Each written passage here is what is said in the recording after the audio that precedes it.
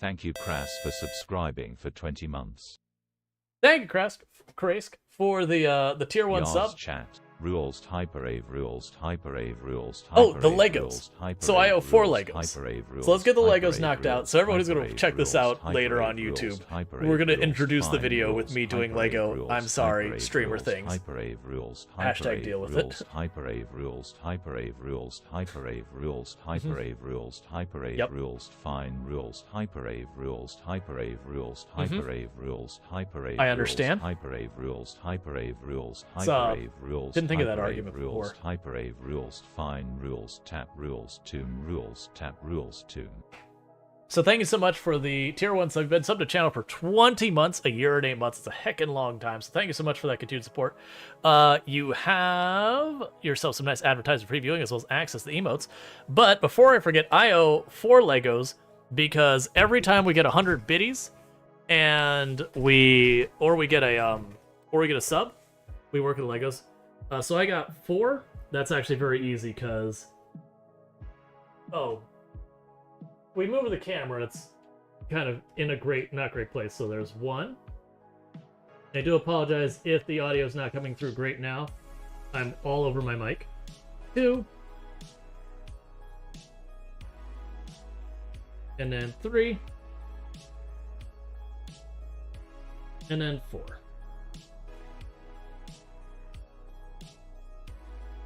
There we go. But if you're wondering, going, wait a second, I was here the other day, and that was like nowhere near that far along. Yeah, yesterday was absolutely absurd. Absolutely absurd generosity by chat. We did somewhere in the area of like 292 Lego pieces yesterday, which was ridiculous. Okay, so with that said, let's get into it. For those who don't know what we got going on here in Farming Simulator 22, we have been doing what's referred to as the Survivor Man Challenge. This is not like a strict someone's written up a rule sheet about here are the 10 things you're allowed to, not allowed to do kind of things. It's more a thematic challenge. So you start with as little as absolutely viably possible, and you build up from there in hard settings. That's pretty much it. So usually the common rules we have for the challenge is no leases or loans is pretty typical. Some will and will not allow you to buy used vehicles. I am, because it's RNG that 90% of the time you don't get what you want. We have gotten 1 or 2 big wins that way. We got a very early on good tractor that helped us a lot, was a big win, and we got a really good sprayer that was a big win. Otherwise, they've been decent. So we've got that.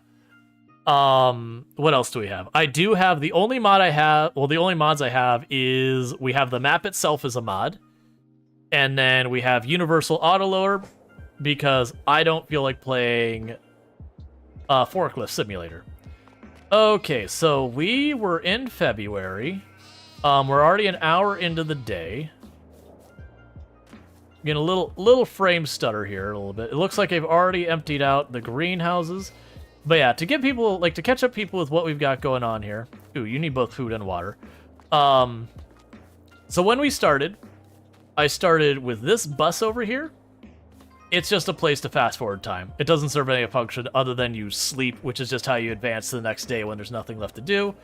I gave myself the truck, just so chat didn't have to watch me grab one chunk of log and drag it all the way to the other side of that tree line over there, piece by piece. But one of my rules is I may not sell the truck because that was just instant money. It would kind of bypass some of the challenge. So we did that. But we started with this, and what we went from there is we got the greenhouses. The greenhouses helped us buy this tile where we got our first fields. After that, we got ourselves the granary over there and that tile of land. And then later we got the bakery that's way over there. And the bakery led us to getting the sheep and then this tile. And we now we now own this tile way over here that you can see we just started making a field on. Like it's not filled in or anything. And then we have up top here, I'm going to do something with that, but there's a bunch of rocks and all that, which is why that's cut off there. I believe... Actually, let's first check. Do we have anything they need to do? So the animals need food and they need water. Our production lines, you're both fine. You're out of stuff, and you're fine. So it does look like the immediate concern is to... That's right. So the way I've been kind of reminding myself what I'm working on is I will park the blue tractor with whatever I need, wherever I need it. It's not a field? Yep. All right. Let's turn on that in our baler. Hey, Rusty, how's it going?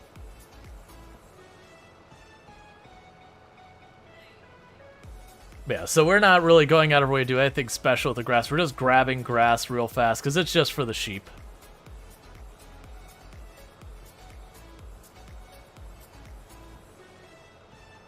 And then after that, we'll start working on the next thing. Thank you for the follow. Welcome to the stream. Okay.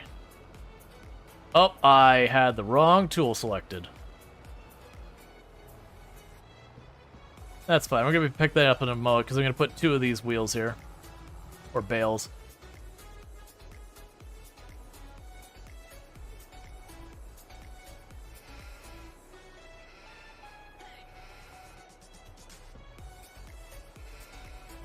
Yeah, so what I'm doing is instead of like anything fancy, so unfold the baler. The wrong hev key. Thank you for the follow. Welcome to the stream. Okay.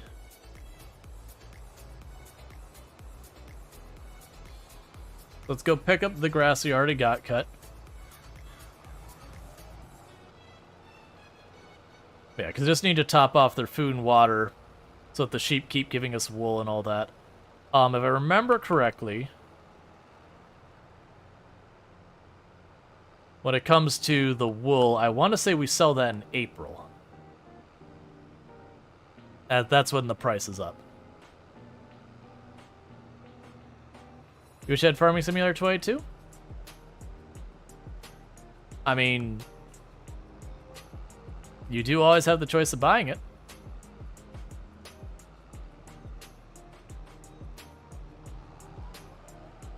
Like, we've given out keys before in the past when I had them, but I don't have any spare keys.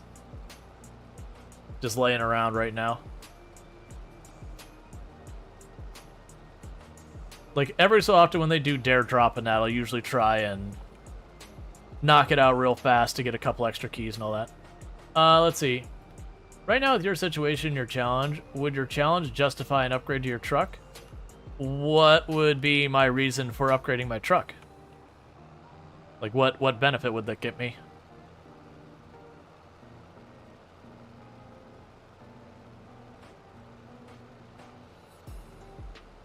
I like your argument, just buy it or just play it.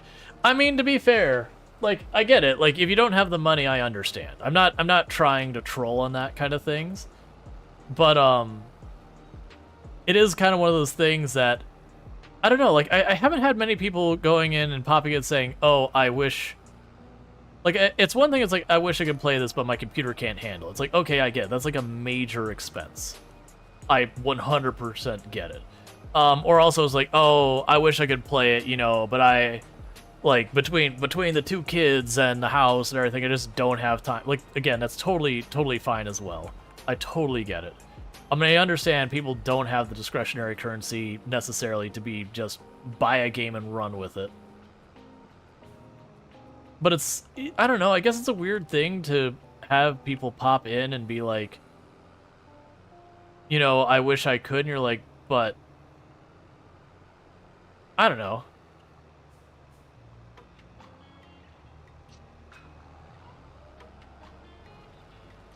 You have nothing to play on, though? Yeah, no, like, that I get. Like, that kind of thing. It's like, you know, it feels bad. Like, I've been there where it's, you know... Like, when I was a college student, and my computer was, like, not reliable, I couldn't really do much on it. And so I just had to do what I could to, like, make ends meet, so I had to, like, get a crappy netbook and just try and make it on. You weren't going to play any games on a netbook. Like, not even nice games. You just weren't going to play anything over, like, Solitaire and Tic-Tac-Toe, and even those would lag because those netbooks were garbage.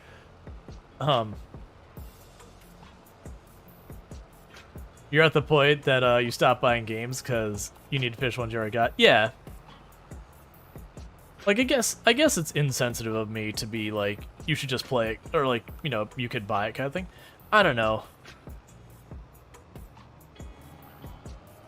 I guess a big thing is quite often the counter argument I will get when people are like, oh, you know, I'd love to check out. It's like, oh, well, why don't you? And they're like, oh, I don't know if I want to spend that much. It's like, which is fair.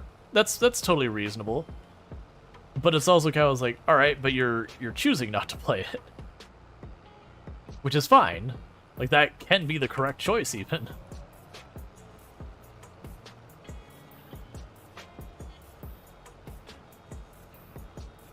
I don't know. I guess usually I'm a bit more different. I don't know. We've had, I think, 3 different people tonight who have been like, oh, you know, I wish I had the game, and you kind of scratch your head going, it goes on pretty good sales. Like, very, very genuinely, like, the base game for this goes on sale for like 20 bucks. I think even cheaper than that sometimes.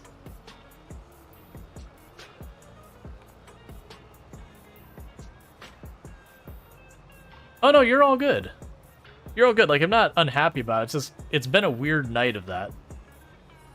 That's all I was trying to go with. It's just been kind of a head scratcher. Yeah, no, it's not super rough on the computer specs either.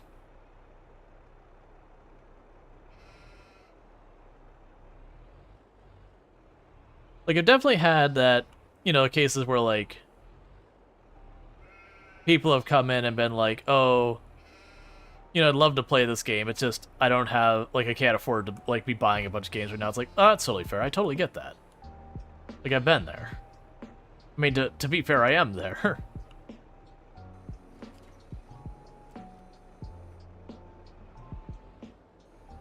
Okay, so the sheep have their food. But nah, you're all good.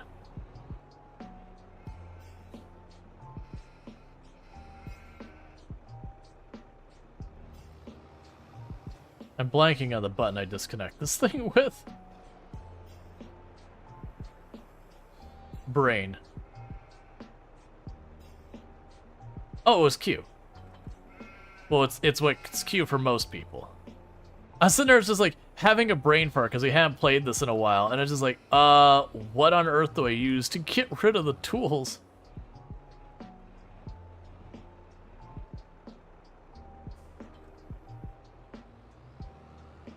Okay, so take 2 seconds from that. Next, we gotta get the water.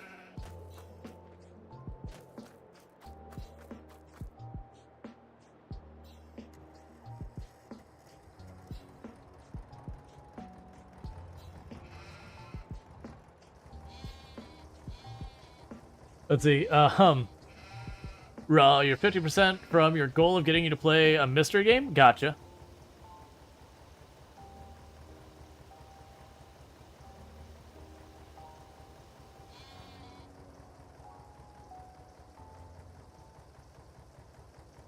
I haven't fully decided. I'm partly tempted to make it so the list I've been putting together for like games I'll play and all that.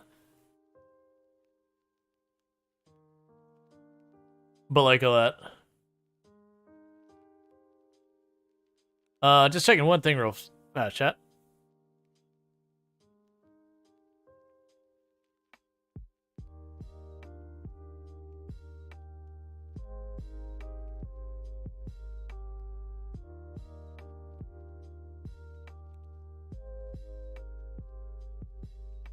Gotcha. Just saw the message, mod team.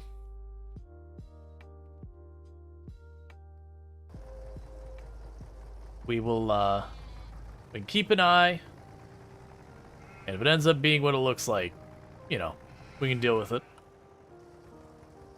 Are you gonna get any more animals? I do plan on actually getting a whole bunch of animals. But yeah, so I am debating having it so many games I put on the will not play list.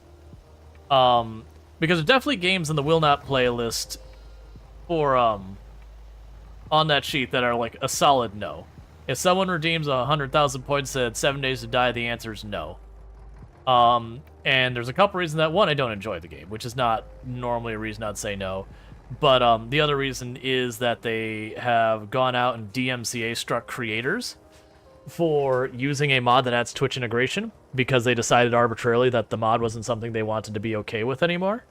Which, again, I understand they're like, hey, Steam, we don't want this mod listed anymore, because the games can actually do that. They can actually go in and say, this mod is not permitted in our workshop. We're not going to allow it. And they do that. And so they could absolutely do that. And they could go, okay.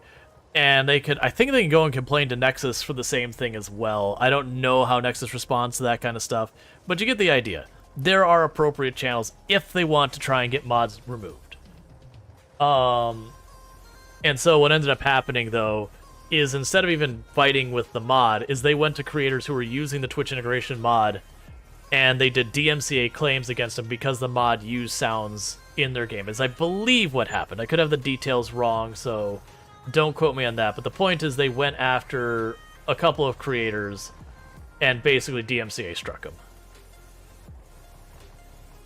And so for me, there is no way in heck I would risk that kind of thing. And then people will be like, oh, well, don't use the mod. I'm like, yeah, but I'm sorry. If that's the route that they're going to go for this, is they're just going to go after people's livelihood or, like, innocent bystanders, I don't want anything to do with them. But that'd be a hard no. There's also some games I have no on there because, like, I personally really don't like the game.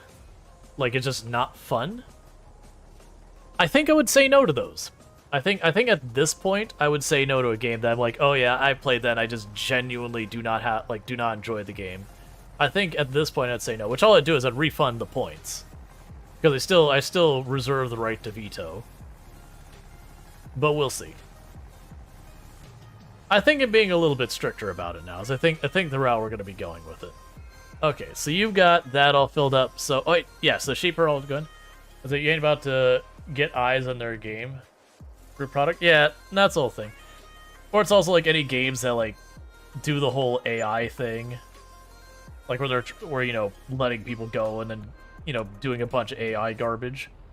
I would say no to those because I'm not going to promote stuff that is actively harming an industry I depend on.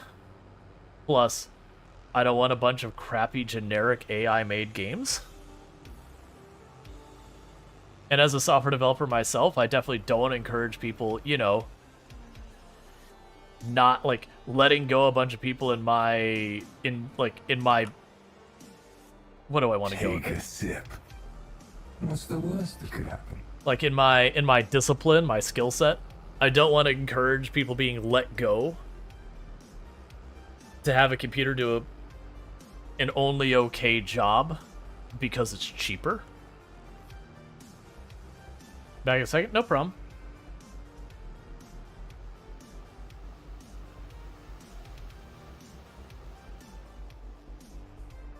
Okay, there's the side I need to be on.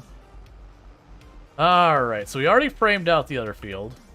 I don't have much work I need to do right now in game. We're just prepping another field. We're not in the season to plant it. I can't remember. I think we had talked about short-term making the field sorghum because I could just kind of grab it, plug it into the buildings we already have, and then longer-term make it something else, like sunflowers or canola or whatever. Because while I could do something like soybean because that's just a straight-up profit crop, the issue I run into with soybean... Oh, that's right. I need the log grinder. Let's not kill these plants, please. We need the log grinder to cut down the trees in the field and grind them. Yeah, so you can drop this off. Go grab the log grinder. I'd like to save, not the little tree, but that big tree. I'd like to save that just to keep the character. But, if it's in the way, it's in the way. Rocks enabled. We ended up turning them off. We had them on for the first 5, 6, 7 or still extremes. Like, they were on for a long time. And I was rock picking all them. And then ultimately, like, we had a poll, and it was pretty heavily that people were like, yeah, turn them off. Like, they're not interesting, they're just an tedious thing.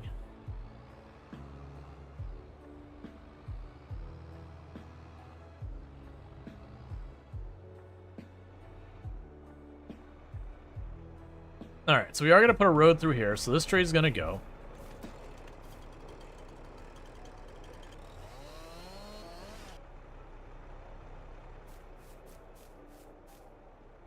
I'm just going to plunk the tree in the middle of the road for right now. We do not have super strength, by the way. I am hoping in the future, in like the next version of Farming Sim. Can't see if we got it or not. In the next version of Farming Sim, that there's the idea that as you pick up the stones and clear the field, the amount you get gets lower and lower. That you're removing the stones from the field a bit at a time. And I'm okay with it taking a while, but that there's like a, you know, what feels like progress for it. I could get on board with that. Now, you know, the first time you do a field, it's terrible. It's just like it is now, where it's just Rock City. It's a whole big thing. But after that, like, little by little, it's like maybe not quite, a little over half as much the next time. And maybe it never truly goes away, but it gets lower and lower and lower to the point that you're like, you pick up like a stone or two that you're just like, I don't care. Like, this isn't relevant. But, you know, it takes you a good number of years to get your field down to that point.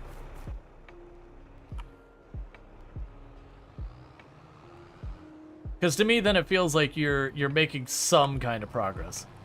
And I would even be okay if you could abuse it, isn't the word I'm looking for. You could work with it that you take the time and just like maybe you plow a field a whole bunch of times to just get the stones knocked out right at the beginning. Like, that is an option you could have, is just, you know, effectively work the field a whole bunch to get the soil the way you want it, then come back and farm it. If you want to just get it out of the way. I mean, you could also just turn off the stones.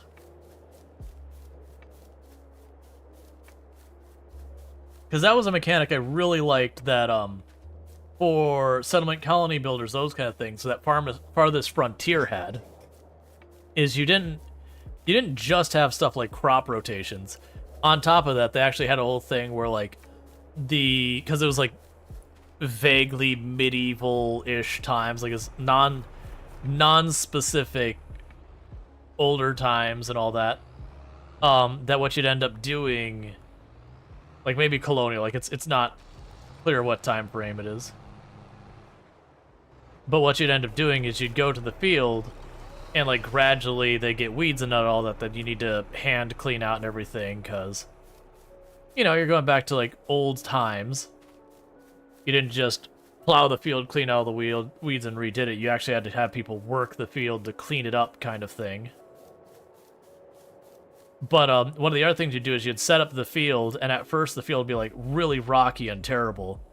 And you effectively had a task that was just basically them churning the soil to, like, get the rocks out and get tree stumps out and all that kind of, like, vague stuff of just improving it till it got to be, like, proper things. Let's see, T-Chili says, interesting game mechanic, but doesn't work in, like, that in real life. So probably won't happen, the re-plowing. There it is. Oh, you're saying for, like, picking up the stones? But yeah, no, my thought was, like, you'd plow it up, clean it all up, you know, do all that kind of stuff, get the stones all taken out of it, and then you'd turn around and do that again. And you could sit there and, like, in theory, you could sit there and slowly knock down the number of stones you have there. Like, that's also the reason I was like, it would never truly go away kind of situation with the stones. Because you'd probably have something at, like, the deep that you could, like, be chipping up rock that's in the bottom, like where the, you know, topsoil sitting on limestone or whatever, and you chip up bits of that limestone over time. But That'd also be a thing that, like, the whole soil depletion problem you run into with farms, that as they pick a whole bunch of stuff, and it brings some of that soil up with it each time, and over time that you're, slowly losing more and more of the dirt, that you have to go through and amend your soil to basically put dirt back there, as well as, fix whatever stuff gets off, like pH and fertilizer and all that.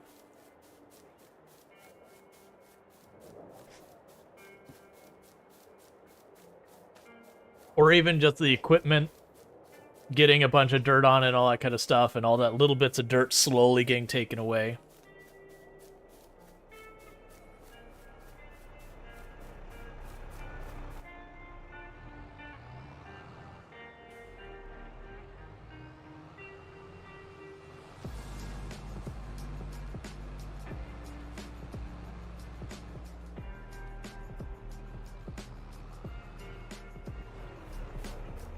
Yeah, so we're just quickly getting these little trees out of the middle of the field.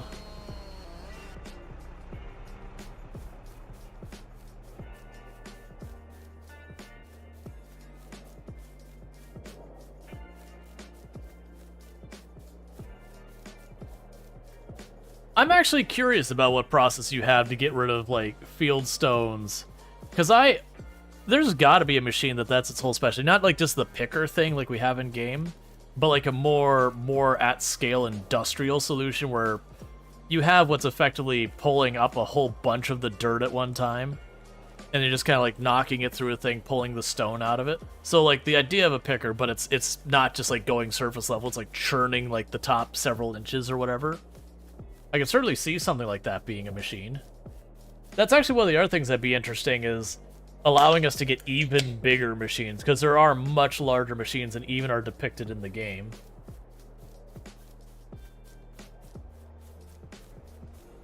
So do like the really, really macro scale. It doesn't exist to my knowledge. Yeah, no, I mean, there might not be a reason for it. I hate how impossible it is to see the tree stumps.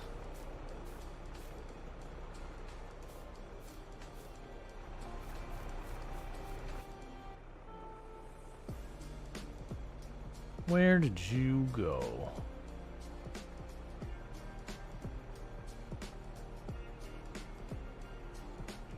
I didn't already grind it, did I? I mean, worst case, we just take the plow through and it should stand out like a sore thumb after that, but that's probably after we get the plow caught on it.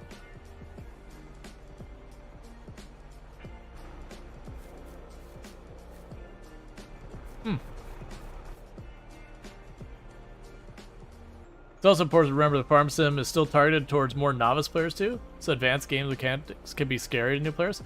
I wouldn't even see that as a particularly advanced game mechanic. Like right now we have the field stones, and that's just a thing with a stone picker. Like my thought is that like literally you would have, that would be like kind of the baseline mechanic for it.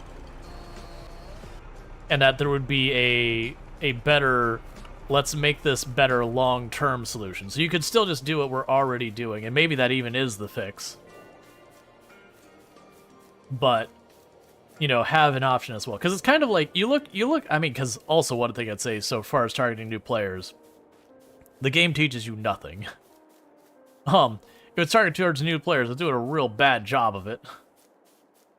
Don't get me wrong, they simplify a lot of farming stuff, more probably out of considerations of not making it tedious than anything about advanced, beginner, or whatever.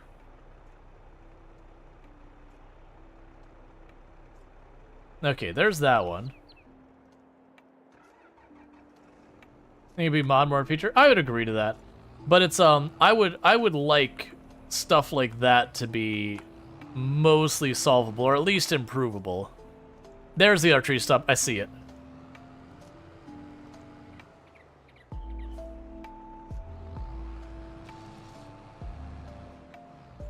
Okay. And do a quick check on this end of the field. Make sure we got no more trees in here. Yeah, so those are near the field, but I think those are okay as long as we go lengthwise. And we got no more trees in that field. That big tree might be a problem, as those little ones. Why did I stop here? Did I stop here because of the rock? I mean, that it is fair. Yeah, the rock is in the way. We'll probably put a production line there eventually. Precision farming is great for more advanced players. Yeah, I need to look at that. I've heard people give it like different ways, saying like, oh, it's super tedious, or oh, it's actually a lot better, and like everything in between. So I don't really know where it fits. I haven't used it yet. No, I haven't tried it yet. Because honestly, this is only the second farm I have done on the channel.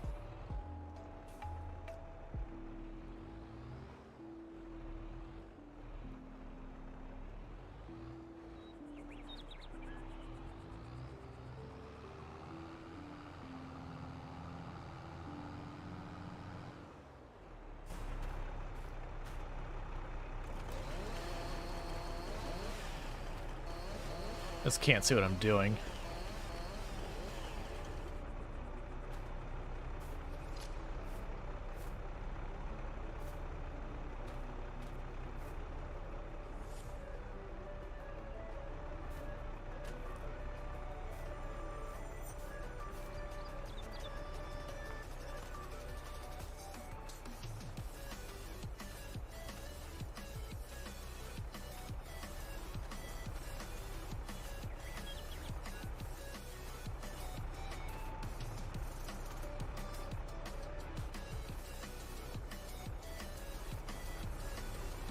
I'm not too worried about how elegant it is. I'm mostly just putting these on here to get rid of them. I'm not worried about like the little bit of money they make.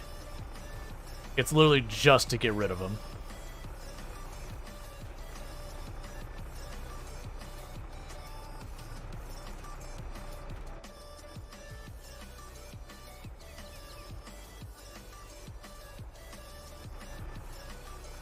I see you went right over the other side.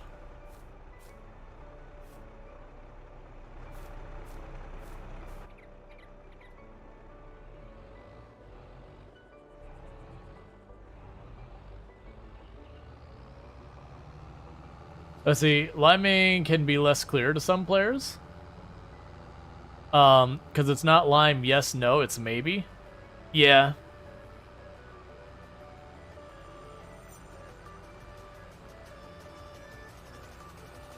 Man, there's definitely some stuff that... I definitely feel like Farm Sim is a game that suffers with not being great about communicating important things to the player. Like, generally speaking, when you play the game, it doesn't really communicate well that fertilizer is an important deal. Obviously, people be like, well, duh, it's farming. But at the same time, you know, you play a lot of games that have farming that, you know, fertilizing your field helps and all that, but it's not that big a deal. And then, like, liming the field, like, if you notice it says needs lime, like, on the UI, that could be helpful. But a lot of that stuff is like easy to forget. It's not particularly noticeable. And then knowing like what specific thing you use to do the lime, or like, for example, when you get stuff like the greenhouses, like figuring out where the trailers are that give you water. They really do need a search function on that whole area. Like very genuinely, they need a search function on the shop. But, like, so much of how you play the game is kind of left to, oh, go look up these videos. No, they're not in-game.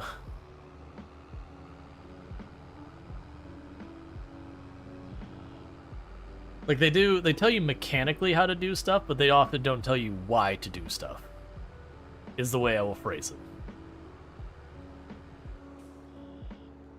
Or, like, that you need to do stuff kind of thing. It just kind of seems to assume you already have that knowledge.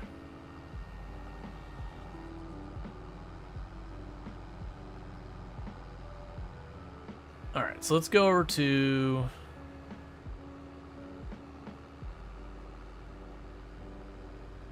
this corner over here, and we'll start there. We want to allow fields.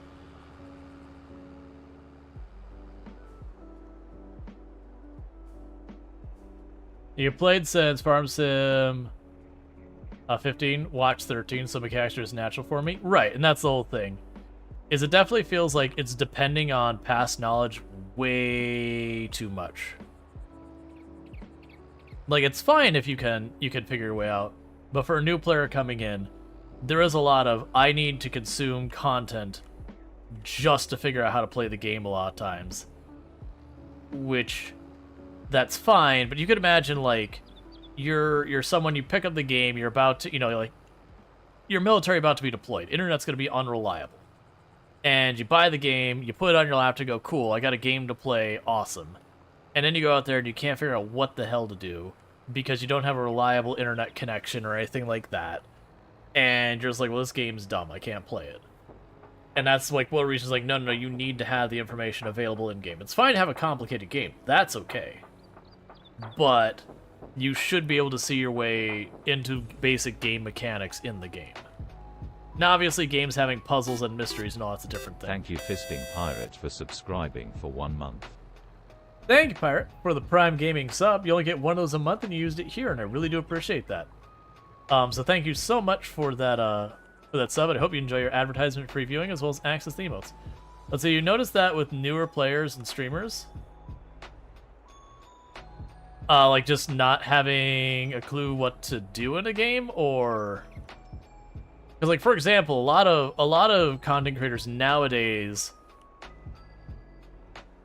there are a bunch who will deliberately not spoil the game for themselves, so that way people get an authentic experience. And that is one of those things that comes up with that, is they go to play a game, and the game is just very cryptic and doesn't give you any information. And so then they're not particularly successful in the game. Yep, no, I do owe a Lego. Gotta get this pass, we'll get the Lego knocked out, and we'll move on. But yeah, so there's a lot of games that happens. Like, that's actually, you will watch a number of people play Project Zomboid, and they will have a miserable time and quit. Because Project Zomboid does have a certain amount of that problem as well, where information is just missing. Now granted, I will say for Project Zomboid, there's a decent amount of the information that is fair to not, like, where to find stuff and all that. I think that's completely reasonable for the game to not give you. That to me is good stuff to not know. Whereas there's definitely a lot of stuff that falls into the, no, really, it should surface that. Makes you think about Factorio. Factorio does a pretty good job in that a lot of times you do something and they're like, hey, here's a tutorial if you want it. If you don't, that's fine. Like with the trains, they'll be like, here's the train tutorial. Like, if you want it, you can take it anytime you want. If you're like, nah, man, I don't need this. And then, fighting with the trains 4 or 5 hours later, going, never mind, I actually want that tutorial, please and thank you. You can still go back to it. And they do like a little enclosed thing that teaches you how to do it. So it does do a good job of splitting the difference. If you want tutorials, you can have them. If you don't, you don't have to.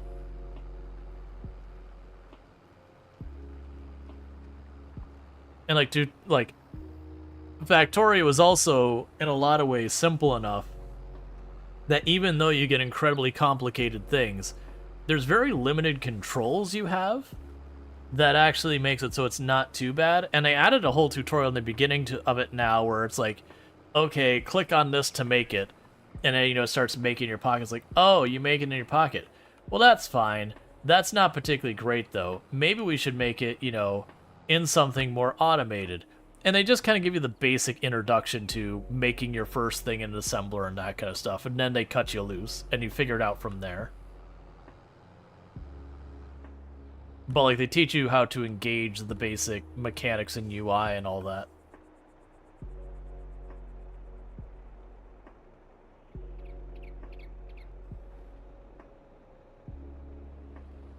Alright, once we get done with this this pass, I'll get that Lego knocked out. Because unfortunately, this is one of those projects I can't just hand off to the AI and they'll do a decent job of it. Making a new field is kind of a me problem.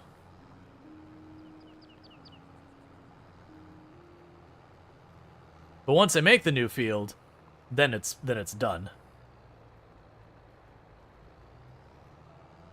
I could also see as we buy more land, expanding this field to go way over there and down there. Like really just kind of take up this whole area, make enough room to make like a road around both the sides, or just make one massive field for something.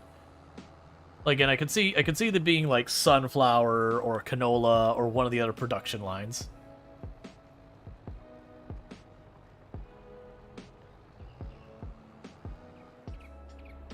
Alright, so bear with me for a moment. I'm going to go do that Lego piece we owe real fast for the sub, and we'll go from there.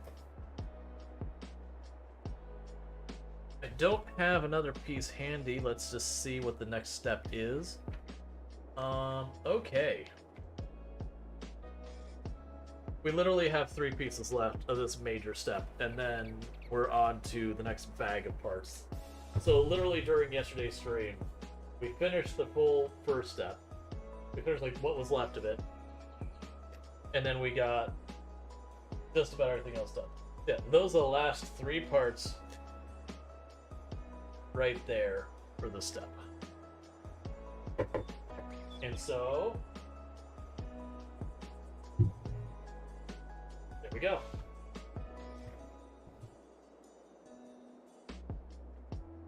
Is that an AT-AT? I will say it is not an AT-AT, but has made ridiculous progress. So we've already lifted this thing. That's good. But yeah, now it's just the thing we do is every time we have someone who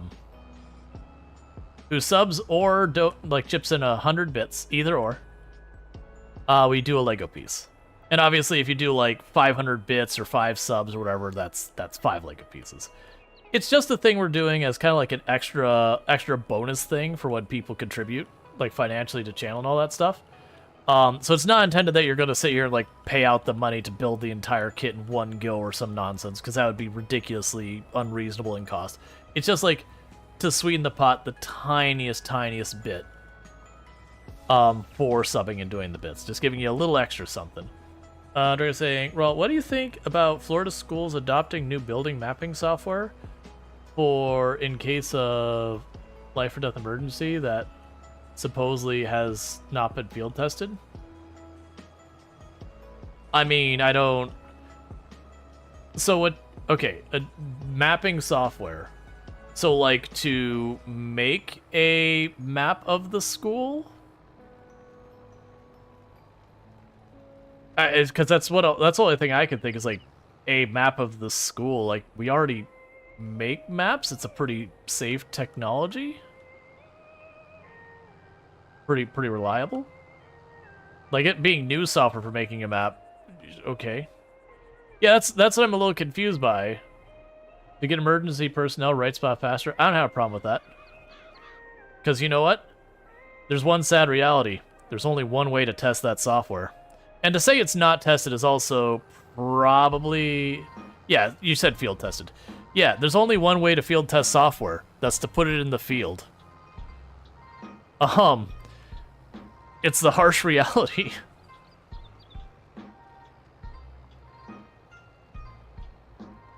But yeah, so I get the idea that there is an emergency happening. I don't know what the inputs for the software would be, but there's an emergency happening, and they go, okay, we suspect this spot, this spot, this spot are the most significant importance. Like, if there's a fire, let's just say. So there's a fire going on, and they go, okay, fire crew, based on what we're seeing, it looks like these 2 are the most dangerous spots right now. We need to avoid that area. If we want to do our best to help the most people, we should be trying to suppress the fire here and here, because that'll keep the most exits to the building, available, like that kind of thing. That just makes sense to me. Blend the school map with some Google Maps. Figure out pretty straightforward stuff to build. Yeah, no, that makes sense to me. Is the software any good? I don't know. But yeah, no, that's to me just saying they recognize a problem, and they're trying to come up with a solution. Like, there are occasionally emergency situations. What can we do to make them as least damaging / loss of life / injury / the various priorities as possible. A lot of these things go hand in hand.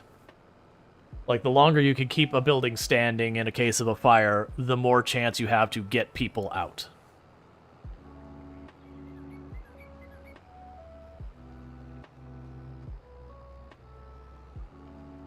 Man, I don't have a problem with that.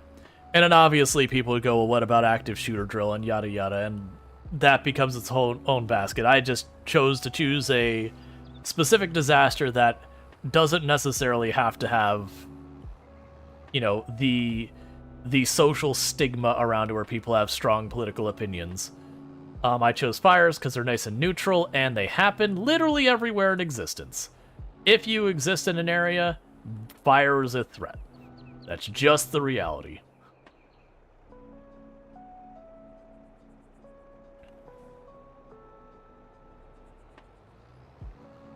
Let's see, and any EMS person can and will use their eyes and brains if the software isn't... Yeah, no, that's the whole thing. You'd have entire emergency procedures. I think that's more like when you go into especially like really large structure fires, usually you'll have it's not the fire marshal, I believe it's a fire captain will show up on scene as well, because usually have not one fire truck, you'll have a lot of response for like a major building, like a factory or school or a university, like a large campus kind of situation. And that captain, that's kind of their job, is to be like, okay, I need you over there, I need you over there, we can get these people in here. Like, they're the eyes on the ground trying to take in the information and figure it all out. They usually have the building plans right there in front of them. But having software assistant to be like, hey, captain, here is information you might be able to get, but it's going to take you 15-20 minutes to go through all of the details to get it. Let me let me shortcut you that and just give you the information you want, right on the go.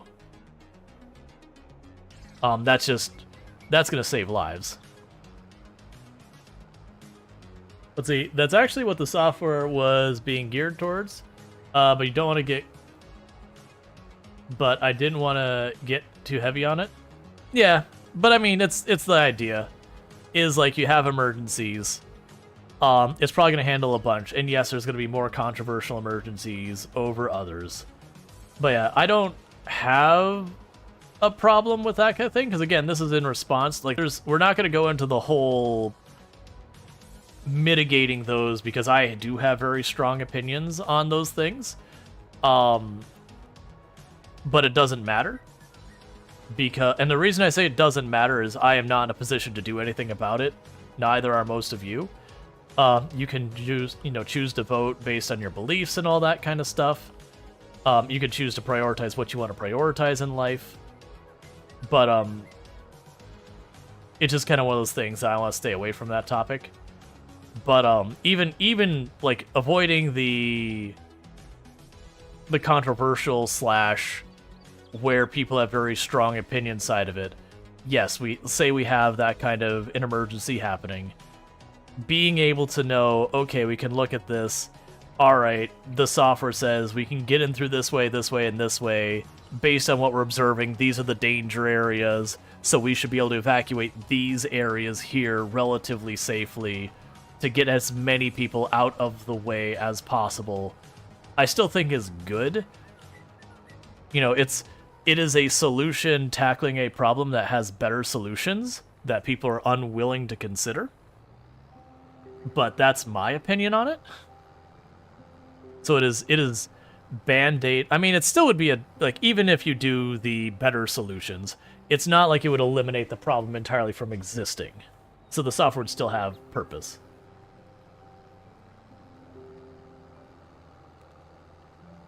Yeah, I think that's the kind of software already exists that is used in the EU, I think, but doesn't necessarily know where the fire is. Right, but there's things you can figure out. Like, if they're on the scene, they say, hey, we know the person's over here somewhere. You can plug that into the software, and you should be able to get information out of it. Granted, that information is going to constantly change, but that's still any additional information, because that's usually one of the things that's the biggest problems in those situations, is there's usually a lapse in data, that you don't know all the details because it's an unsafe situation to get more information from. And so they can do a lot of modeling and all that to help you do threat assessments, knowing the unknowns, as it were. Like, not knowing the actual information, but knowing where your gaps of information are. And that they can still do threat models and all that to help them make this thing. Because that's a whole thing we've got over here now, is, they do have the assignment that even when you go without complete information, the action is now, you're supposed to, if you're in law enforcement, you are supposed to respond and go in and try to save lives.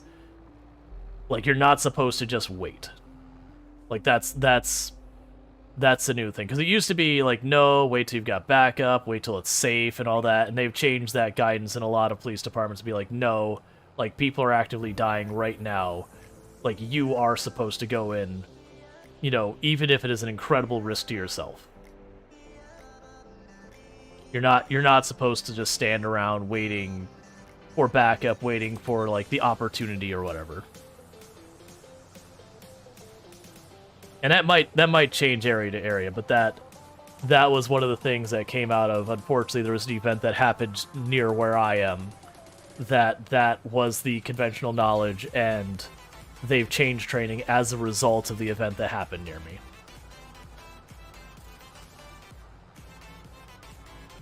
At the same time, you don't want to wait on the software or lose time messing with it. Well, that's the whole thing. Like, usually your people who are going to go in are different than the people who are doing all the logistics and all that around that.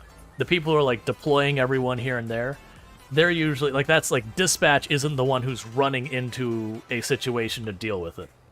Now, dispatch isn't the one who's dealing with that type of circumstance. They have an on-site person.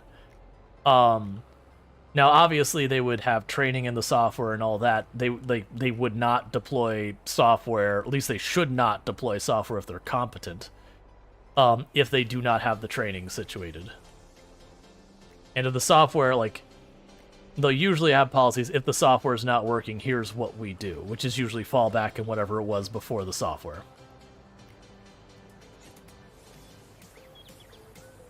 Would that software be deployed on-site or elsewhere? My assumption is it'd be on the law enforcement side of things. That'd be, something that's either running in their squad car or in a remote location like dispatch, or they would have their tactical vehicle would have it running, like something like that. If it's for law enforcement purposes, I would assume that software would exist on the emergency services side of things. At least that makes sense to me, because if you're running it on site on the schools, then yeah, that'd be pretty useless probably. Because you'd have to be able to interface with the software somehow. I mean, you could also see it being run by, like, the school, like the school district or whatever, and it's, like, run on a server that's remote as well, which would be totally fine as well. But it wouldn't be in like, the school building itself. Like, it's conventional knowledge that one of the things you do in an emergency situation is you have some outside location that is handling communications. That way, if people here and there aren't able to communicate, you're not trying to communicate with other people who may not be able to communicate in the moment. For, like, example, we could use hurricanes. So, in an event a hurricane is happening, your cell signal's going up and down constantly, your telephone's going up and down constantly as towers are getting knocked offline and things are getting rerouted and everyone's trying to contact other people to let them know when they're in trouble. And the point is, you have unreliable communications. So what you do is, instead of me in, like, this part of Central Florida trying to contact, my family somewhere else in Central Florida being like, hey, I'm okay, or whatever, or hey, here's what's up. Instead, you'd have someone, like, you have a friend in, like, Michigan or New York or wherever, it doesn't matter, somewhere not in the affected area as your liaison. And the reason is, I might get signal for 5-10 minutes, but that might not happen at the same time my family members do. If I'm trying to call them during that time, my call doesn't get through. I can try sending a text and maybe not it gets through. But if we have a liaison someplace remote that's outside the affected area, their signal, in theory, should be up relatively the entire time. So if I can manage to get a message to our mutual contact, and I drop a message there and say, hey, I'm okay, and then, my signal drops, and then a half hour later my family gets their signal, they can go, hey, we're okay, have you heard from such and such? And I'm like, yeah, we heard from them about half an hour ago, they're good. And there's not that panic going back and forth in communication and all that. Now, obviously, it's a little bit different if you're trying to call emergency services or something, call who you can. I mean, granted, during a hurricane, if you're in the hit area, their usual answer is help won't be coming until the disaster is cleared, because they physically can't get to you. That's why it's so dangerous and why they tell people to evacuate. Let's see, iMessages could work, dedicated Apple servers, not using SMS. Yeah, you could do that kind of stuff as well. You just got to be careful about some of those things use local nodes to pass stuff on, and if the local node is not available, then you have the same problem. Now, I don't know what Apple uses, but like Google and a lot of them will have local data centers. And it's one of those things where we'll try and hit the local data center. If it can't hit it, maybe it branches over the other one. That's actually what things like SMS, just like plain old SMS, is actually a pretty reliable tool. But it is one of those things that you do usually, and we could argue in this particular scenario what I'm saying. We could argue that iMessenger is the remote communications tool, or like the remote server, like it's outside the disaster zone. But we don't know, because I have no idea what their setup is. But that's a very common practice for floods, hurricanes. I would imagine sandstorms might be the same thing. I don't know. I've not actually looked into the practice around sandstorms. But yeah, but the idea is a lot of times, a lot of phones, you can set it to send the SMS, and it will attempt to resend it again and again. So you don't have to sit there and like keep bringing out your phone and trying to shoot it off, to see if you have signal for that few seconds. If at some point you get signal, it'll fire it off. Some will. Some will say could not, hit the button to retry.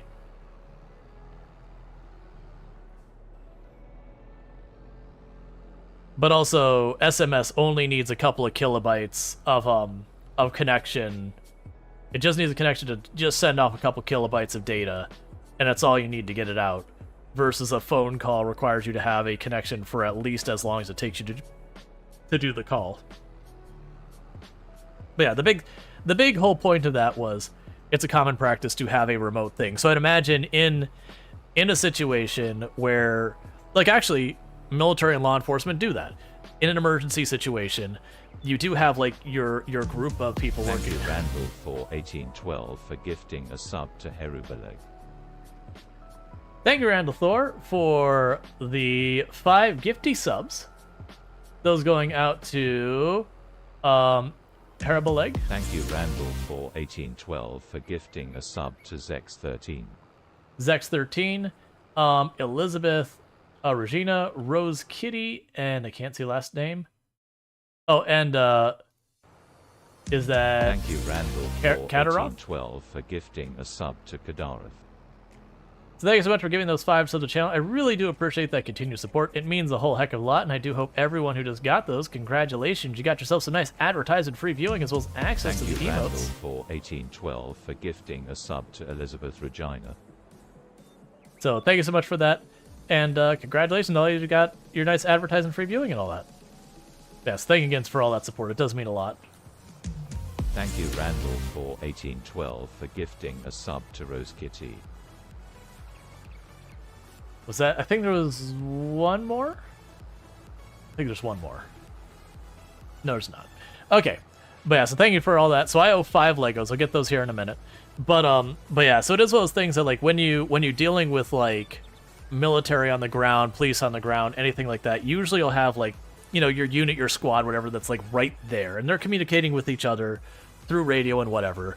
But then they're usually in contact with an outside source. It could be dispatch, it could be a captain, it could be whoever. And we're talking like a major situation, not just like, well, even actually for a simple traffic stop. Usually you'll pull the person over, you'll say like, hey, dispatch, this is officer whatever, pulling over a vehicle at whatever. Like, I don't know the actual things they give data point wise, but they call it in that are like, hey, I'm pulling this person over, here's their information, yada yada. Like, they call all that in. And that's in case something happens that you know the whereabouts of your officers. But like they do that even for mild stuff. And in emergency situations, you usually will still have, even if they're not actively participating in the communication, you will usually have someone on the outside who is like running the comms, doing all that kind of stuff. Again, if something happens. Yeah, car, model plate, location, and then it's also like the officer. Usually they'll say like this is, like squad car or whatever, or like officer or whatever. I don't know the details, that might actually vary. But to call in all that information so dispatch knows, okay, this officer is at this location, they're pulling over a vehicle for whatever the situation is, and they'll get all of that information so that should something come up and said, hey, we haven't heard from Officer Randall in a while, does anyone know what's going on? And dispatch can be like, hey, well, Officer Randall called in at this time, at this location, this is what they were doing, and, we haven't heard from them, and go send people out to go check on them. And it could be just, their car's engine just gave out, and they're in an area that doesn't have cell signal. Like, it doesn't have to be anything nefarious. Just like, hey, had a breakdown, couldn't call it in. And they're like, cool. Like, we'll get someone to pick you up, get a tow truck out there, like, whatever. But, an officer will go check on him or whatever. But you do that kind of stuff. And again, especially in emergency situations, it's good to have, you want as many people as possible to know who's where and what's going on. That way, if anything goes wrong, they do that. They also do that with fire department. Like, if you're entering a building, they will call on the radio. Like, they've got the radio on, they'll be like, all right, this is, I don't know if they have, like, numbers or anything to it. But it's like, all right, we're going in through the front door. We're going to go up the staircase. We heard someone upstairs. Building seems sound, going in there. And if you don't hear back fast enough, they're like, all right, hey, we need someone else to go check in on them. Something may have gone wrong with their gear. They may be entangled. Like, whatever. But again, it's having not one point of failure when someone's life is on the line, but having 2 or 3 different people who are aware, hey, this is the person. But again, you don't want that person who's keeping track of that individual in the fire with them.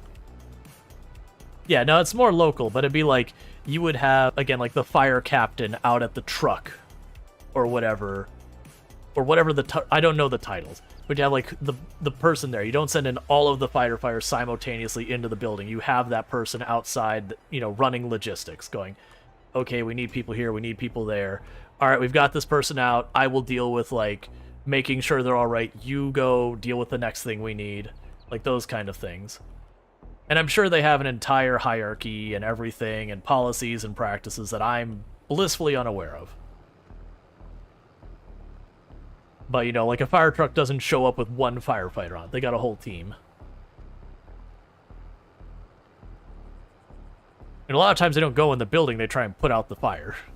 Try and make a safe exit for people in the building and all that. It depends on the circumstances. But yeah, it's all organized, and again, you have that, when I'm saying in this case, remote contact, they're outside of the disaster area, in this case, a structure fire. Like, the person standing on the road outside the structure fire is outside the disaster area in that particular scenario. It's a very localized disaster area. But again, that way if something happens, they go, that person went that way, we need someone to go check on them. They haven't responded, it's only been a couple of minutes, but they're in radio contact constantly.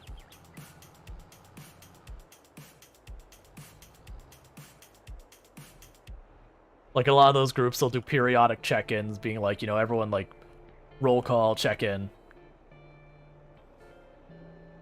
They have codes for it and everything. I don't know radio codes. Like, even police, if there's, like, absolutely nothing going on, they'll be like, just, okay, it's time for the whatever time check-in. What's your status? What's your status? There is nothing going on. I am bored, but I'm still out, I'm still on my patrol route. Going this way on this highway at this hour. What's going on? Nothing. Nothing is what's going on.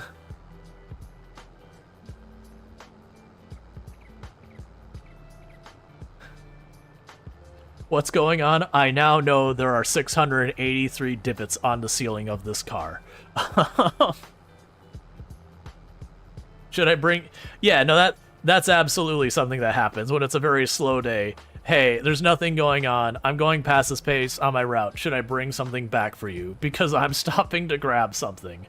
Like, I'm ahead of schedule because nothing's going on. And, look. We used to have, when I worked city government, which the fire department, so fire police were under the city government there. Ambulances outside of the fire department were a separate entity. We used to have people constantly call in and complain because the fire department would take the truck to like the local sub place and go get Subway subs and all that. And they used to complain, it's like, this is a waste of resources. How dare they waste all of our money? And it's like, well, that's the entire fire department, like in that building. Like, they do the maintenance and they have to drive the truck around X amount of miles to, you know, test the maintenance on all that. And then also, if the firefighters are leaving the building, they still have radio contact with dispatch and everything. You want them to be at their vehicle. You don't want them taking their private civilian car to drive to the sandwich stop, then get a call going, oh no, we need you out here. And then go, all right, let me drive back to the fire department, get the truck, and then go out. It's like, come on, man. Like, don't get me wrong, the gas mileage in a fire truck is horrendous.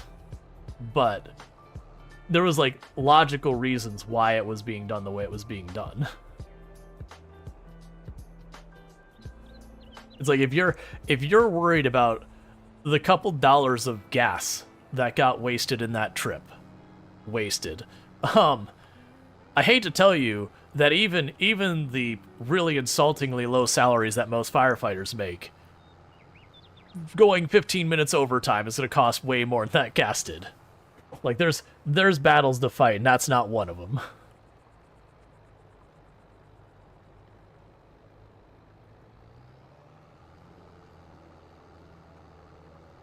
We just have people complain about everything.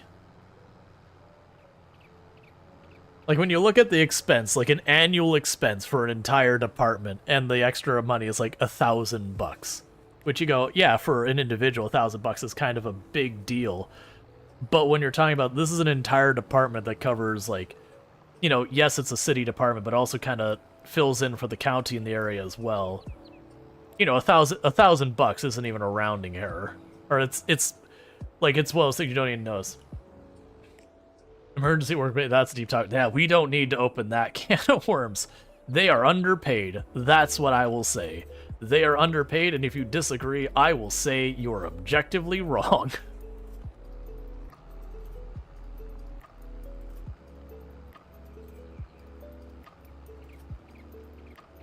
Rattler said, I had fire brigade round last week for a CO2 buildup in a neighboring building. 2 firemen in a building, 2 firemen outside. Yep. That makes sense. That way, if something happens and you lose contact with those on the inside, it doesn't necessarily even mean there's an emergency. It could just be the nature of the building and how it's designed is bad for radio signal. That you could be like, okay, you know, send in the other guy. We still have one on the outside. You know, if that's, I don't know what the practices are, but it makes sense that you'd have that redundancy, that you can have someone intervene in an emergency.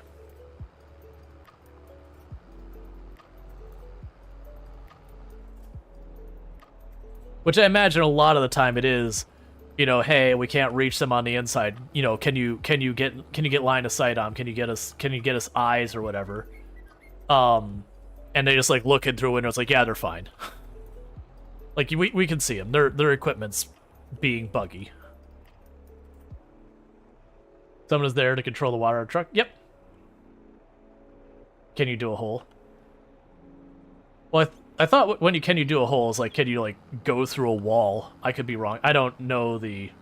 Yeah, right. It could be that. Like that I imagine they would want to verify there's already a problem before you just start smashing holes in walls.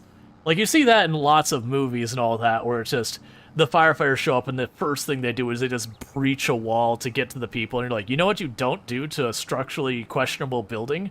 Put holes in it. Now, once you've assessed it makes sense to do that, and that's kind of your last choice, then obviously you put holes where holes need to be put. But, You don't just start breaching every other wall. Like, a lot of times they'll even leave doors alone if they don't know there's someone in there or have at least a strong suspicion someone's in there, because everything they can do. Yeah, breach the door, don't try the handle. Oh, yeah. Like, don't get me wrong, they started making a bunch of cop shows that made fun of that, where it's like, they knock on the door, and then the very first thing they do is they knock the door down. And you're like, did someone try the knob?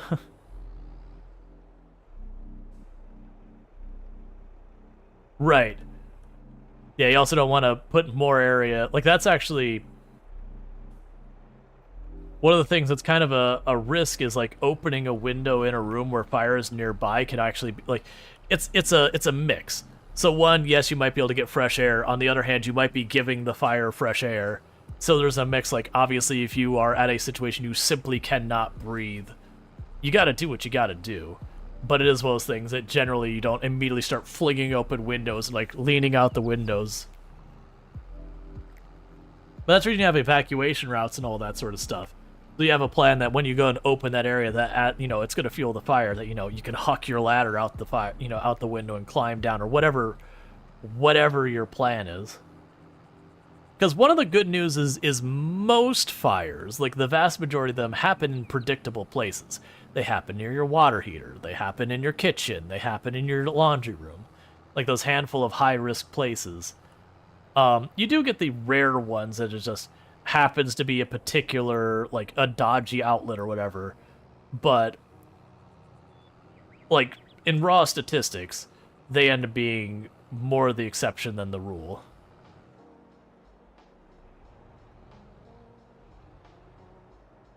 Offices tend to be a pretty big fire hazard, and usually those are a totally preventable fire hazard, because usually it's stuff like plugging way too much crap into a multi-plug or stuff like that.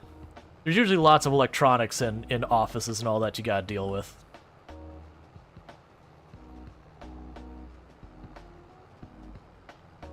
Where you have, like, the multi-strip plugged in, the multi-strip plugged in, the multi-strip with, like, 20 different things plugged in the whole thing. Desk heaters, yep, that's the other reason offices are. Desk heaters are another big one.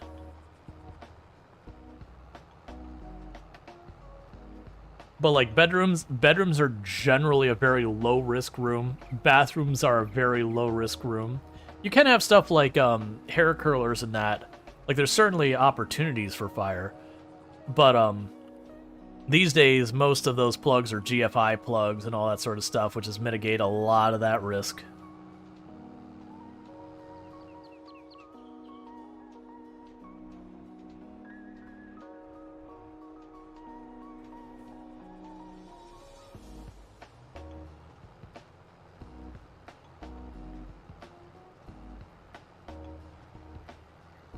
Garages are pretty high there. Bedroom if interiors, yeah, no room is like zero risk. But like that's a reason I'm saying, like, raw statistics. If you go like out of 100 fires, how many happen in the bedroom? It's probably a relatively low number. People having like candles or incense or smoking or whatever in the room and like falling asleep, as you said, or having paper too close to it or whatever. Candles, I think, is the highest cause in the UK for fires in general or bedroom fires. I would be real surprised if it's fires in general, and I could just be none the wiser. I would assume the kitchen is the primary source of fires. Just, the various many kitchen things that create heat.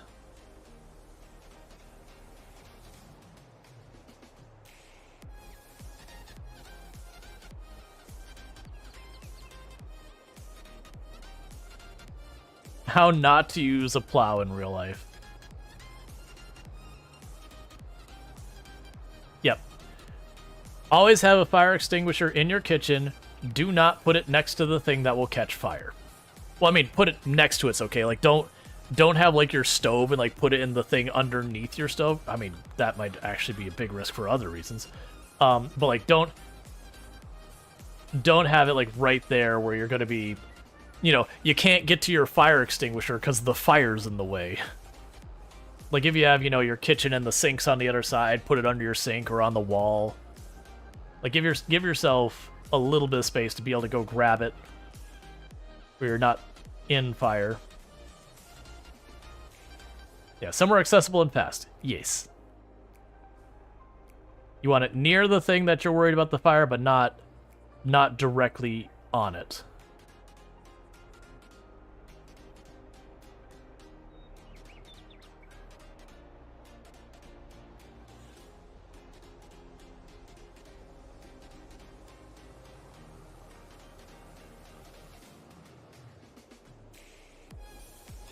Here, we can fix that real fast. Got a fire blanket near the entrance. Yeah, I don't think we have a fire blanket. We have a fire extinguisher. I think we have 2 or 3 of them. I think we have, if I remember correctly, we have one in the kitchen. Like I said, for us it's under the sink because that's like opposite the stove. So there's like, if the stove were on fire, like by the time we wouldn't be able to get to the fire extinguisher unless somehow the sink caught fire, which, I mean, I guess you just are out of luck. But with the fire extinguisher, like, it's opposite. So like, if we couldn't get to the fire extinguisher because of the fire, it is not a fire you're going to be beating with a little household fire extinguisher. You're gonna need something far more substantial to beat that fire. I believe I've got one in the garage at my workbench, because most of the stuff I'm worried about catching fire in there is opposite corner. Yeah, if the sink catches fire, you're going about things really, really wrong. The only ones I could see with that is the whole thing where you get like a pan of grease catching fire and you panic and you put it in the sink. But that would be in the really, really wrong category. Don't water grease. Grease and water is no. That is not how you put out a grease fire. That's one of the big reasons why fires in the kitchens are so dangerous, is a lot of time it is a grease fire. And you throw water in it, and then suddenly you have fire everywhere, as opposed to contained in a pan or a pot or whatever.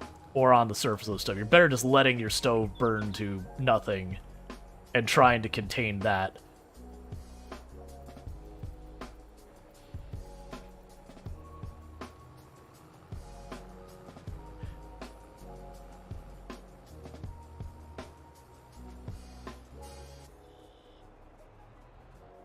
Yeah. Or like, yeah, if able, grab a lid and smother it. That's the idea. For those who don't know what happens is grease fires react to water, and all you're doing is taking the grease that is actively on fire and putting it everywhere. So you're just really helping the fire spread very, very rapidly. Like rapid as in the fraction of a second. Versus if you take like sand and you dump it on it, or a lot of fire extinguishers for, I think it's ABC fire extinguishers, they use a smothering strategy as opposed to water to put out fire. I think it's ABC. I don't remember my fire extinguisher letters. Yeah, it's hydrophobic, so it goes everywhere. Yeah, so it's not the water's doing. Yeah, flour is flammable. Don't use flour. But yeah, so basically, like, if you noticed how, like, if you put oil, like vegetable oil on water, it kind of separates out instantly. That's basically what we're going with here. The grease will do the same thing. And because of that, if you splash water on it, it tries to spread everywhere rapidly. And so it usually just kind of balloons, like it can fill up a room with fire.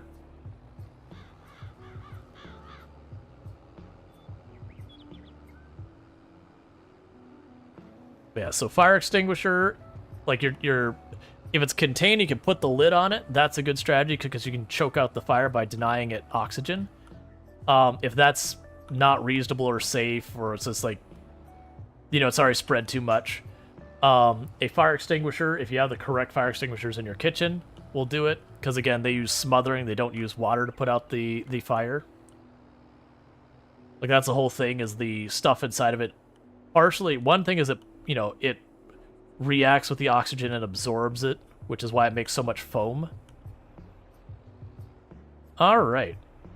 So field is plowed. So you're basically spraying it in there. It's not the spray sitting on the fire that's part of it, but it's also sucking all the oxygen in the area around it so that the fire is nothing for fuel. It's also the reason you do not spray people with fire extinguisher as a joke.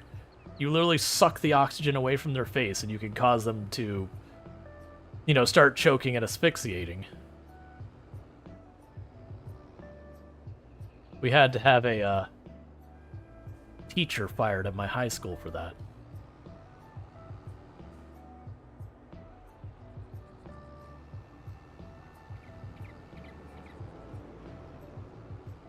He would go, and if you fell asleep in class, he'd take a stack of books and drop it next to your head, or blast you with a fire extinguisher for a couple of seconds. When I say a couple seconds, we're talking 10 or 15 seconds, which again, it sucks the air out of the area. So he'd be a real danger.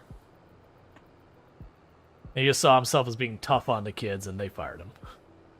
Because you don't know if the kid has asthma, and you've just basically put them in the hospital or whatever.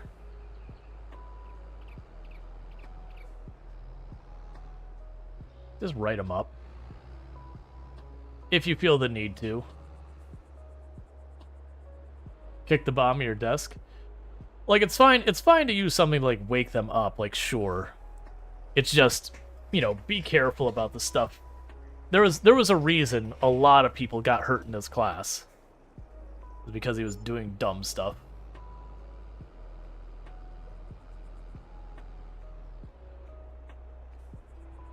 Well, that's not what you want, but it worked out.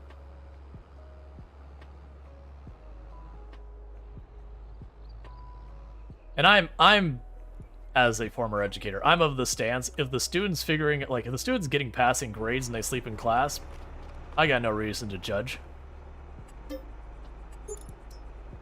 And then if they're not making it through their grades, and it doesn't really matter why, so far as the problem is they're not making their grades.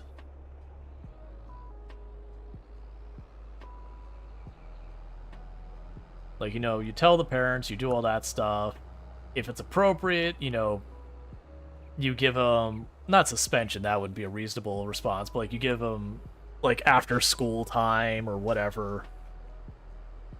There's appropriate reactions for that.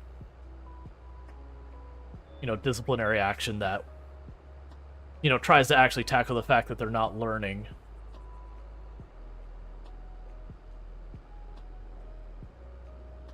Okay.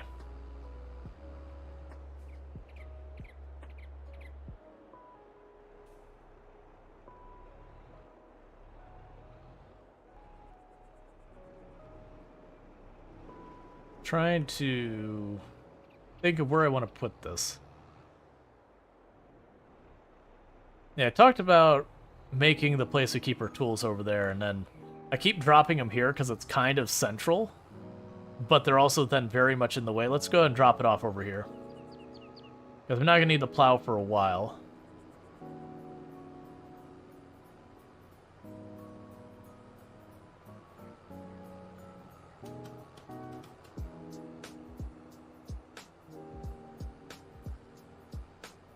So I can drop off the plow.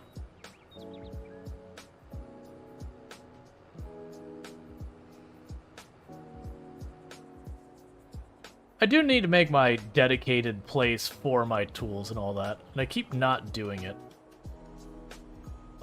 The plan had been right here, where these rocks are, to, effectively, quote-unquote, pave it. I mean, we would be paving it.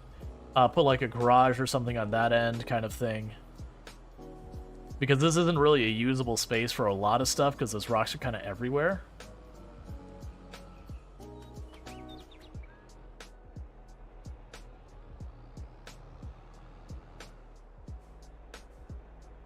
Alright.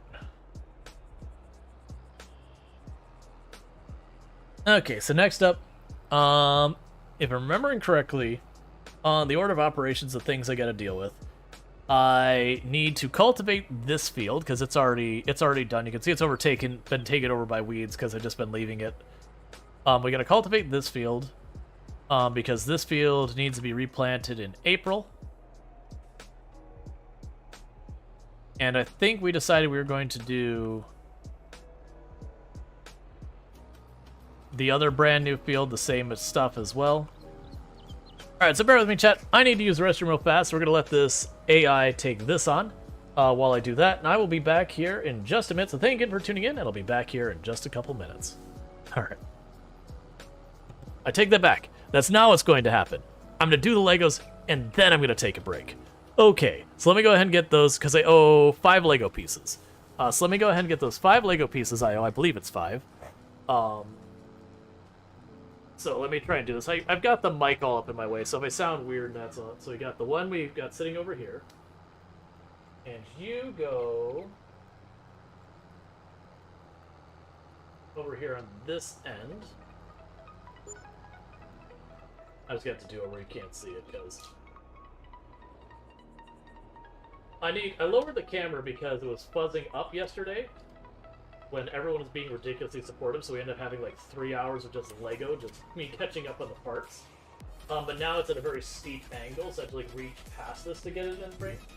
And with that, actually, I need to go and grab my next bag of parts, so I'll be right back.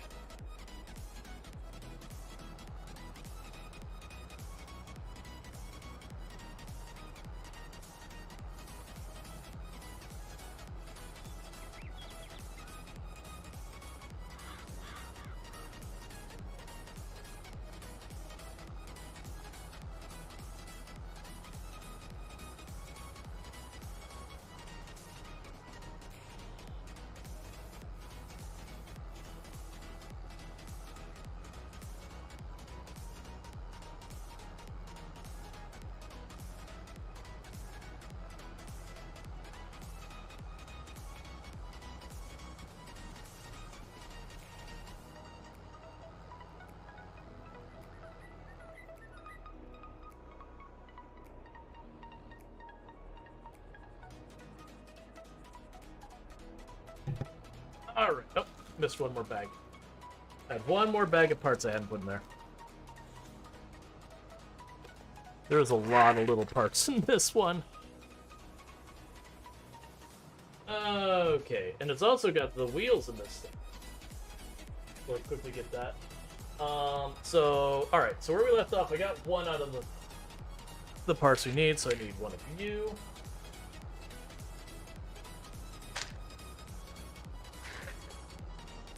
Need 2 of these.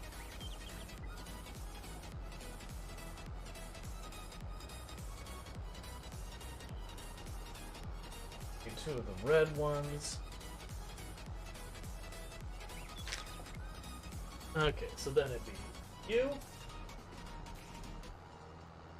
Alright, so this way. So then 2.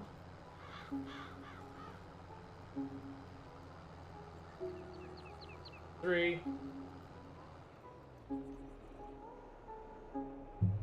4. And 5. Alright. Okay, so let me go ahead and switch back to the scene, and like I said, I need to use the restroom, so I'm going to do that real fast, and it'll be right fast. And people are wondering about the Legos, that's every sub, every 100 bits, that's what I do, is I put a piece of Lego together. Like I said, it's a thing that's just the idea is to give like an extra fun thing for that. I'm not intending on someone to drop a bunch of money to get the kit done, because it would be an unreasonable amount of money. It's just an extra little fun thing. Hey, I took the farmer's job. It happens. You'll send a Steam link in the game suggestions. The server blocked your message. It says owners can see it, though. Sent a Steam link in game suggestions, and it said you couldn't send it. I will have to look at why it's going. It shouldn't block it. All right, I'll be right back, because I need to use the restroom, but I'll be back in a moment.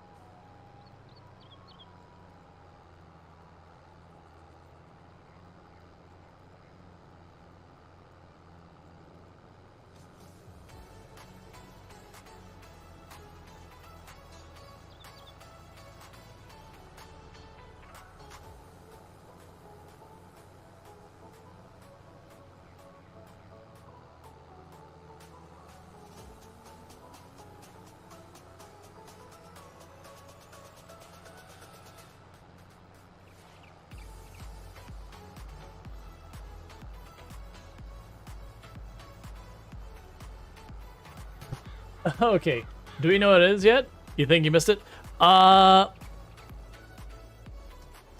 not going to answer that because part of the fun is figuring it out. People can say what they think it is, but I'm going to leave it to people. Now, granted, it's honestly, if you notice the decals on it, the stickers we put on, some of the stickers are pretty direct as to what it is.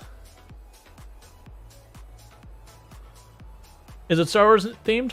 Again, you have to wait and see. So you said there was a link you dropped on the Discord, and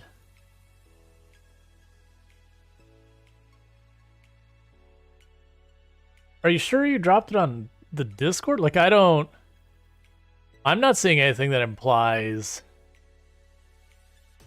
that it's not there. I believe you. I'm curious why. Oh, that's so weird, because, like, literally we had just a little bit earlier, we had someone else drop something in the game suggestion channel that was a Steam link, and it was perfectly happy. So I don't... Like, and I don't see a message. So I don't... I'll need to pay more attention and up my stream quality? Oh, gotcha. I was like, up your stream quality, I'm like, what? Right. You need to set to like a higher resolution. Yep.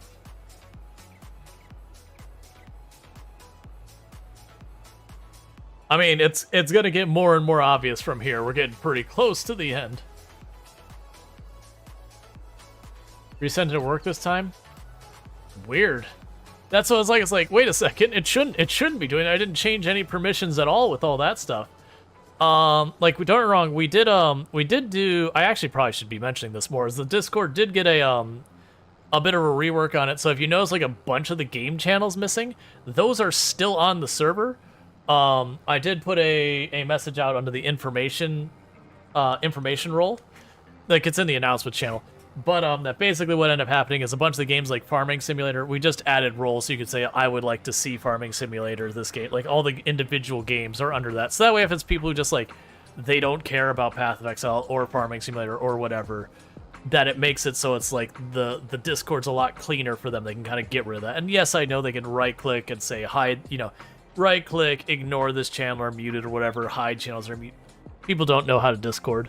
It's fine. We made it easy. You just click on the role, and it goes poof.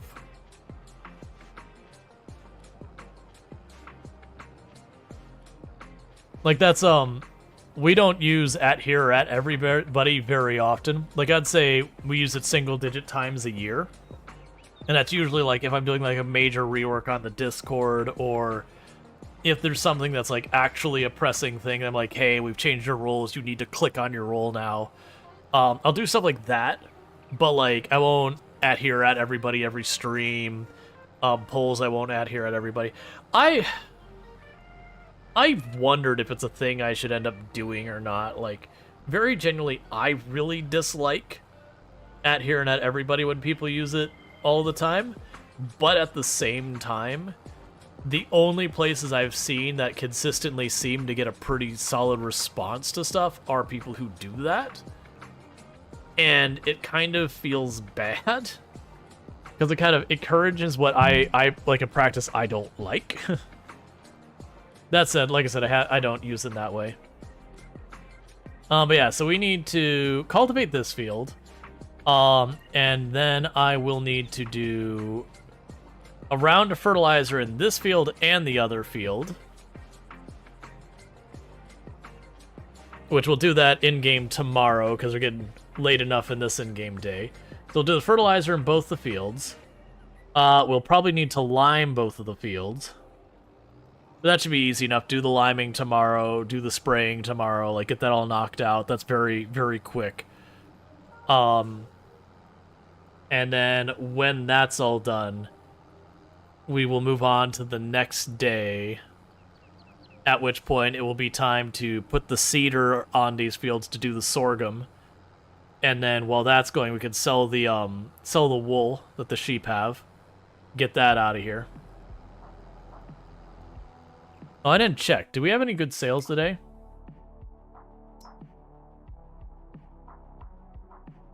It's not wide enough to matter. I mean, it's a tether. We could do that, but I'm not gonna worry about that. Yeah, we don't need this.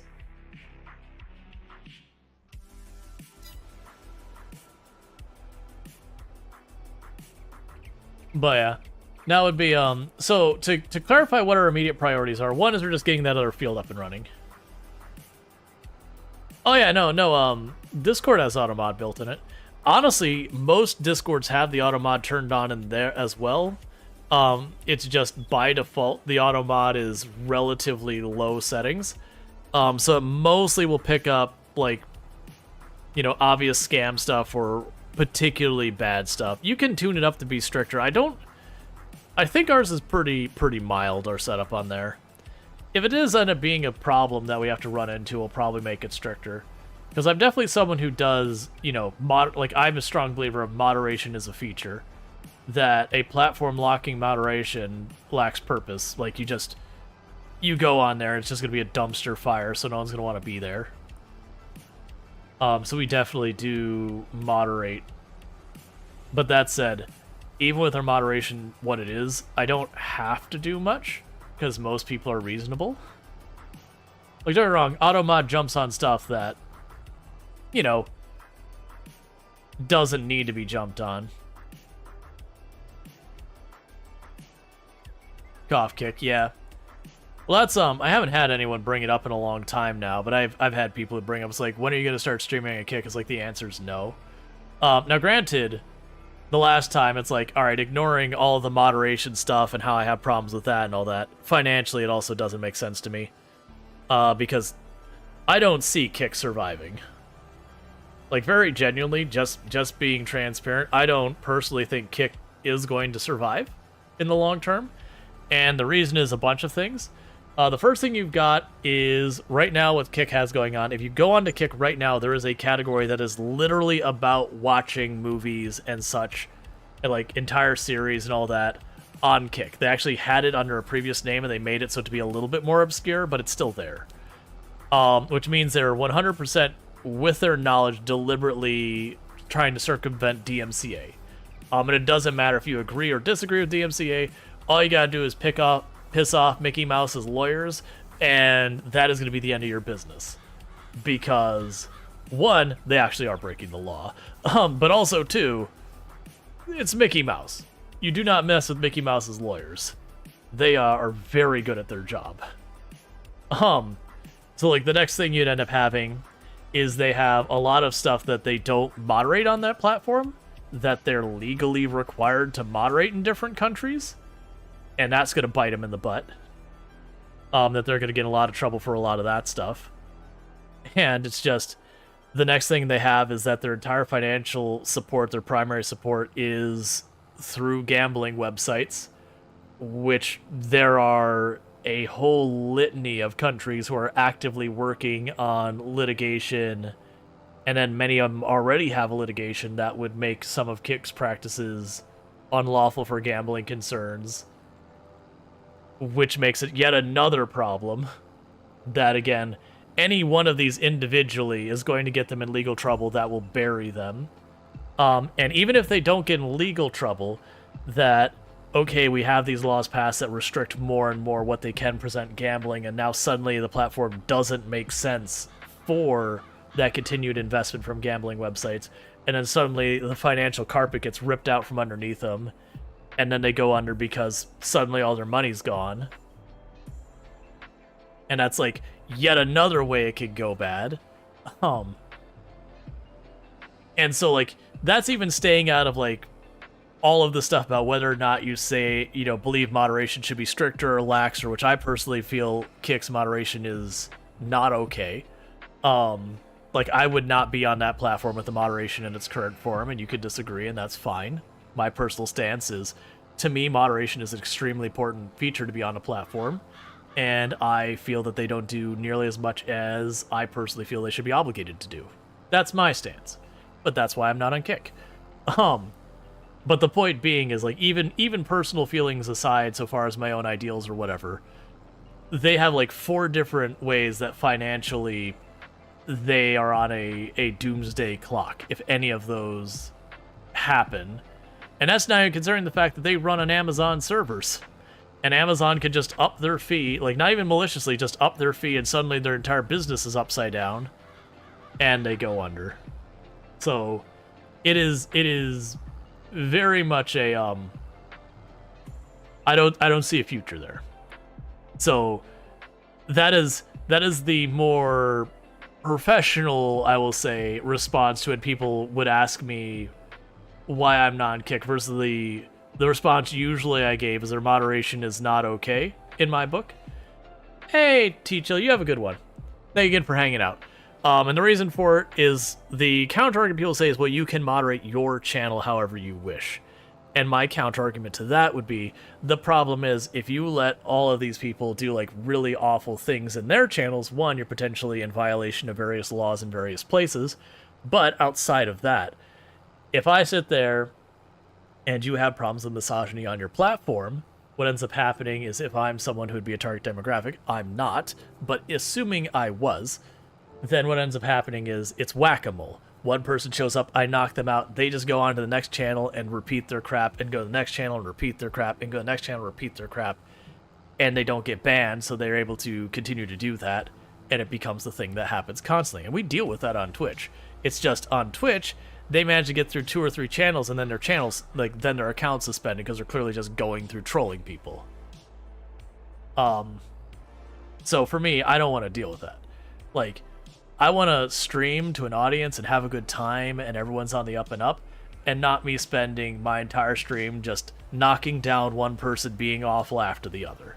Because that's been my experience from the little bit I went to, like, look at Twitch, because, you know, people are saying, oh, this is overstated and all that, and went to check out 1 or 2 other people's streams that had gone over there, and I just watched how much effort they have to put into dealing with moderation in their own channels is, like, really, really laborious compared to here.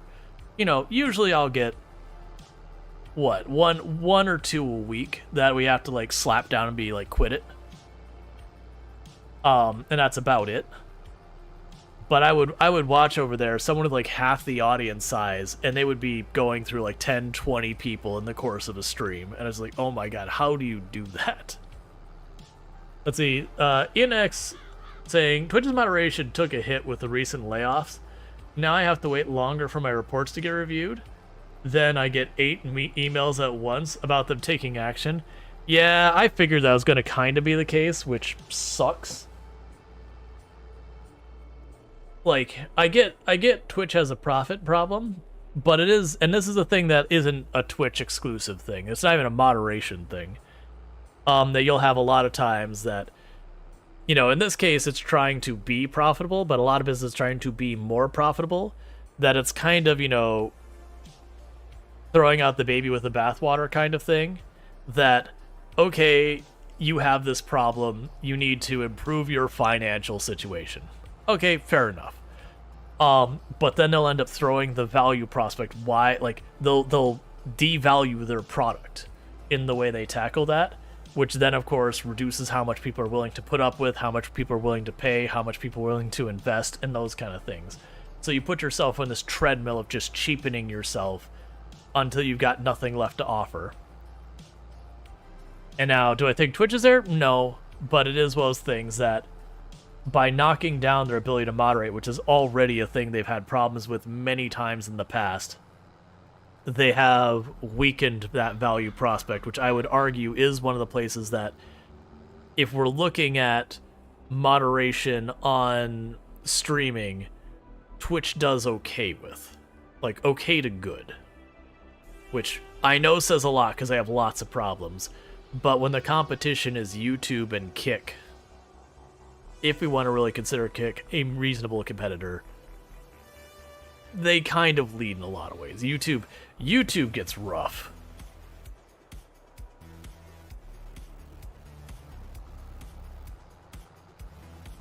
Like, don't get me wrong, I deal with moderation stuff here on Twitch, but usually it's, you ban them, they're gone. And it's very rare you have people try and do ban evasion and that kind of stuff. It happens, but it's rare. And then, you know, a lot of times you find out they've been suspended shortly after because of the stuff they're doing. How's the stream moderation on TikTok? So TikTok streaming is weird. TikTok streaming, even when you have similar audience size, that TikTok, the chat is like way, way, way less, just in volume in general. And I don't get, like, I honestly don't think I've ever had a case where I've had to deal with people, like, you know, saying stuff that's, like, racist, misogynist, like, you know, the stuff that you're like, okay, banned, you're gone kind of things. With TikTok, I deal with weird stuff. So it'll be stuff like people going, hey, saying, it'll be, like, some nonsensical sentence. I'm like, I'm not saying that. Or say, like, you know, like, say, like, you're, you know, you're totally into whatever, or that you, like, name a person, like, just all sorts of, like, weird stuff. They just want you to say things, and I don't, like, I hear that the idea is a lot of them will record you saying it and then, like, make their own TikTok of creators saying the thing that they've asked to say, or, like, whatever. That's just, like, a weird thing that happens over there. But that's most of it. It's like, yeah, I'm not going to do that. It's like, I'm not a parrot.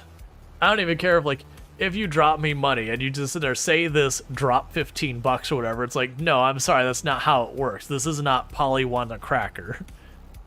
Look, come on. Does you personally prefer Twitch when it comes to live stuff than YouTube, not including Kick of the equation? Yeah, no, that's, as a creator between the platforms, to me, Twitch is, like, the best experience I have so far as it. YouTube, it's kind of like they only halfway do streaming. It's, like, weird. It's in this weird situation where when you put up a stream, it's kind of a video to begin with, and they expect you to fill out all the metadata as if it were a video to begin with. And so it's really not well set up, but it does work. TikTok, the big problem with TikTok is the issue is it's kind of like when people report it's guilty until proven innocent on a lot of cases, that they seem like the easiest one to have people maliciously report stuff. So not that you're actually doing, but just hitting you with that. I'm gonna have no idea about Kick because I won't touch Kick. Like, I will just not even consider Kick.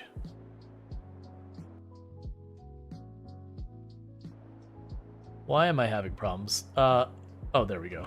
I was getting my shortcut keys wrong, and I was just, like, having this whole thing going, why am I struggling so hard with this? Alright, so we're ready to advance the day. Let's see. I'm amazed Twitch doesn't act in people streaming in wrong categories. There are many gambling streams scattered around Twitch, and a bunch of them are playing games and just chatting. It's annoying to me because it makes browsing a category less useful. Yeah, so I do know if you report it, they will go after it a lot of times. It takes them a while, though. I think it's one of those things you have to have enough people report it. Because we used to have that problem in Project Zomboid all the time, is there would be this one person who pop into the category and would just watch Marvel movies. And not like they were adding some type of meaningful feedback where you could argue that they were straight up hit play on Marvel movie, walk away from computer. And that was what they did for content. And it did take them a little while, but they did suspend that channel.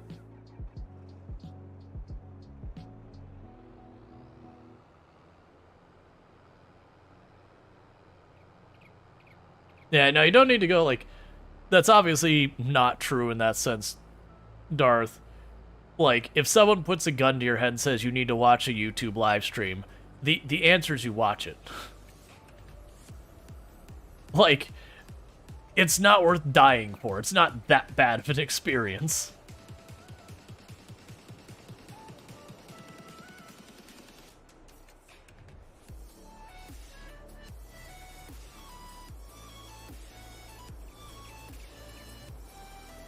No, I'm saying not touch a Kick. Again, if someone is pointing a weapon at your head, the correct answer is yes. Yes, I will watch it. It's not worth dying for. We don't need to immediately jump to, like, everything being life and death that is clearly not.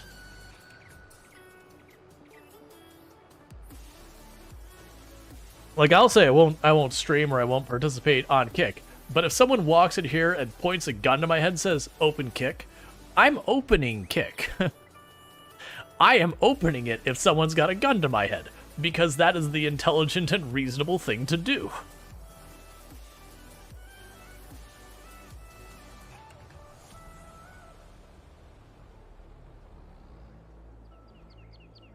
Like, I get you're exaggerating, but exaggerating in violence we don't need to do that.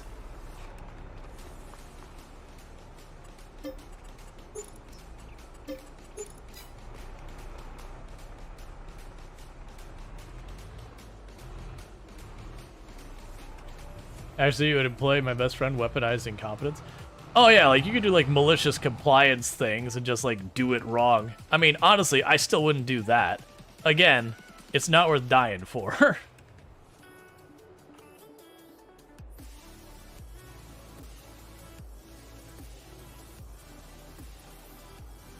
Like I get where you're going with that. It's just I don't personally feel it makes sense to respond in extremes like that. Why are you struggling to put gas in this?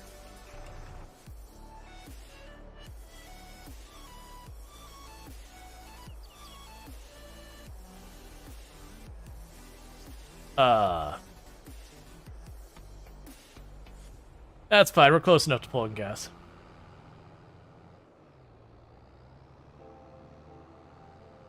Oh yeah, no, when you get out of the situation, no one expects you to continue practice you were, like whatever you're forced into. Is this gonna let me choose lime? I don't think it's going to. Yes, that's probably going to put that in there.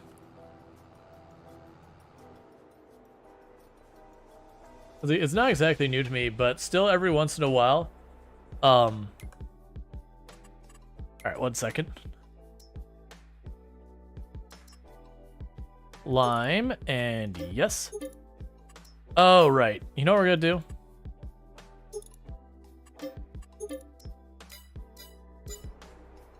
We're not gonna fill this up here.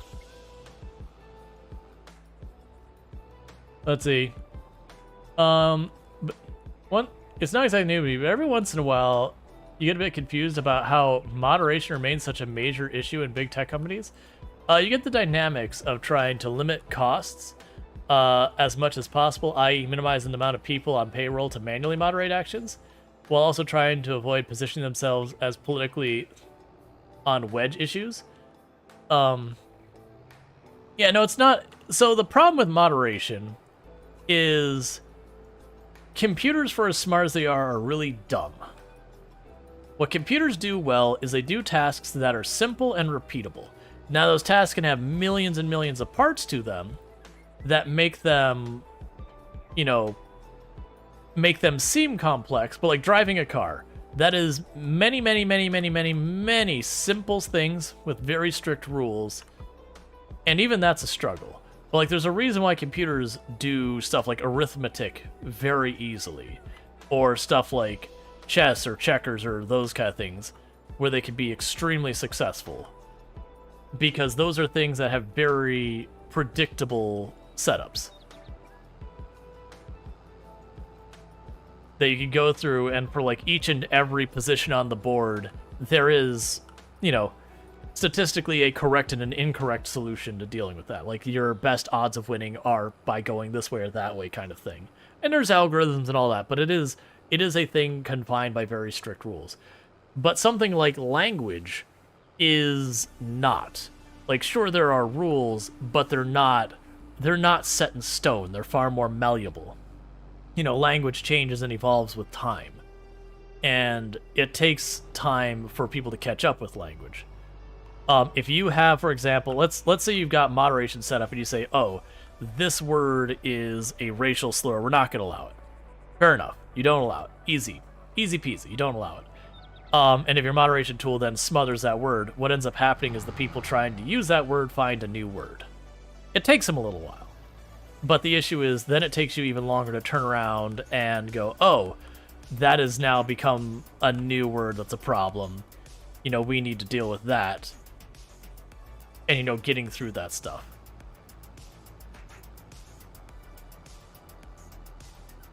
And so there is like a lag there. And then also, computers don't get context. they can do mathematical models using machine learning and go, okay, we have noticed this word, and this word were used together. So on our point system, it's 93 out of 100 points. It's probably bad.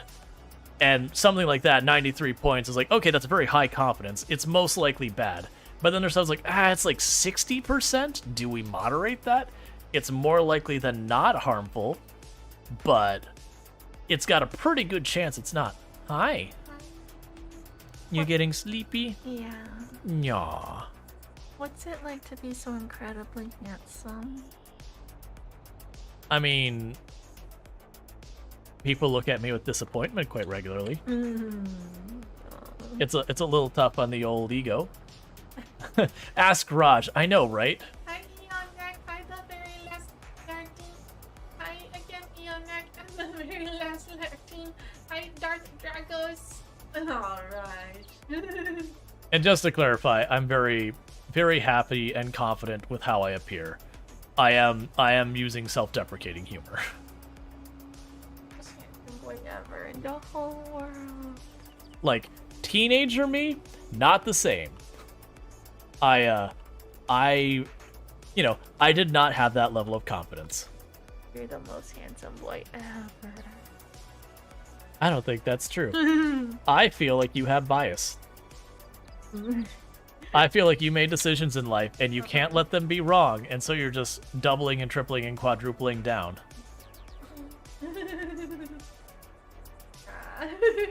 Most teens don't have that level of confidence. Correct.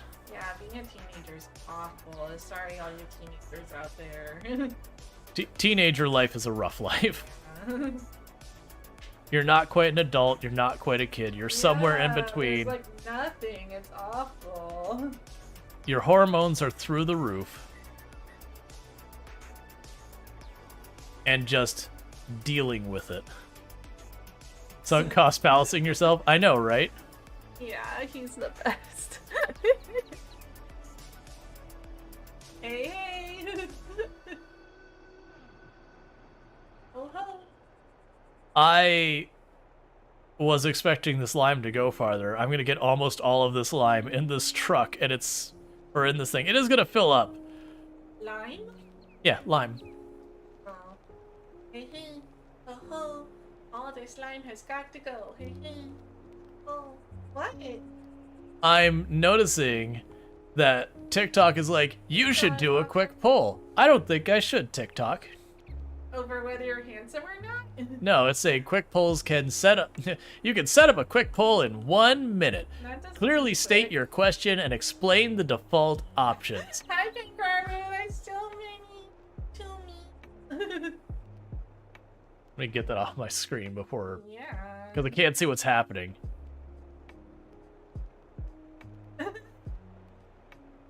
Hi,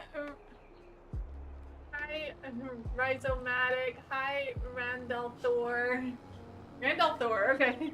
Hi again, the very last dark. Oh my gosh, it's so many children. And it's all your fault. I did things. No, chat did things. Chat did things. Only in response to you doing things. You started it. You know. I don't say that in a negative way, You by the need way. the original emotion. Right? And you're the one who moved to it. Yeah. Oh, that is way narrower than I thought. Okay. I didn't design it though. Ah, yes. You're the best part. All the positivity. Which is nothing without me. Let's have a poll. Yeah? Woohoo? Hooray. Excellent. Right now, yes, I've got it.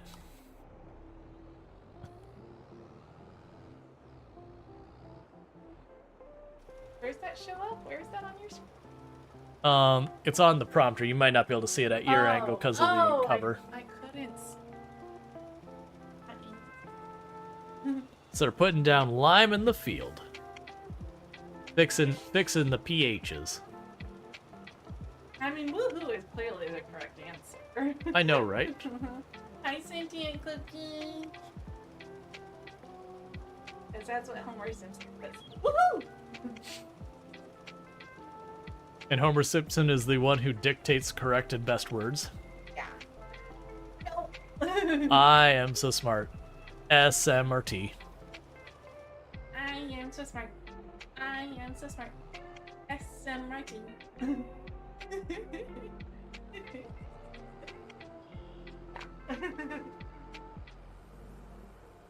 Well, I need to go to Betty Bite. Uh-huh. Because that's where the sleepy sleeps happen. It's true. Also, the lying there and staring at the ceiling, hoping for sleepy sleep. Yeah. I do stare at some ceilings, hoping for sleep. I mean, actually, these days I put on the face mask or whatever so I can't see. Yeah. That way when the sun comes out, the evil, evil sun, it doesn't get behind the blackout curtain. Good night, Pancario. Everyone needs to tell him how handsome he is so that he knows. And also, can I get a shout out for Pancario if that hasn't already happened? Pancario, another fantastic creator on the platform. Yep. VTuber. Plays a variety of games, played some Call to the Lamb lately. Also has played plenty of, like, tactical turn-based stuff like Baldur's Gate 3 and XCOM and a whole bunch of other stuff. Plays a whole range of stuff. Was also recently playing games made by indie devs in their community and all that. About, like, the saddest train giving us the feels. Which was made by Bad Space King, I believe? But yeah, that was like, it was one of those ones, if you remember the old books back in the day, like the, oh, what do they call them? Where you'd sit there and you go to the thing, it's like, okay, if you pick up the thing, go to page 38.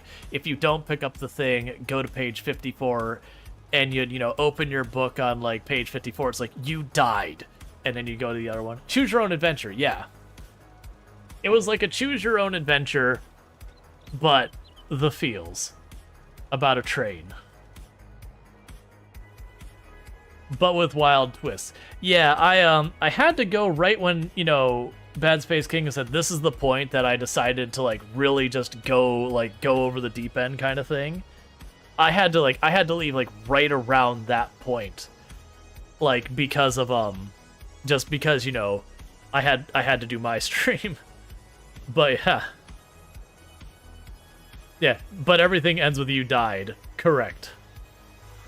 My favorite one, there was only a handful of them who'd do that, is you would get into circular logic kind of situations, where you'd sit there and you'd do, like, this thing, and it'd take you to that thing, and it'd take you to the next thing, and it'd take you back to the first page, and you'd get yourself in a loop. Some of those are clever. But no, I enjoyed it. I won't spoil anything, but there was no lack of political commentary in that game, which I enjoyed to a great deal.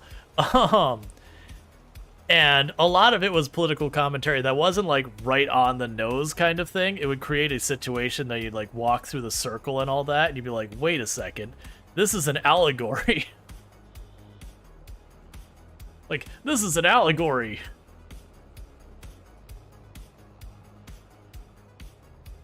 May I link? Yes, you may. I'm down to support. So it's a lone dev made game. It is like a text adventure thing. So you'll go there, they'll have, like, the paragraph or two of what's happening there. You choose different links and all that, which will take you to the next area. It does genre break a couple of times where you just get, like, weird side things. Yes, and lots of content warnings. Always take your content warning seriously. But yeah, no, it was one that was interesting. I don't know that I would stream it. I don't think it's a good fit for this channel because some of the stuff gets pretty heavy. I mean, to be fair, we played Doki Doki, but that definitely was ones like, this is not a normal stream for the channel. Like, be ready, thar be demons.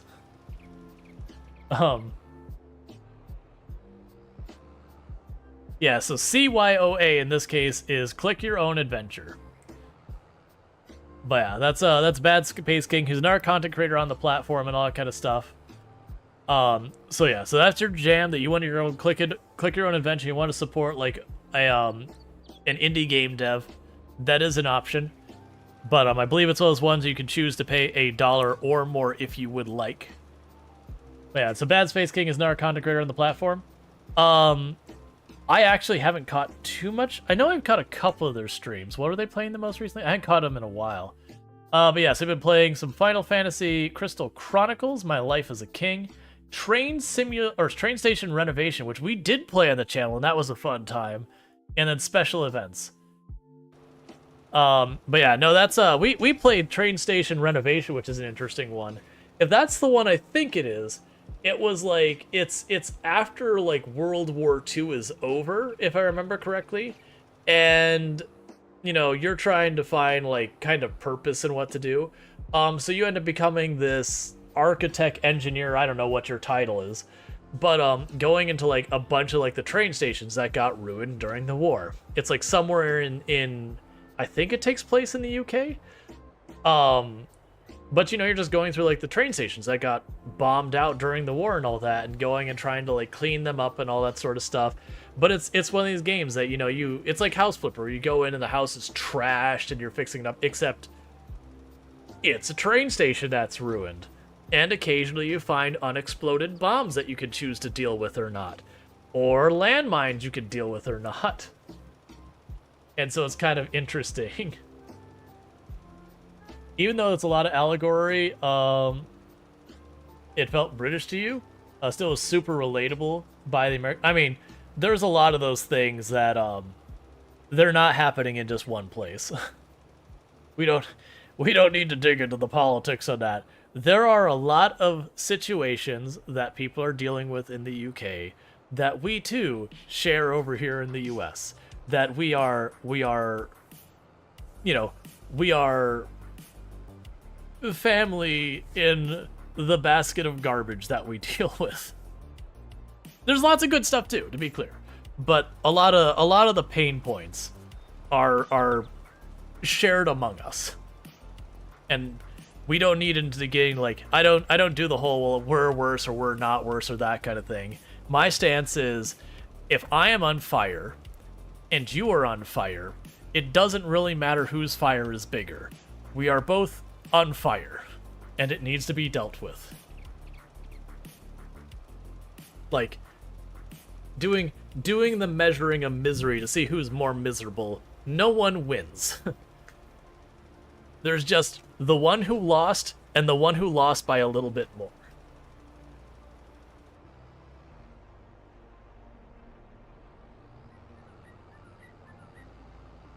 Yeah, it doesn't help anyone. There's no healing there. Still living in the bus? You know it. Because every time it's like, we could spend some money making our life, like enriching our lives a little. It's like, but hear me out, money.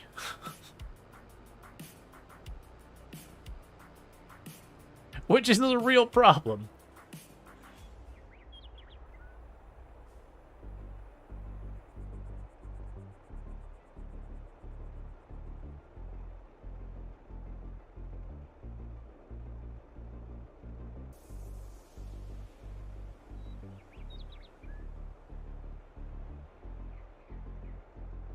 Honestly, I could go for bacon. Like, don't get me wrong, like, I enjoy bacon. I'm usually not the person who's like, oh man, I need bacon in my life. He's like, you know what, actually, I could really go for bacon. Like, right this very second. Sounds really good.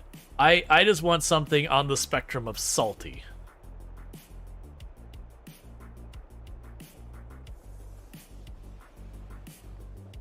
Side note, good event about stuff that's irrelevant to the real world. I dislike Panera Bread. Like, there's a whole bunch of people that's like, it's not, you know, it's not as much as people make it out to be, and that is true. Like, there's a lot of people who hype on it. I personally feel like Panera Bread has a very personal vendetta against me individually and personally, because literally every time I find something on their menu I like, that I'm like, I want to get more of that, they take it off their menu. And I've gone through like 8 items now that I've gone as like, that's what I like. I ordered it 2 or 3 times and then it's gone. And it's like, you know, or they'll do what they did with the French onion soup, And they'll change it from being actually reasonable to, what if we tried to put more salt in our salt broth? Like, don't get me wrong, French onion soup is supposed to be heckin' salty. I understand this. But there is a limit. And it is almost like they wanted to discover if they could achieve a higher saturation of salt to liquid than had ever been achieved before. That's how I feel about that soup. Now, like the old way, I liked it. But then it was just like the salt content jumped like 30%. And I'm like, oh my god. Just give me a sip of water and then give me a salt lick. That's what's happening right now.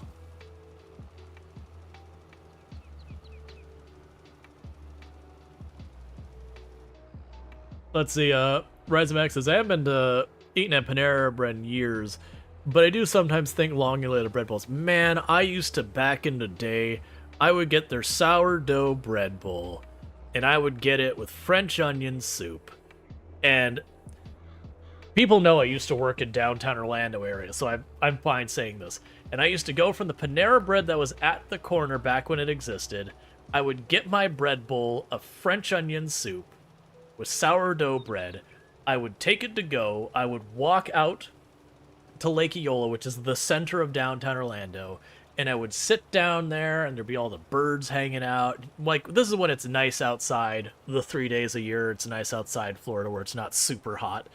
Honestly, I was out there even when it was hot just to get outside for 10 minutes as a dev.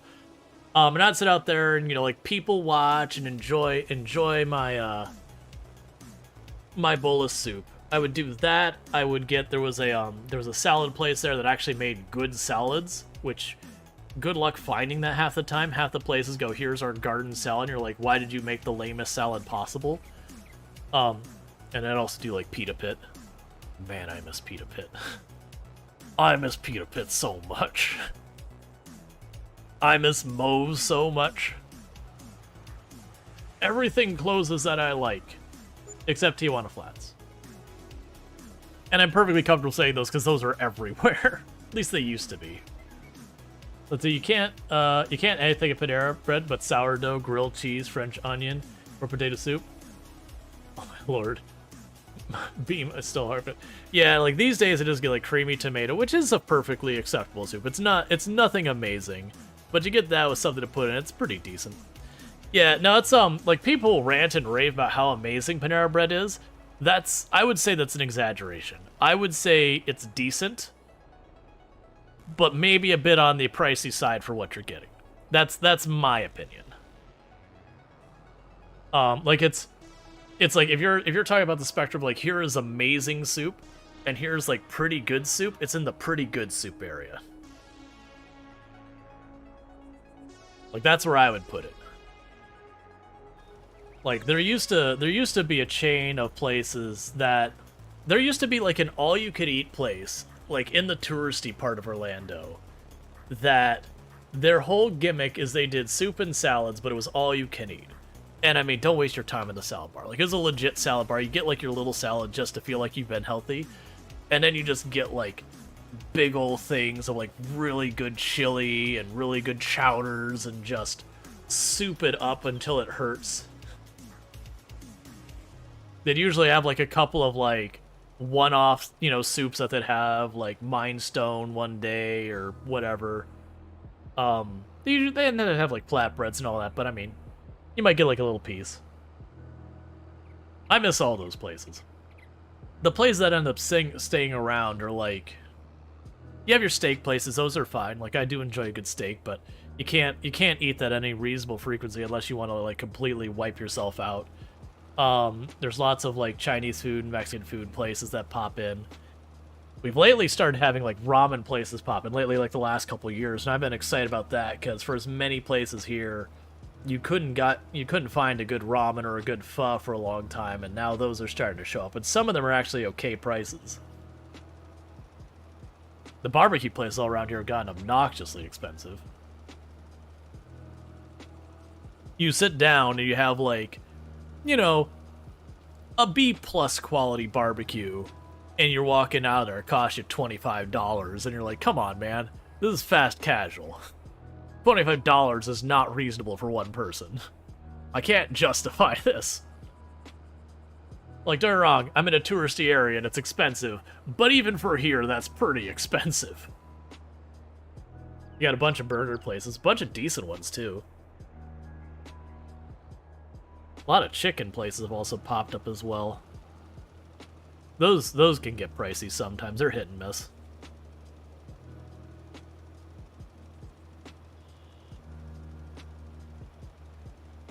It does stink sometimes. I do miss sometimes having the software developer money where I could basically just not care about eating out. It was fine.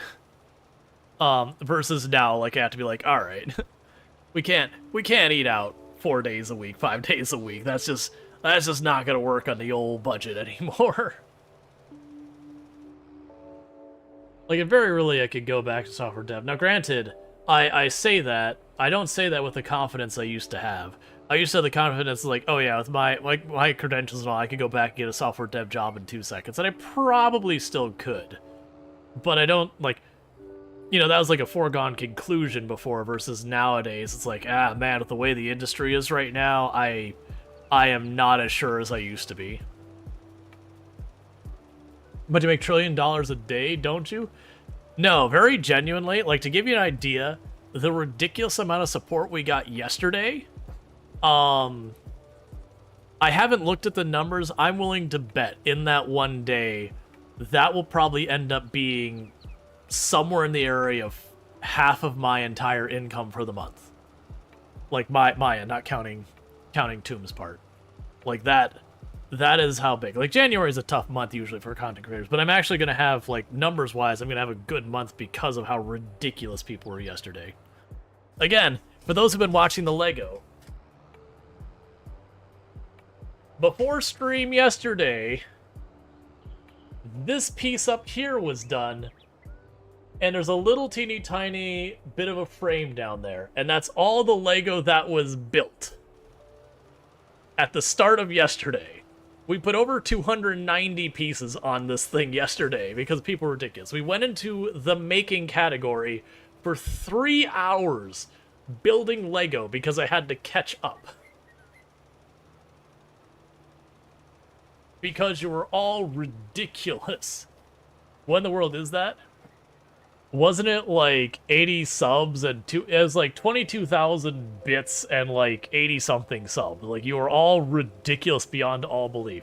It was the largest hype train we have had in the channel ever. And then there were 2 of them. You need to do another Lego stream. Lego streams are fun.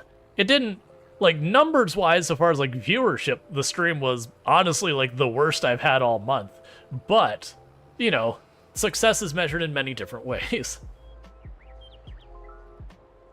Do every day jackpot? I mean, if people want to pay me big bucks every day, I could get down with that. I don't think that's sustainable, but, you know.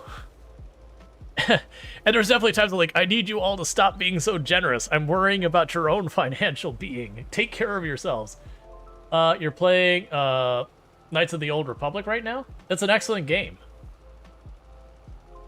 I don't remember what happened. I know they were making a remake, and I know there was question about if it got dropped. Yeah, so we hit a level 11 hype train with 57%, with 55 gift subs and 19,620 bits in one hype train. Which is absurd.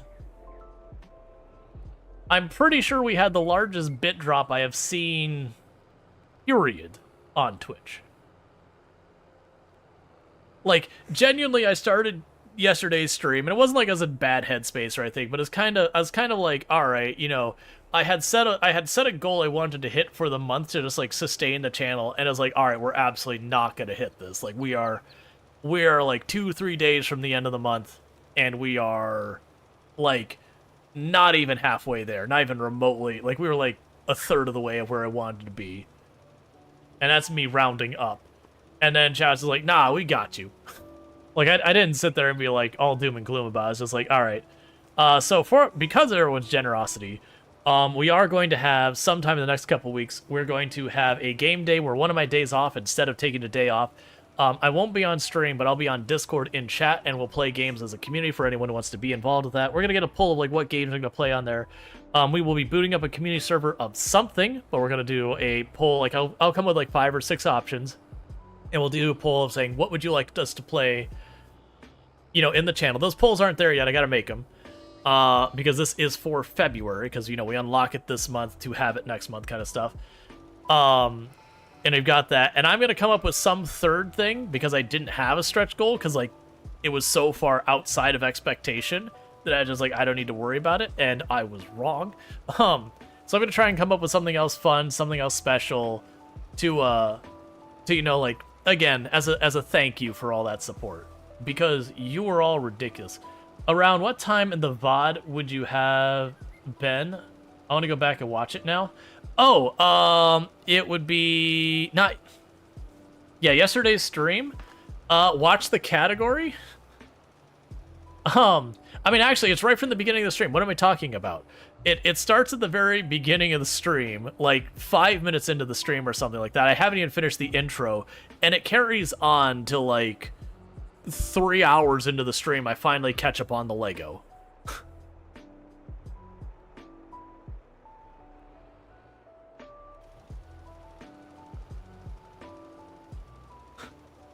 I forgot. Like, literally, we were starting the stream with Cult of the Lamb because we were doing a reward with Twitch interaction for last month. And I started this, and everyone's starting to blow up as like, okay, you know, one piece. And we started getting up to the count, like, we're at 150 something pieces. And it kept going up. I'm like, okay, we need to switch our category to crafting and making for Lego because we're at 250 something pieces. That is going to take me a long while to actually finish. That is a lot of Lego pieces. You know, we've got this kit here, and the kit is something like, oh, the AI doesn't understand this. Like, very genuinely, yeah, thank you. It's one of those things, like, you don't want to come across as bragging about it, because this, to be clear, these are things that don't happen normally. And I'm at 2.5 coming up on, like, it's still a whiles away till we hit 3 years of streaming. And it has happened one time. Now, as far as chat being super generous, it's probably happened 4 or 5 times where they're, like, really generous. But that's not a normal thing that happens on a day-to-day basis. Now, don't get me wrong, people subbing and doing all that kind of stuff and, like, all that. Certainly, chat is always super awesome and generous and kind and all that. But, like, these really absurd number kind of things are once-in-a-year kind of things, if that. Like, I literally said, yesterday was a record. Like, and the previous record had been quite a while. And it had been almost a year before that record got broke. Like, that record got set kind of thing. You said you missed that stream? I mean, I'm not, because you were streaming. I think you're streaming. I'm pretty sure you're streaming. I don't remember. Time has no meaning. I'm saying I'm not because I would rather you do, like, your thing and have fun with that. But yeah, let's see. Won't change if you keep thinking that way. It could become once a month. Oh yeah, no. And this isn't me being negative about it. Like, it's not even optimism. It's being realistic and sustainable. Like, chat supporting. Like, I don't think there's a channel out there who could support that kind of thing. But no, I mean, obviously it'd be nice to have you and all that. But at the same time, you had your thing going. You're being supportive of your community and all that. I don't want to steal you from there. Like, by all means, you're always welcome. I always wanted to hear that kind of thing. Must have been payday yesterday. I mean, it was a Friday. Just saying. For a lot of people, Friday is payday. Wow, I did that badly. It's fine.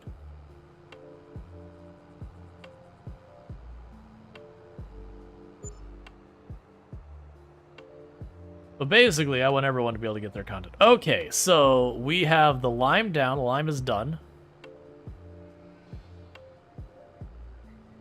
I can put down 1 round of fertilizer now, but we cannot seed until the next in-game day. Yeah, I know it's like, it'd be fun to have everyone be able to be everywhere kind of thing. You just want to make sure, like, you know, it's tricky. Like there's times I know cool things are going on in other people's channel that I'd like to check out, but also at the same time, it's one of those things that's like, okay, but also I want to make sure, like, I need to be doing my thing, and I kind of want that for them as well. Brixad said, it started something like, new Twitch thing is starting, and I'm going to do a push for it next month. Don't worry about this month. And then we all worried about this month? I guess. That was, like, literally what I was doing is I was kind of going, hey, next month, as in February, like, nothing you can do to help this month, like, so far as that. Like, February 1st, there is a thing going on where if you can hit 100 plus points, then and I can do that for 3 months, then literally, for every dollar people spend to support the channel, I would get 10% more. So for every buck you spend, I get an extra 10 cents. Like, and you wouldn't spend a dime more for it. So it's a big deal. And thank you so much for the raid. I really do appreciate that. I hope you had yourself a good stream. What were we streaming today? That's Pride Camel.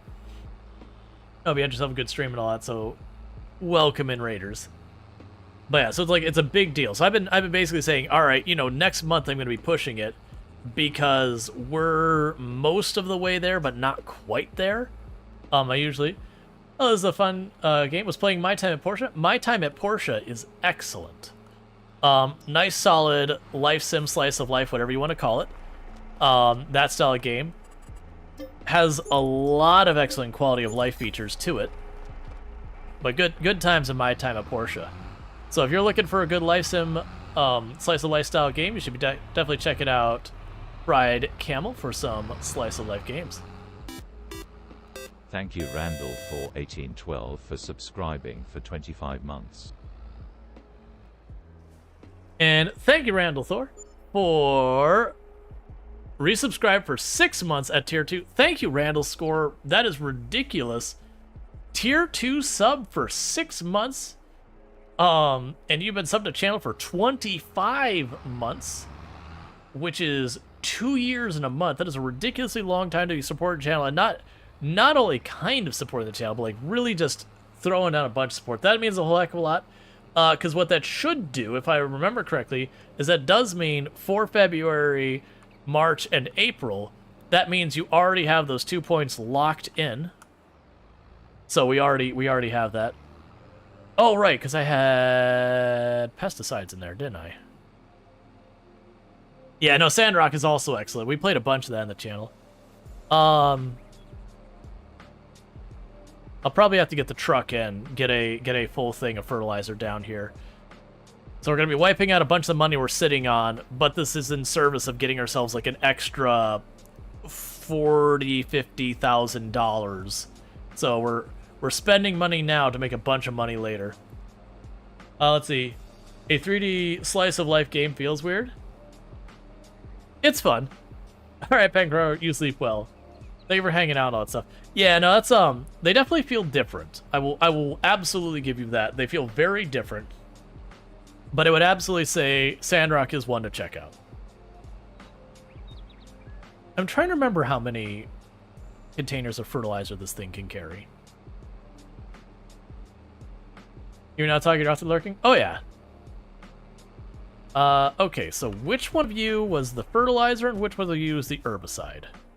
You're the herbicide. Okay, so the ones on the left are the herbicide, and the other one's the fertilizer. Did I leave the other tractor running?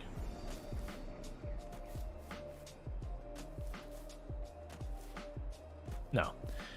Yeah, no, I definitely, so I would say there's pros and cons. I actually just asked my 80 stream streak. Yeah, I missed calling out the stream streaks at the beginning because I got distracted.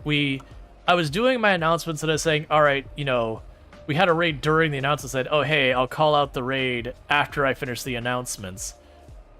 And then I got distracted by that, and I forgot to go back and do the thing where I say, you know, hey, such and such got the first, like, read off the names, you know, thank people for all the people who reported the stream streak. So I feel bad because I'm guessing some people probably had some big number of stream streaks, but I don't remember who had them. Okay, so we're going to go and grab this tractor and grab another batch of herbicide and another batch of fertilizer, because I'm going to need it.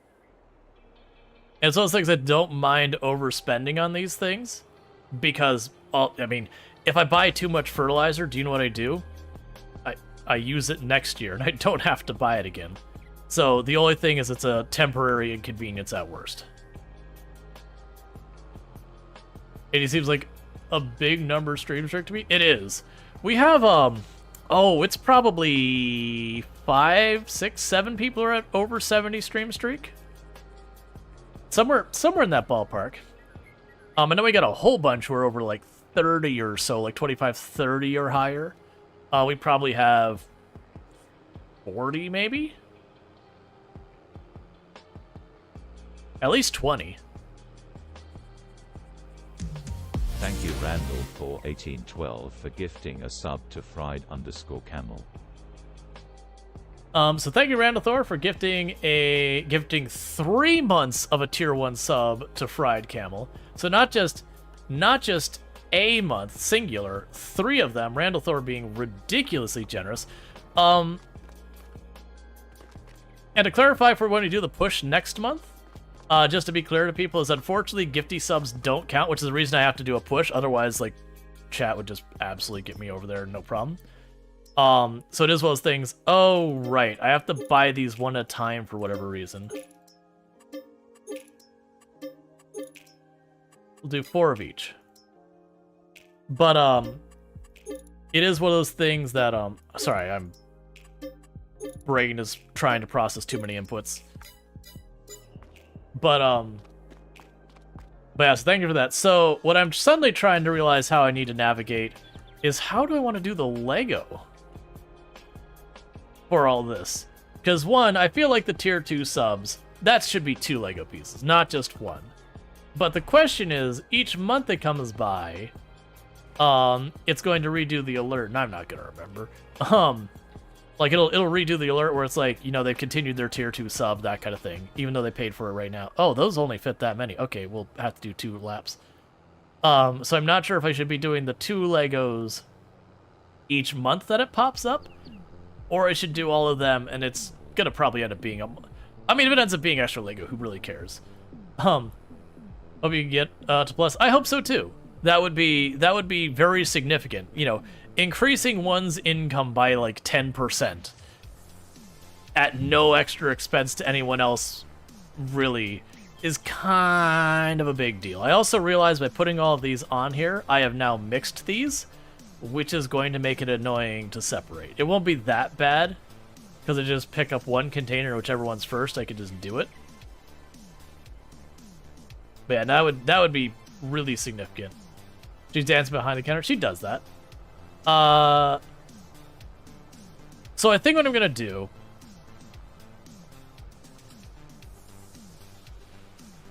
because I'm trying to not get in this habit where it's like a double on it. Because it's either I'm doing 13 Lego pieces, or I'm doing 3 Lego pieces, and then doing the 3 each month for a couple of months.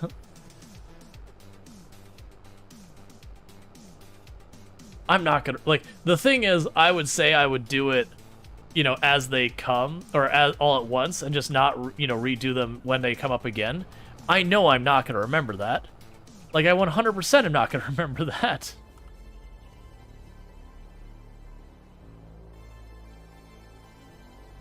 Yeah, each month makes more sense to me. Let's see. You think you've had like 5 days that Twitch hasn't updated your stream streak?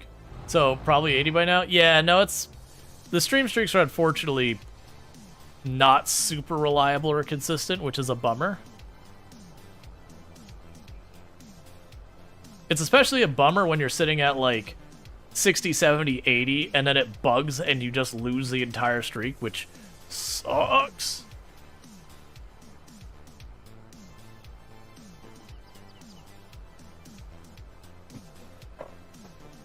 I have accepted as a content creator myself, I'm not going to be able to sustain all the streaks, because you have people who are like very consistent that they stream at these times all the time.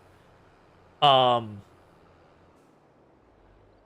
then you'll also have people who most of the time they're consistent, but then, some special thing comes up, and then for the special thing, they do odd hours, which means then I can't go. You lost it? Now you would be upset? Yeah, no, there's been, I know there's multiple people who have been really... 1 second. There's a number of people who have been pretty high up there in the stream streaks who have lost it. I'm going to put this right next to this building so I remember to deal with it later. And by that I mean I'll definitely forget. But right now I want to deal with positioning this and getting my other projects done. I just wanted that to be in a spot where it's, one, not in the road where it's in the way, or like where the AI is going to struggle with it or something. But two, a place that stands out a little bit more than just sitting in the grass where it can be impossible to see. Oh, yeah, we can just have you sit there. Alright.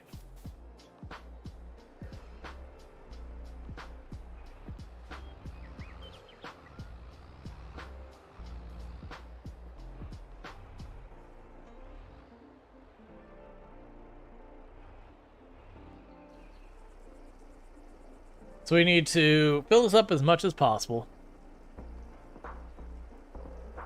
And get moving that. Oh, right, the AI can't do the sprayer to save its life. So that means I owe 3 Legos, if I remember correctly. I owe 3 Legos, so let me go ahead and get those 3 Lego pieces I owe real fast. And we'll go from there. So let's see, we've got 2 of those. I'm gonna have to adjust this angle a little bit more. And you'll see why in a second. It's the whole thing is I have to like awkwardly reach past it. I wish I actually had a third camera I could point at just to show what I have to do to keep it in frame. And then what's going on with this mic where I'm kind of talking into the side of the mic, which is not what you want. But the mic arm doesn't bend the way I need it. Yeah, so what's happening is what you can't see is I'm stretching my arm. I'm actually stretching my arm past the leg.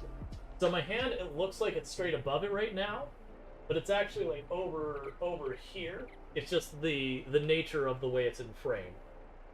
So I need you to be like this and this. That's 2 of the 3 parts. And let's get the next set of pieces ready. A yellow bar. We need a straight one of those, and need one of those that's slightly bent.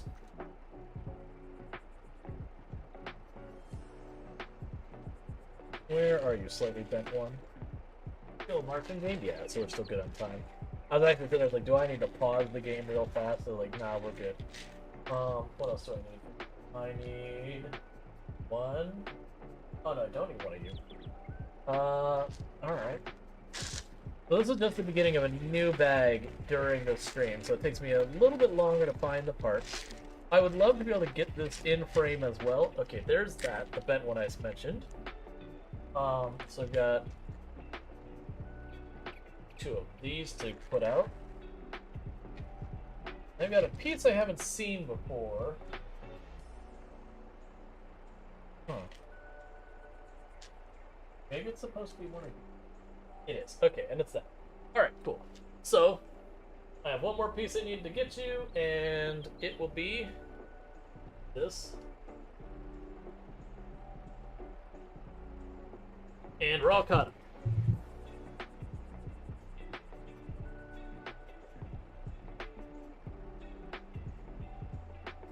Okay. So with that, we can go back to trying to fill this up.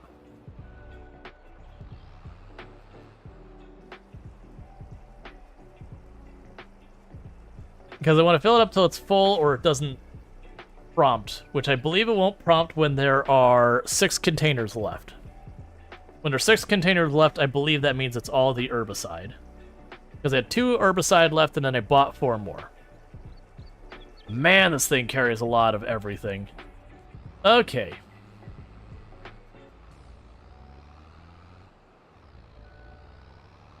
And I run this myself because the AI is really, really bad at running this. Like, it'll go up halfway through the field and be like, yeah, and it'll just stop and turn around and go the other way. Even though there's, like, no stumps or anything. None of the other tools do it. But this particular one, the AI just doesn't know how to handle it.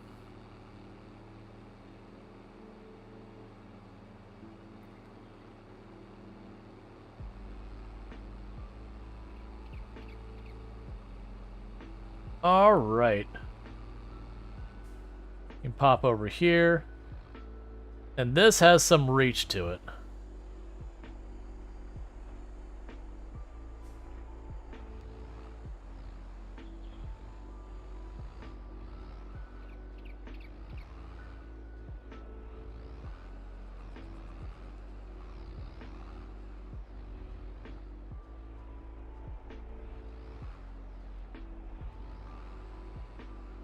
Come on, there you go.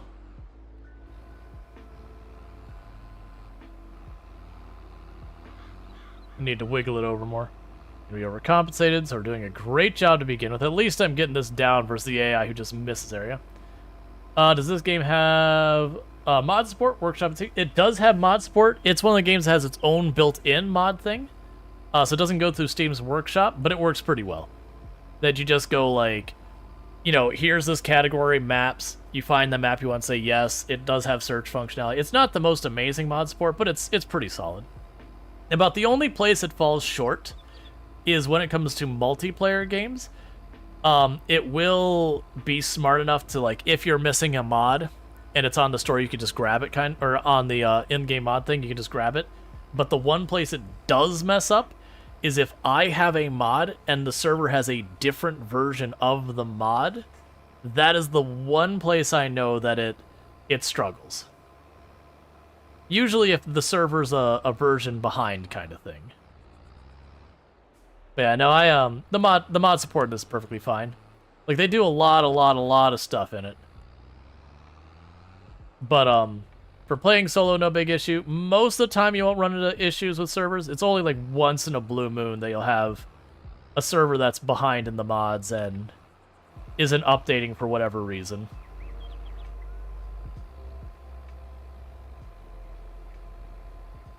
Yeah, no, mod support's pretty decent in this.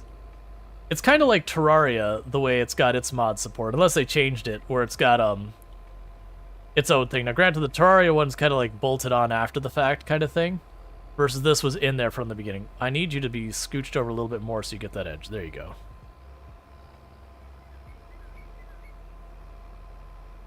This session, any mods on? The only two mods I have is the map itself is a mod. It's called No Man's Land. Yeah, it's a bummer. And then the other mod I have is I have a mod called Universal Autoloader. And basically what that does is there's stuff like pallets that can be a real pain in the butt to deal with late game. That it's a thing that I could hit a button and it just kind of moves them up onto your truck or whatever. So it's a convenience, quality of life kind of mod. Like, there's people who really don't like Universal Autoloader because they're like, you're making it easy mode. But for me, looking at it, I'm like, alright, but hear me out. Late game, it gets really rough with the number of pallets you can get if you go heavy into production lines. Oh no, you're good.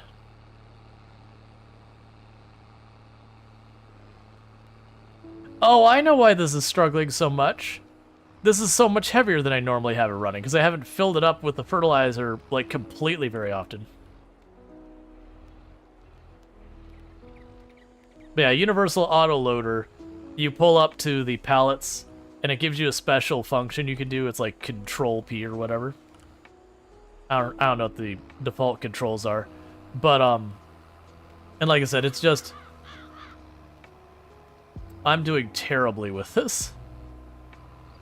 Here I am insulting the AI, and I'm, at least, like I said, at least I'm getting it on the entire field versus the AI just straight up misses areas with this particular tool. But yeah, no, you'll get to the point, like, with your greenhouse where you'll be like, okay, there's like 20 pallets in your greenhouse that you got to pick them up. Like, you could do, 3, maybe 4 if you've got, like, the really good,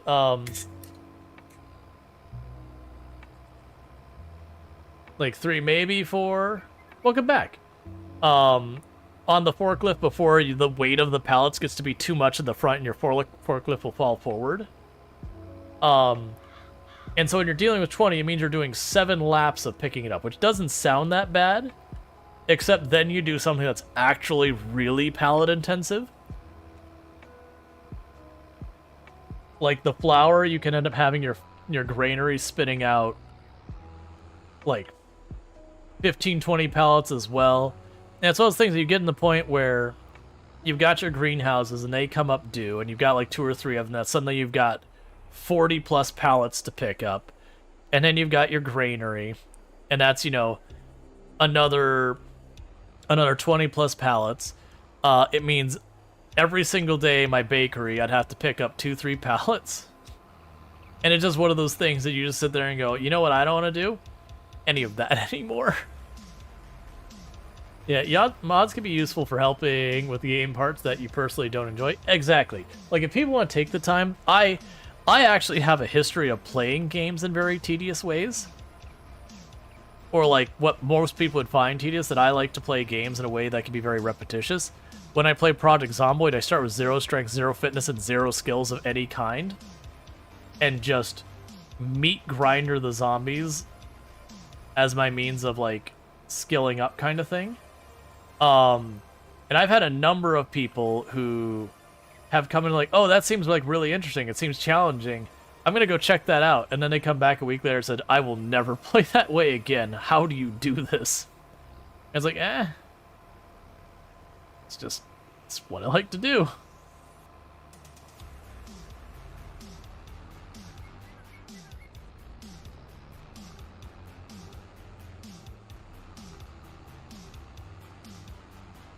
Alright, we can pull that back out.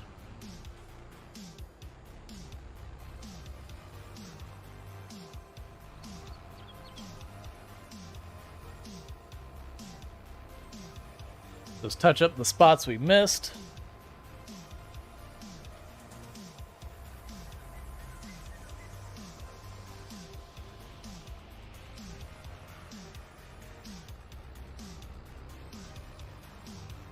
The fact the whole thing needs to be out to do that tiny strip.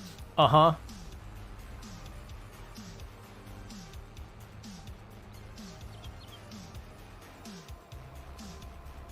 At least you can shrink the area it covers. So at least I'm not sitting here like, oh, I missed a spot. Let me just dump like $500 worth of fertilizer trying to catch this tiny little strip. And it might even be worth it to do that. I don't think it would be. But like, where we're burning tens of thousands of dollars between the herbicide and the fertilizer and all that, ultimately it's going to make us well over it, so it's worth every penny. Okay, so that field is fully fertilized. I need to remember that this field I do not need to use the herbicide. That field I do. Because this field is plowed, that one was cultivated.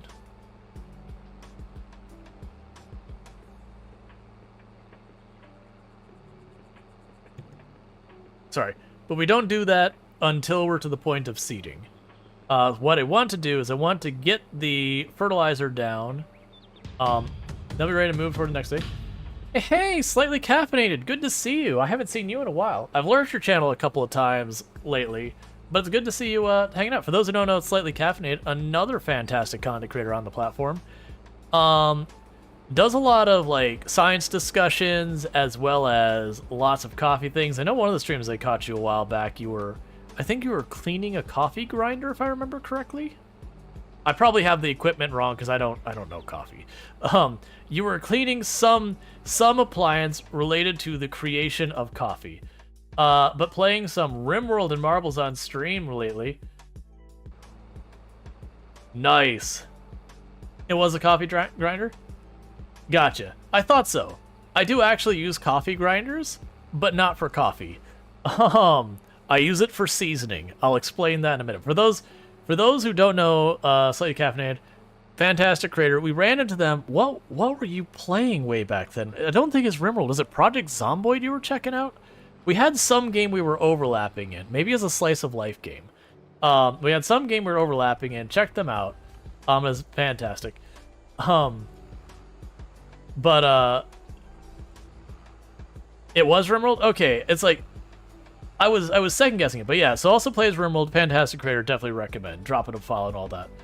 But yeah, so to explain well, first, the farming is going good. For everyone popping in, we are doing what is known as the Survivor Man Challenge. It's not a strict rule thing, but basically the way this starts is we start with $0, a chainsaw, and a dream, and we just try and make a farm work. And we're on the most difficult settings, which means we get the least amount of money for everything we do, and it's the most expensive, and our employees charge us extra money, and it's awful, and everything. And we're doing pretty good. I've got a granary, I've got a bakery. This is field number 6 we're on. But yeah, so it's a slow burn run. We are starting to pick up the pace. I should make somewhere in the area of $180,000 a year now. Once I get the other field up and running, which is what we're doing now, is we just fertilized the field in the far end there, you see. And this field we already had going. So we should be somewhere in the ballpark of $180,000 a year now. We haven't got a payout to get that. But, so the seasoning with the grinder. I did not put seasoning in the grinder. I have a coffee grinder downstairs that is labeled not for coffee, unless you want to have the most exciting coffee you've ever desired in a not so great way. While I don't have any growing right now, I grow hot peppers. Specifically I grow stuff like habanero. And so habanero is pretty peppy. So the thing is, to use, like, to make seasoning and all that, you have to dehydrate it and grind it up. So we dehydrate it, and a coffee grinder works really, really well for grinding up peppers. So I have the coffee grinder labeled not for coffee. Because while I clean it and all that, there's... The oil in peppers is really, really hard to know you've actually got every last bit of it up. And it does tend to linger places. So you can imagine how that coffee would be if you ground it up in there and it wasn't necessarily as dehabaneroed as I believe it is. While that would be funny to watch someone sip a coffee and go, oh God. But, I wouldn't intentionally do that to someone. Let's see, Bride Camel said, I actually found a bit of chipotle powder makes a tasty addition to hot chocolate. You never tried coffee. Also, fun fact, when it comes to a lot of stuff, there are definitely people who put cayenne in their coffee, which I have ground up cayenne in there as well. Like a pinch of cayenne. It's I want to say it's more of a Spanish thing to do to coffee. I'm not a big coffee person myself. Just full transparency. I put pickled jalapenos in your coffee. It's not good. I would believe it. Cayenne sounds reasonable. Yeah, like just a pinch.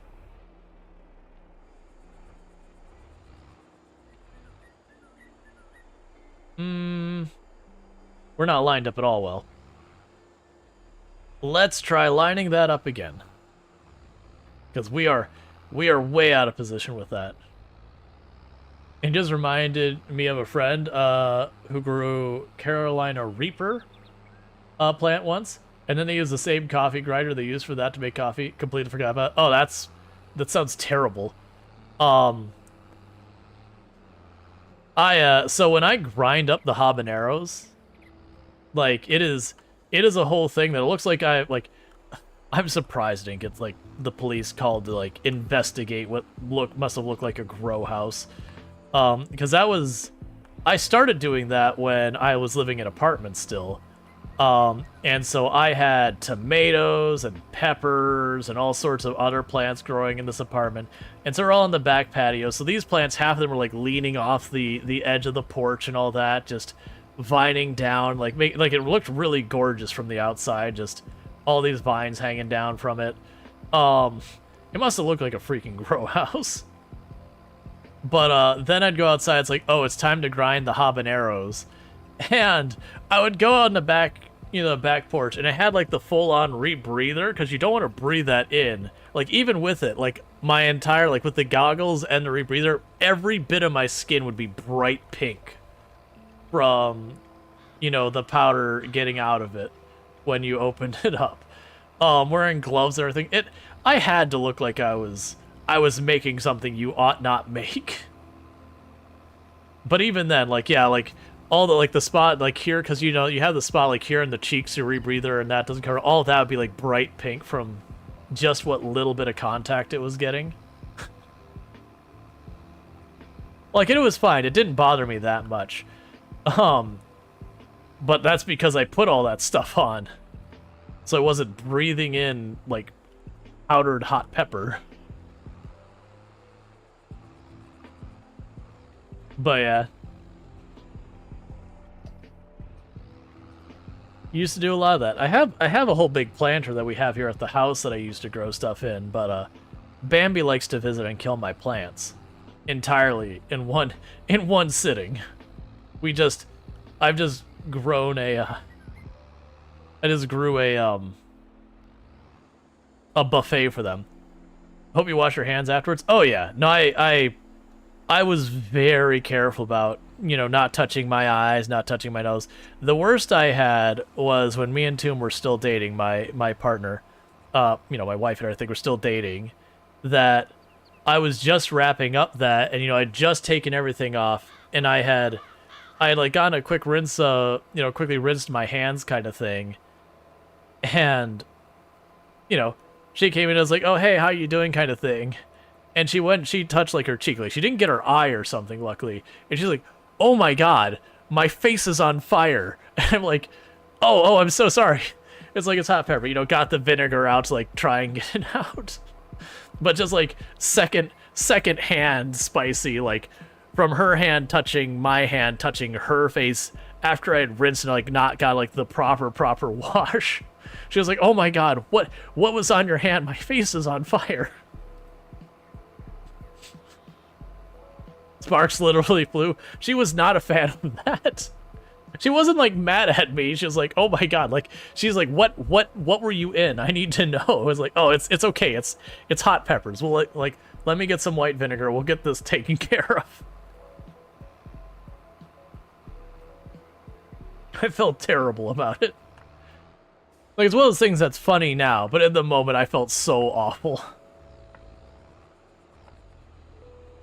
Because that's, getting that stuff off your hands is not just washing your hands. Because capsaicin oil is, like, it's an oil. It absorbs into your hands if it gets through. And you can get it cleaned up, but you use stuff like white vinegar. There's a couple different, you know, everyone has their thing, like lemon juice or white vinegar or whatever. Everyone has their strategy. I don't, like, white vinegar worked for me, but everyone swears to something else. It doesn't matter what you use. As long as it does the job, it's fine. Those trees must die. Normally I go the field the other way, but I keep forgetting about that. Because the other way there's no trees, but lengthwise I got trees on both sides, which is why I've left it alone. Because I don't want to deal with cutting down all the trees. You spend enough time cutting trees. But yeah, right now we're putting down fertilizer before we plant sorghum. Which, to my understanding, sorghum is another grain used for bread that doesn't typically, it's not grow. What's the word? When you bake something, it rises. It doesn't rise. So like your gluten-free bread, your flatbread, that kind of stuff is what you use sorghum for.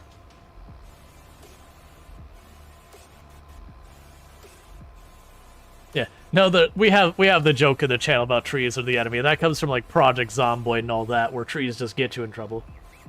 Who am I talking to? Hey, Slex. So I'm streaming on Twitch, TikTok, and YouTube. And so we got about 100 people over here on Twitch I'm talking to. Twitch is my main platform. But yeah, so I do have everyone here. You know, watch on whatever platform you prefer. No bullying here.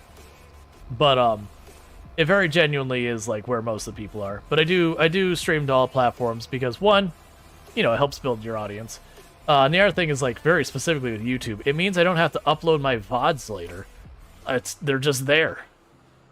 They're there after stream.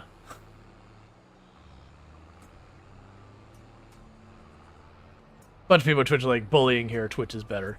I mean, it's better for viewer interaction. Like, that I will agree with. Like, straight up, it's better for viewer interaction, because Twitch has all sorts of extensions and all sorts of fun stuff that you can do all sorts of silly shenanigans and whatnot that don't really exist on YouTube at all. Alright, so let's shrink this. That's probably too small. Nope, that'll actually work. Want to kiss you right now? Well, that's not a thing that's going to happen. It's kind of a weird thing to pop into someone's channel and be like, I'm going to kiss you. That is some solid looking at boundaries and going, what if I ignored those?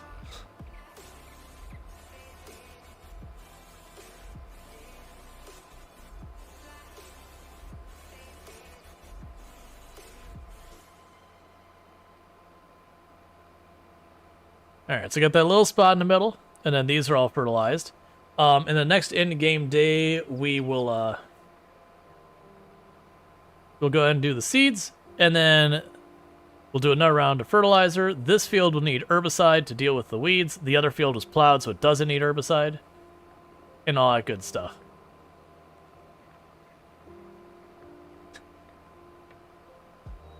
It's like, it's understandable. I mean, look at Rual, but you aren't supposed to say it. Right. When you say it, it gets weird.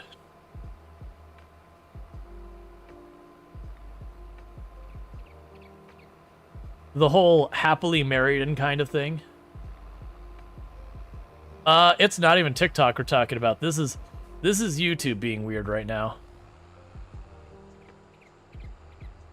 Usually it is TikTok being weird, though.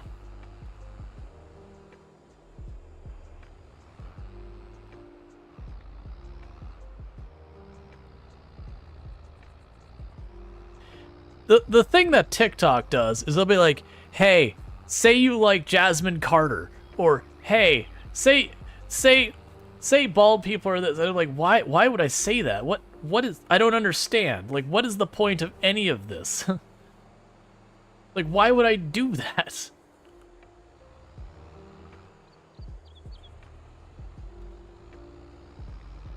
It's just like, and sometimes it'll be something like completely nonsensical, like red ball wall bounce. You're like, but what? Why would I say that? I don't understand.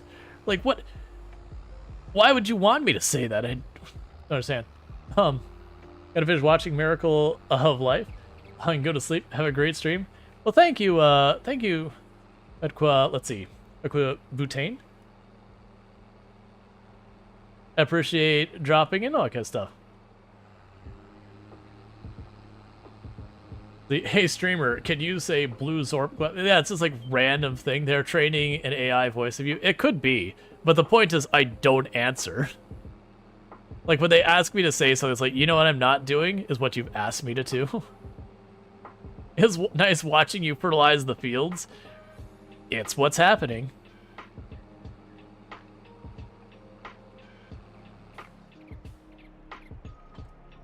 All right, actually, we can just leave you here. Okay, so that should be the fields fertilized. Everything else there should be good. Let's check on the sheep. The sheep are all good. And if we check out the sheep, they have their tails still. So we got nice long tail sheep. For the record, that is the way most sheep actually are. There are some breeds of sheep that have shorter tails, but normally it's the tail gets cut off. But sheep naturally tend to have long tails like that. Which was the thing I didn't know until another creator mentioned that to me. Ultrasaurus is like, wait, really? And I was like, they do. Like, not even in game, like looking it up outside, I was like, oh, they just do. Which, I mean, I believed them. Do they use them as fly swatters like cows or horses? I have no idea. Alright, so what we're going to do is we are going to get the,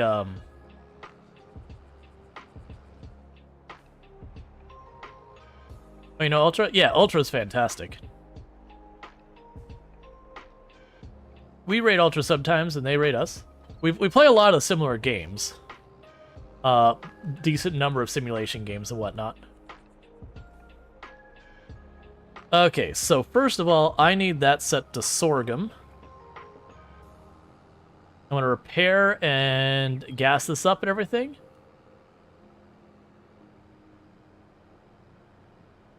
But it was told some farmers shorten them because they get caught or damaged. So a lot of places have started actually making rules and restrictions about cutting the tails off. That's known as docking them. It's kind of like cutting the tail off a dog. Generally, it's considered not a very nice thing to do. But it is one of those things that, like... It's one of those things that if you have, like, a handful of sheep, like 10 sheep, cleaning them up is very, not that big a deal. But when you're talking you have thousands of sheep, cleaning them up is a pretty significant hurdle. Which is why they cut off their tails, is because, they get gross after a while and need to be cleaned up for hygiene and health reasons and all that.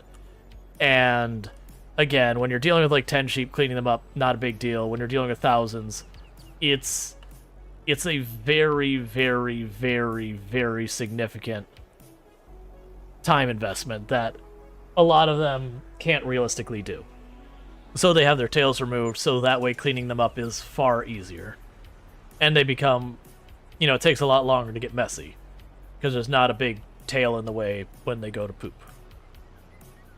And other stuff. But yeah. So it's one of those things that it's kind of done for a practical reason, even though it's not great for the sheep kind of thing. You know what? Miracle of Life can wait. You're gonna lurk here? Well, thank you for lurking.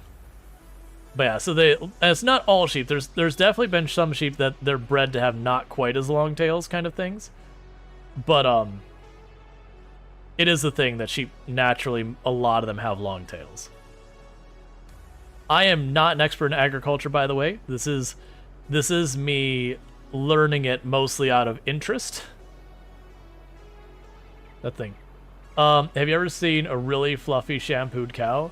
I have not. Can't say that I have. Because I've never particularly lived super close to farms. When I lived in Michigan, we weren't particularly far from, like, pumpkin patches and orchards. But, like... Oh, wait, I want to top off the seeds first. I should have 4 or so containers of seeds over here. You ever seen a sheep on its back? I have not.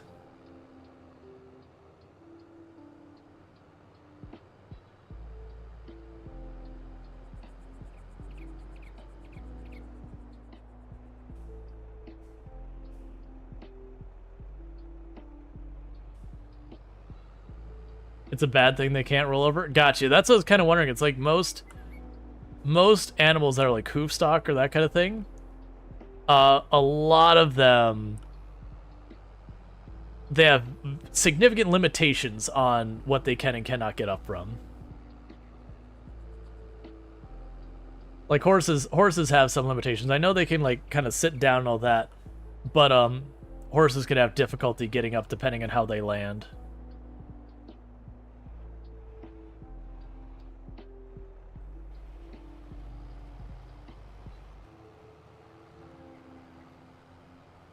Alright, and with that, we're getting sorghum planted.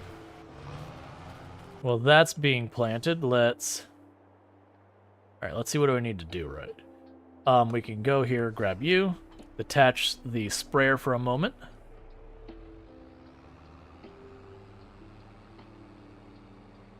What channel we send it to? It's not really a pet, but that's the closest we have for a channel. It's an animal. Like, unless it's like something super sad to see, like the sheep is very obviously in pain or hurt or whatever, like, I don't want that kind of thing on there.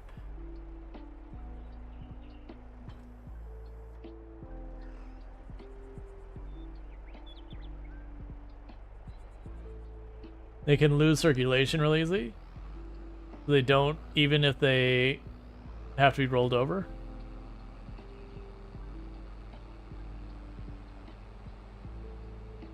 Gotcha. So yeah, they need help in that case. That's not surprising, honestly, that there'd be such difficult. Oh, wait. I need that trailer. It's time to sell our wool.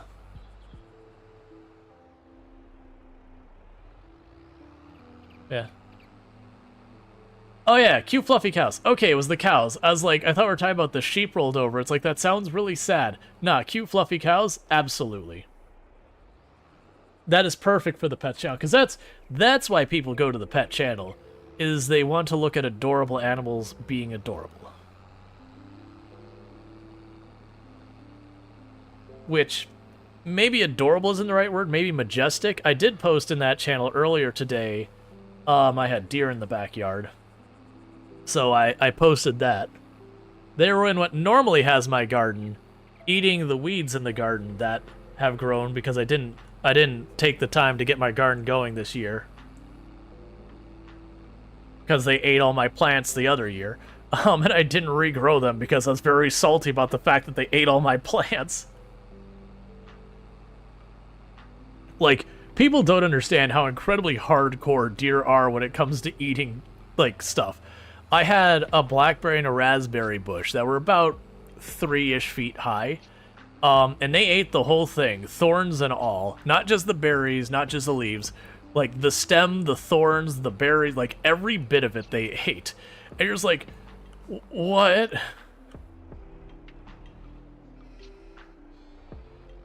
It's like, deer, you're metal, man. Oh,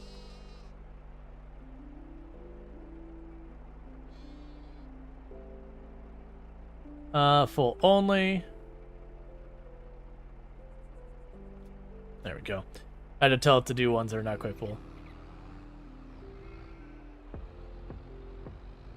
As says, you've got a vendetta against year. They killed 3 years worth of fig trees.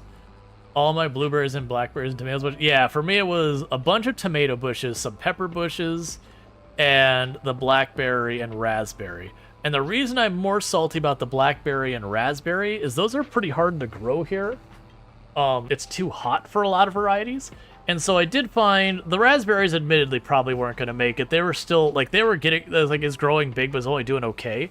But I had finally found a variety of blackberry that I could actually grow here with any success. And I was pretty excited about that. And that was, like, without doing a bunch of work. If it's a huge amount of work, I'm not going to do it. And so super excited about finally finding them. Like, it's not one that they normally sell here, as well as ones that, like, some local place had extra of it. So they had, like, just like a farmer's market. I could get, I forget, like, where you get, like, a stem or whatever of it. But, and so I got that, and it was growing successfully. Yes!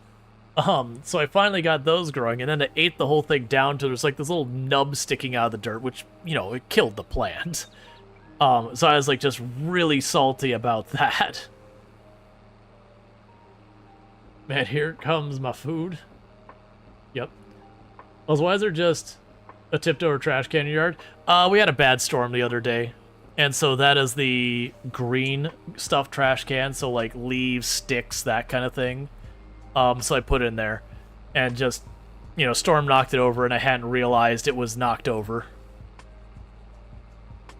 That poor yard needs help. The green belt is trying to reclaim the yard. Like, I like having it right now, but if I were to move into someplace else, I don't want another green belt. I don't want to be in this perpetual war with nature to try and just keep it from overtaking my yard. Especially with every other plant having thorns. Yay! 9,000 bucks worth of wool.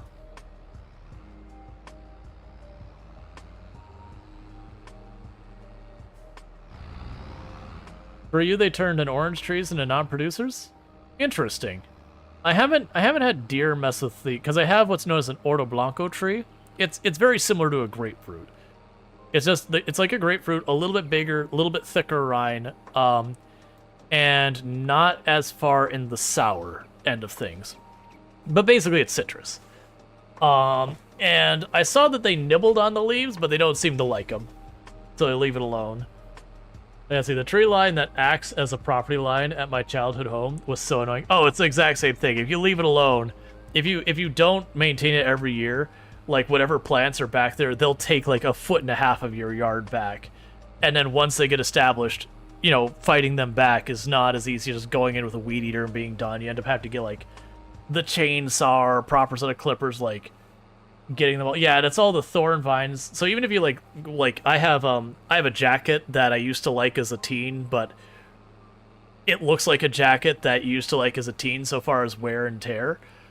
So it's my go-to for, okay, I need to go back into thorns. And so the thorns can't get through it because it's like, it's a really good material jacket, just really just worn out.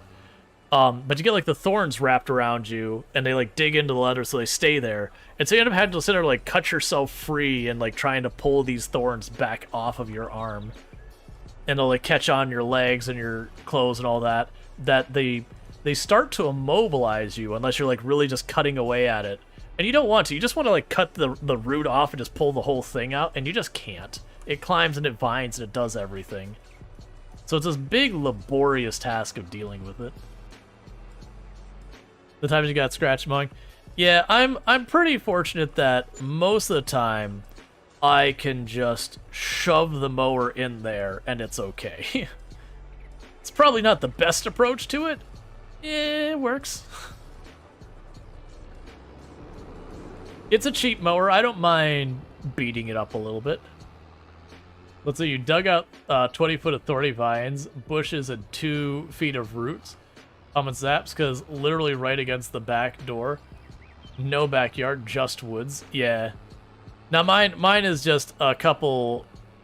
It's like, I have the house, and then I got a patio, and then it's like 3 feet from the back of the patio. It used to be like 6 feet, but between storms and all that, being sitting in water, nature just took it, reclaimed it, and now that I've got, we call them swamp oak. I don't know what the actual type of tree is, but it's this really spongy tree. It's not an oak tree at all, but it's this really spongy kind of wood, and it's super annoying to deal with, because it feels way too small to go out with a chainsaw. It feels like you're just, you're being ridiculous.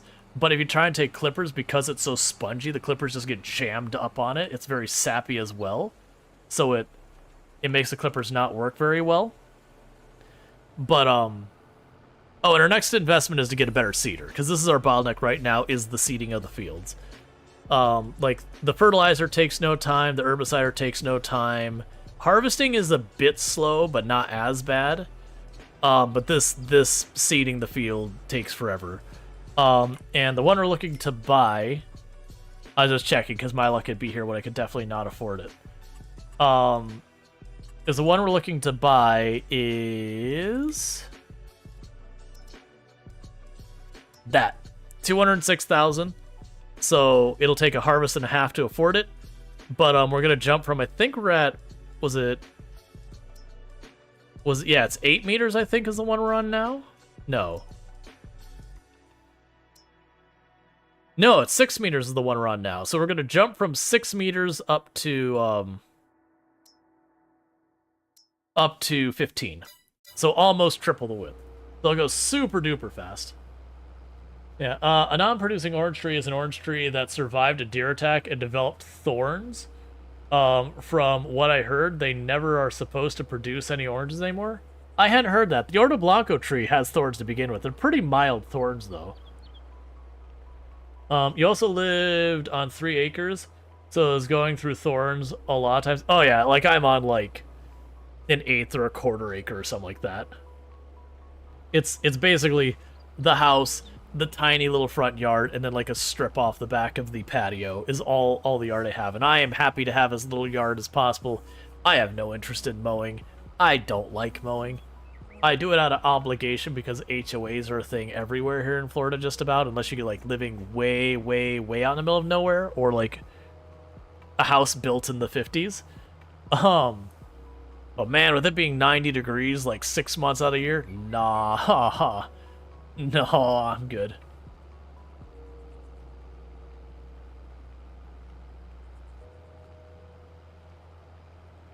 Oh, interesting.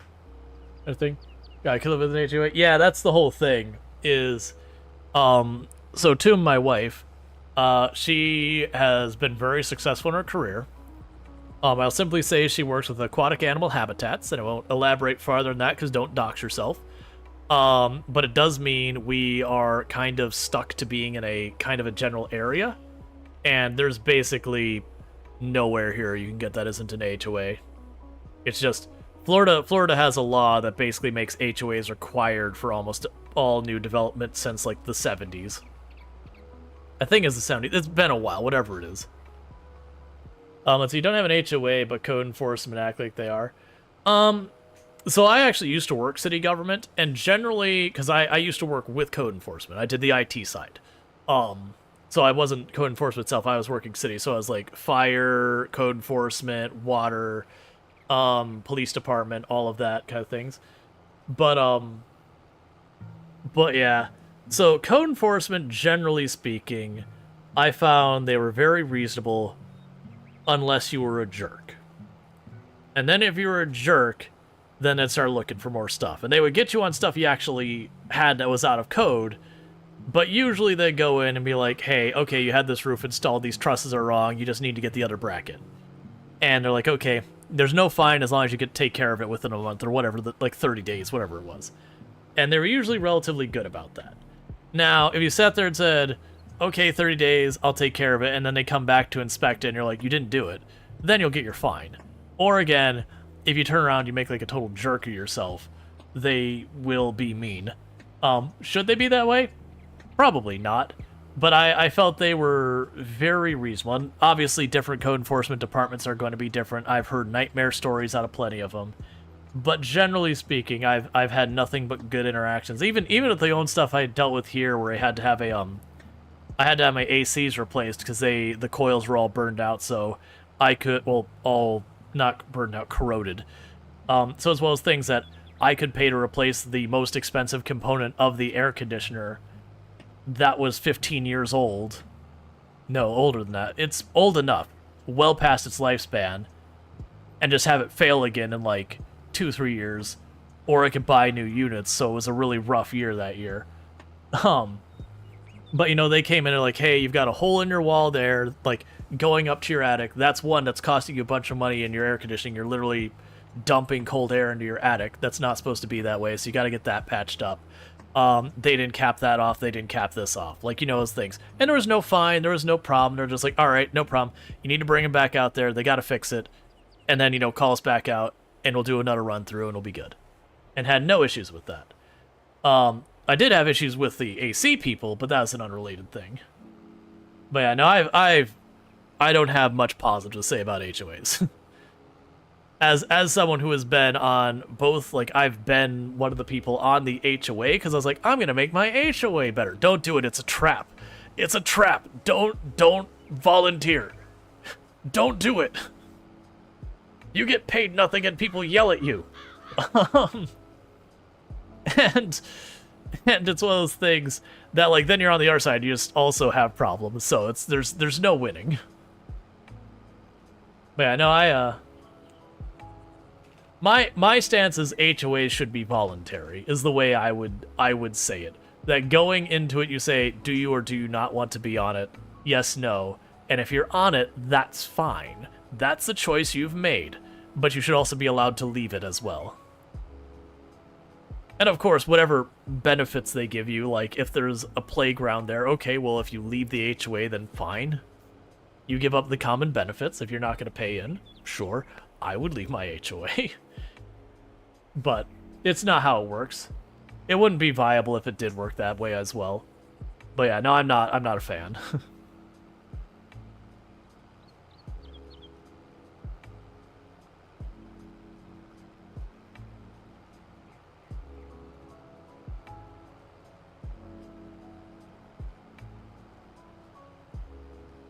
Now, it still comes with problems, especially for people who can't go everywhere else. Well, yeah, now that's the reason I'm saying it's voluntary. I said it should be voluntary. You move into a community, and being a member of the HOA is voluntary.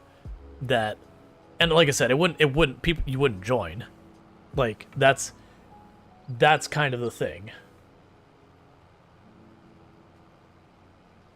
Is ultimately what it'd be, is you wouldn't join, because why would you join and allow people to charge? Like, the thing that drives me ridiculous is sometimes the amount of fees they can charge you is completely unreasonable. Like, you could have people, like, owe tens of thousands of dollars to their HOA for a violation that didn't get fixed for a while, and I'm like, okay, yeah, they didn't fix it, but it's like, okay, I painted my house, like, you know, eggshell instead of off-white. or whatever, and then it's going to cost me tens of thousands of dollars because they send me a nasty gram about and I forget about it. That's not something that's happened to me. The only thing they've dinged me for is they're like, hey, you need to pressure wash your driveway. And the first I was like, you know what? You're right. I didn't realize. Yeah, my driveway looks terrible compared to my neighbors. You're right. I should take care of that. And then there's other times where you're like, all right, come on, man. You're complaining about this?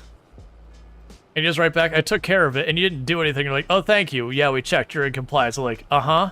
Sure I am.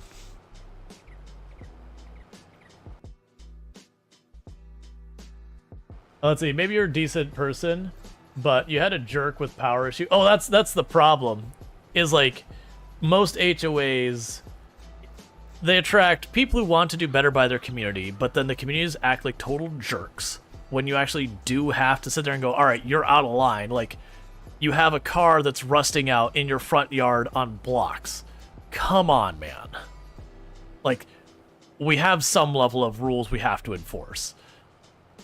And then they throw a hissy fit, and you go and all that, and everyone's like, oh, we had constantly, they're like, oh, you know, we pay so much in dues, we want a basketball court. And we're like, cool, where would you like to put it there? Oh, there's a spot here. That's not our land. That's an easement that belongs to the power company. Oh, well, we can put it there. Yeah, and if they go to, like, run any new infrastructure, they bulldoze our basketball court, and then they charge us for bulldozing it. You know, that's just, we don't have a place to put it.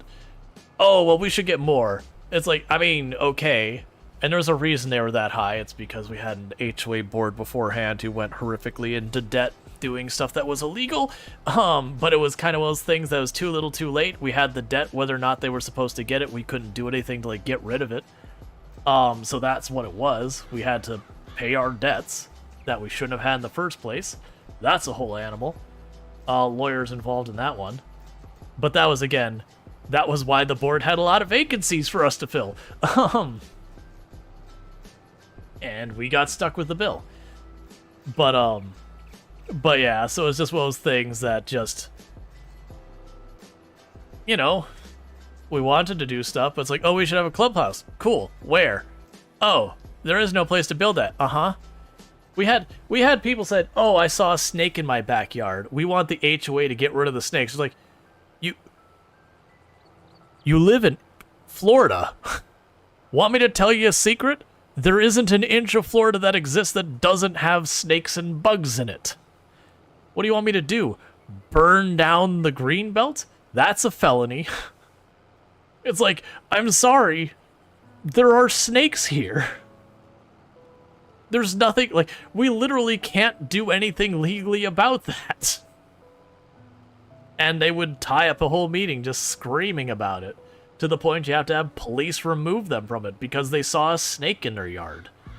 And it'd be like a little garter snake too, like a little, like, non-venomous, you know, like non-venomous little corn snake or something that's gonna eat mice, and that's about the only thing in danger. You're like, come on, man, I get that you don't like snakes, that's fair, that's reasonable. But what do you want me to do?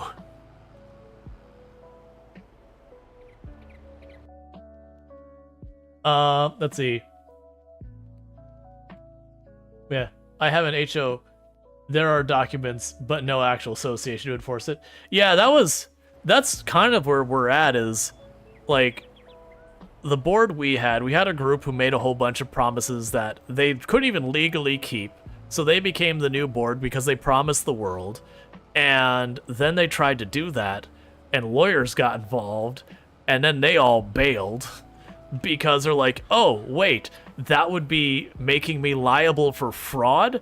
Oh yeah, you know what? I don't want to be on the board anymore. And those things all didn't happen. And so we've got, like, 2 people trying to run it who genuinely do a good job and mean well and don't make a bunch of drama and all that. I'm very happy with the situation we're at right now for the 2 seconds before someone else has a power trip. But yeah, we had an interim where they were just, like, going around the entire neighborhood, just, up, your grass is too tall, up, you need to pressure wash. It's like, man, we just did. Just people power tripping. It's like, up, your house is the wrong color. It's like, hey, you know what? It's not, because I got my paperwork right here that says you're full of garbage. come back again, if you keep this site, I will gladly, gladly grab the attorney. What is it, HOA? Sorry, not US. So, homeowners association, that in concept what it is you would have a neighborhood or subdivision that they all enter a mutual agreement. That pretty much what ends up happening is you have a board of usually it's 5 to 7 people or something like that. That the idea is you're saying, okay, as a group, we want our households to generally have this feel and be well maintained and all that. So, in principle, they sound like a good idea. And there are actually good HOAs out there. There's not many. In practice, they end up becoming little fiefdoms that whoever the local person who gets kicked around at work all the time goes home and they run the HOA and they just throw fees at you for every minor little thing. So it's like if you had code enforcement who make sure you're following building code, but it could be about, is the paint on your home the right color? Is your grass too tall? Has your driveway been pressure washed? Are your blinds white on your house? Like it really is a whole big thing. But it is a whole stuff. Yeah, they claimed my water collecting was causing mosquitoes, but the mosquitoes were clouds before you moved in. It's my house. Go screw you. Yeah, it's a whole thing. But like I said, there are some that are actually decent because the other benefits they will usually give is like if you have a neighborhood and they have a neighborhood pool, usually the people living in that neighborhood are chipping in money to an HOA to handle that pool. But generally speaking, they're bad.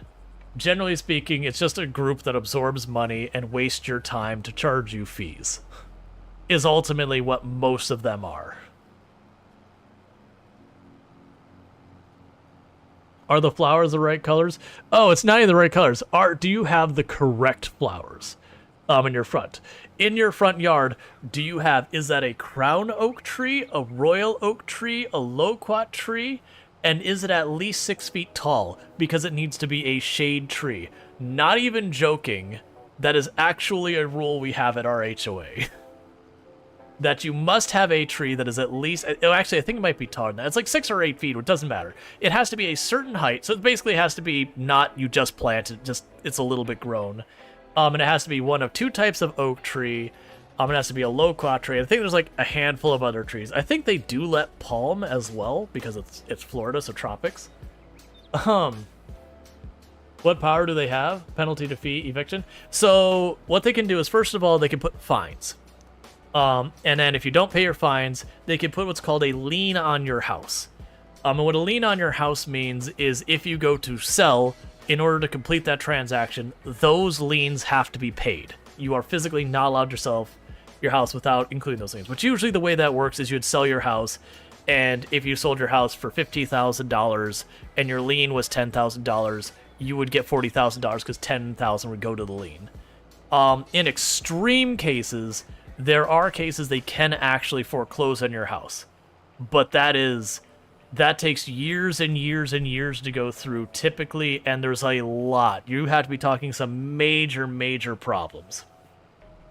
Foreclosing on a house through the HOA is very rare. It does happen though.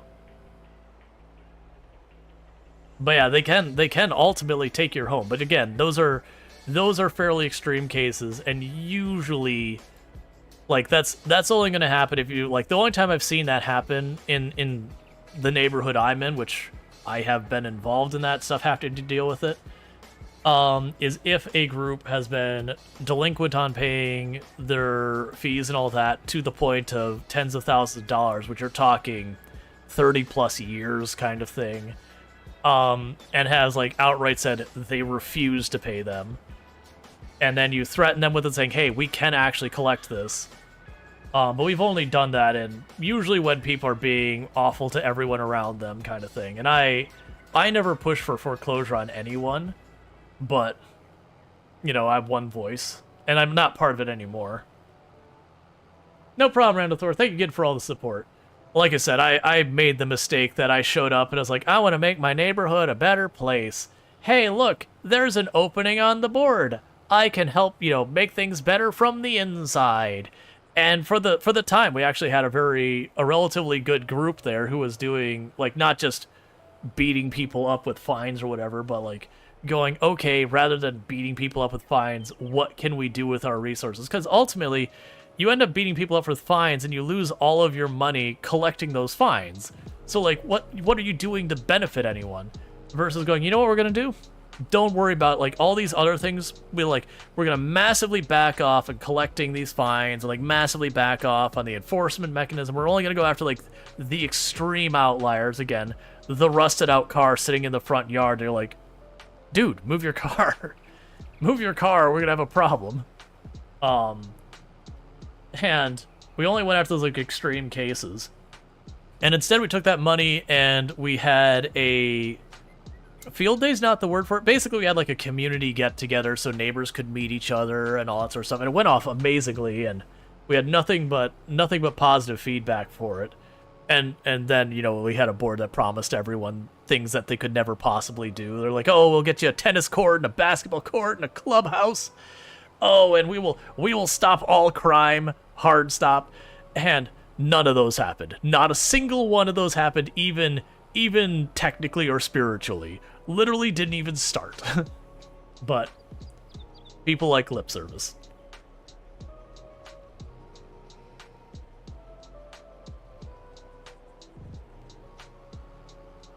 Man, in my area, HOAs have you encountered have been solely preoccupied with the resale values of property and wind up not selling because they're in HOAs. Yeah. Streaking into the office like a politician lying, says Soul Adams. And that 20 stream streak. Again, I usually don't like to do big blanket statements like that kind of stuff, and the reason I don't is like I said, I worked city government, so I've actually worked with politicians. And are there corrupt and messed up politicians? Yes. Yes, there are. Are there decent ones who are trying to just do the best they can for, you know, people? This is also true. And these are not the same people. So I don't like to do blanket statements because it demotivates good people from doing things in those areas. And also kind of pushes away good people from those things. But yeah, you do see both.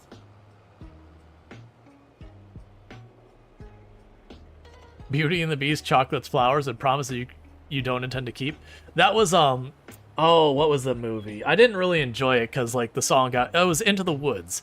There was definitely parts of that movie I liked. I got pretty tired of the main song pretty fast. But there was a line, oh, I'm Prince Charming, not Prince Sincere. And it's like,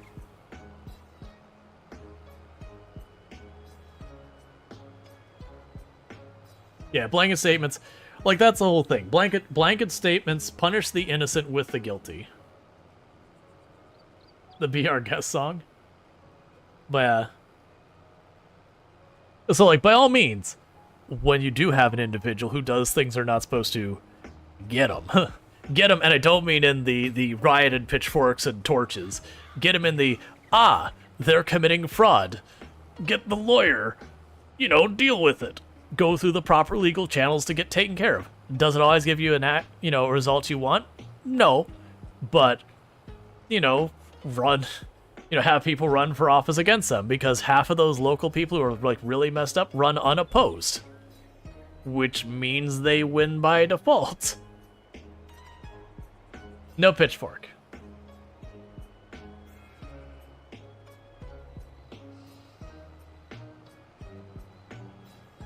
But riots and pitchforks and torches are the fun option? No, because a lot of people buy into BS that isn't true, and then they riot and pitchfork and torch over lies that they're being told as to why they should riot and pitchfork and torch. And then they're just as bad as the people who told them the lies, considering they're taking those lies into action. Again, versus following through proper channels and all that could then vet that they are lies. Yeah, mob justice is no justice. Correct, exactly. Okay, true, but still fun. I don't know. I've never been like, you know what I would like to do? I'd like to do an arson. No, that's not. It's just, I'm like, man, that's just ruining perfectly good stuff.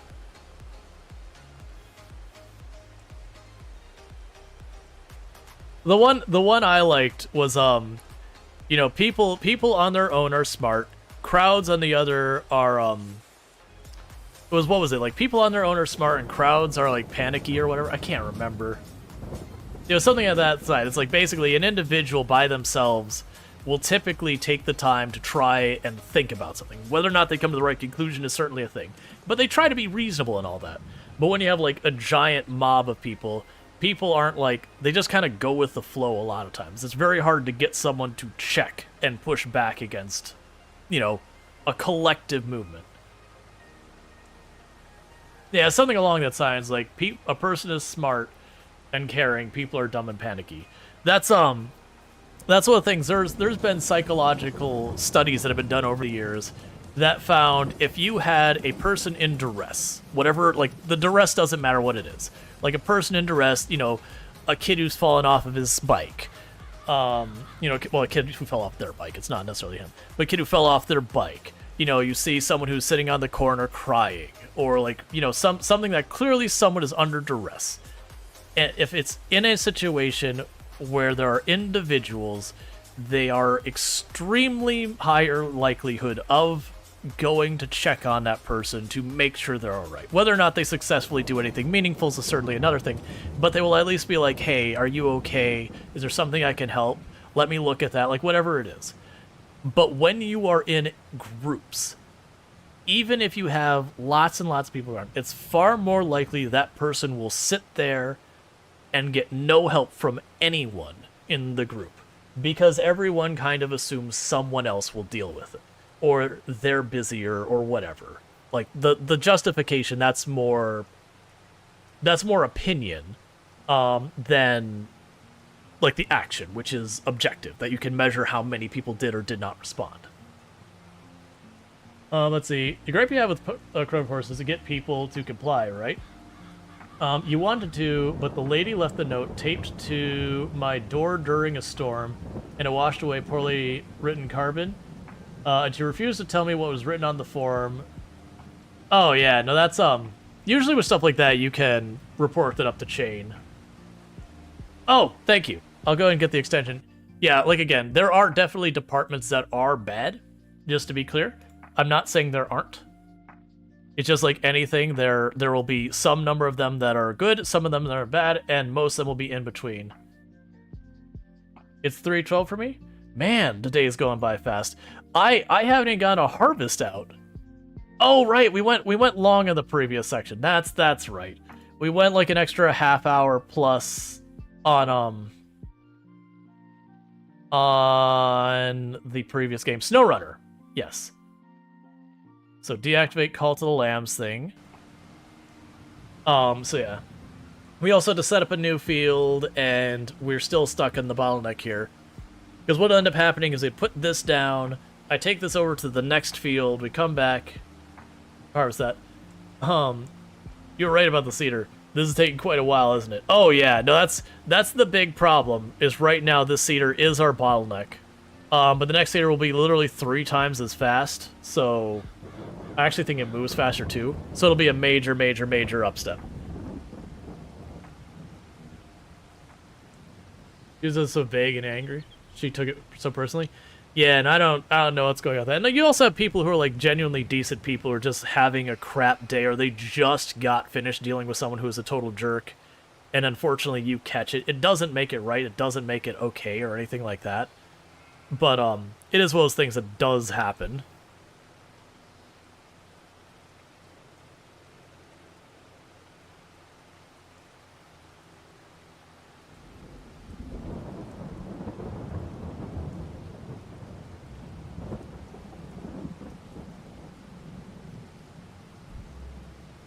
Man, no, time's been flying, that it's already 3:15 in the morning here.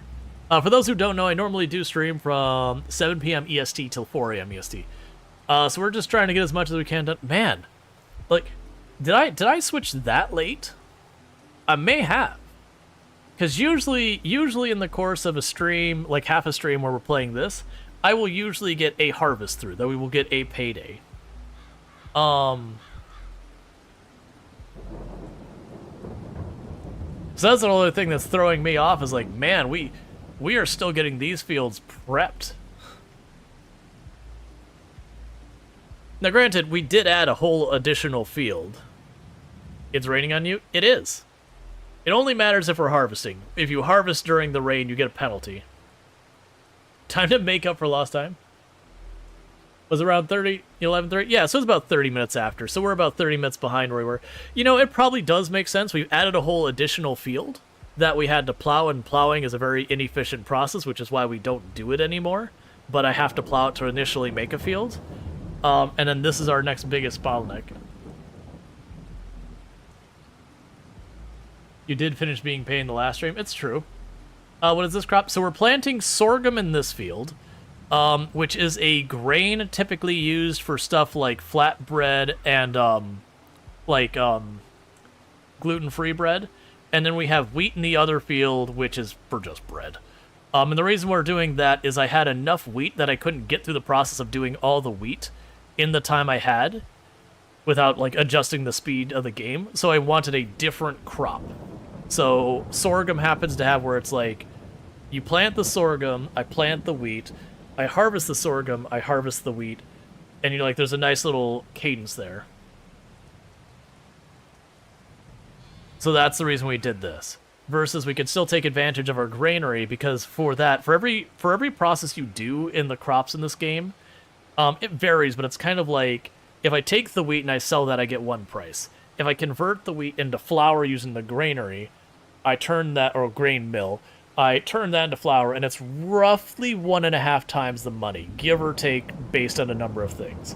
Then if I then take that flour and I convert it into bread, it's 1.5 times the price of the flour. So it does have a multiplicative effect. So that was the reason, since I have the bakery and the grain mill already, I want to take advantage. Nice turnaround, but extra work. Yeah, so the big thing that's going to end up happening is once I get the bigger seeder on here, which should take us, if I catch it on sale, 1 harvest. If I don't catch it on sale, about 1.5 harvests. And then that will make this step go 3 times as fast. It'll be relatively quickly, considering we're pretty close to done. And this field's bigger than the field on the far side. But yeah, that'll be significantly faster. And that's our big time sink now. The next thing after that would be a harvester. It's more than 100,000. Yes, it's about 200,000. Like, I could go the half step. So like the one I want is this one. I could go the half step to this one, to the 12 meter one, but that's 165,000. You know, that's only, like, this one's 12 meters, so that's twice as the size we have. This one's only 2 meters larger, so just the tiniest bit bigger. Versus if I go this one, it's just shy of 3 times as much, and it gives me where I can put down the fertilizer and the seeds at the same time. Let's see, and you can automate sales from there, but it really lowers the profits. Yes, you could. Like, right now, the amount of time it takes me to actually pick up the containers and... Oh, those are actually full over there. So that gives me something to work on other than waiting for that to get done. Because what I'll do then is I'll go through here, I'll fertilize this field, herbicide this field, and then fertilize the other field when it's ready. Yeah, and that's the whole thing, is to get one that feels like a meaningful upstep. I'm at 165,000, and I'm going to save up for 165,000. It's like a third of a season to get one better than that. I'm just going to go and get the one better. Because it'll also be the biggest seeder, which means I've got the biggest seeder and we're locked in. Because right now I have the second biggest cultivator, the biggest sprayer. Thank you for the follow. Welcome to the stream. We can get the biggest seeder. What's it come after the seeder? New tractor. I've been saying harvester. I think the harvester would be the bigger one to help us out over the, what's the resale value of the current seeder? It's like 15,000, 20,000 or something like that. It's unfortunately not much. like, I could have the second largest cedar in one season. But I think it makes sense to just go for the big one.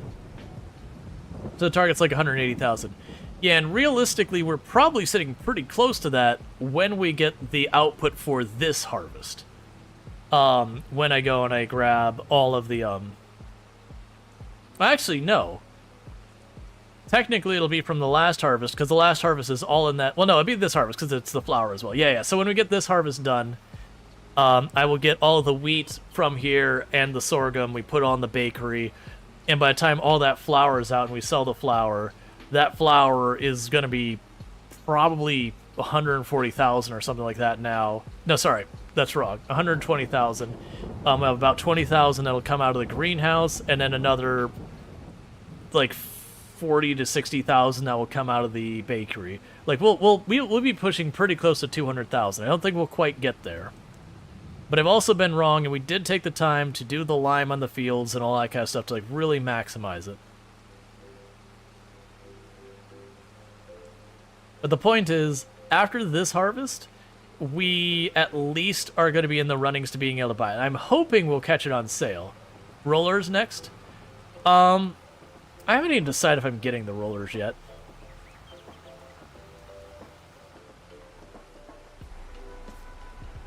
So there's nothing extra in there. Because the rollers, the one, like the small one costs 55,000. I think the big one's like 75 or 90,000 as well. And you can do them, and they can increase your yield by like 5-10% if you're not at 100% yield already, or 100% bonus yield. Which I think we will be, which means I could roller, but like, it's not really worth my time at all. I feel like you roller if you have field stones turned on. You don't think the bonus is capped? It's capped. I've had a lot of people verify it. That they're like, yeah, it's capped. Now, granted, they could be incorrect, but I've had a lot of separate people being like, oh yeah, there is a cap for the bonus. Hey, Trevor, how's it going? But I've had a lot of people telling me it's capped. Good, I'm doing pretty good. Yeah, so we're just tossing all that in the ground over there so that our greenhouses don't get backed up. Thank you for the follow. Welcome to the stream. Let's see, you found the max value for the bonus, but it ran through all the processes. Gotcha. The thing I had heard was like 100, 102 or something like that was the normal one, and then with precision farming you go higher.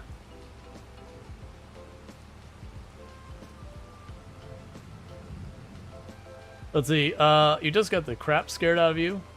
Stick Bud Light in the thumb. Are you streaming on our platform? Yes, I am streaming on YouTube, TikTok, and Twitch. Twitch is my main platform that we usually have most of the people over there. But whatever platform people want to watch on, that's totally fine. I have the same username on all the platforms. Watch wherever you prefer.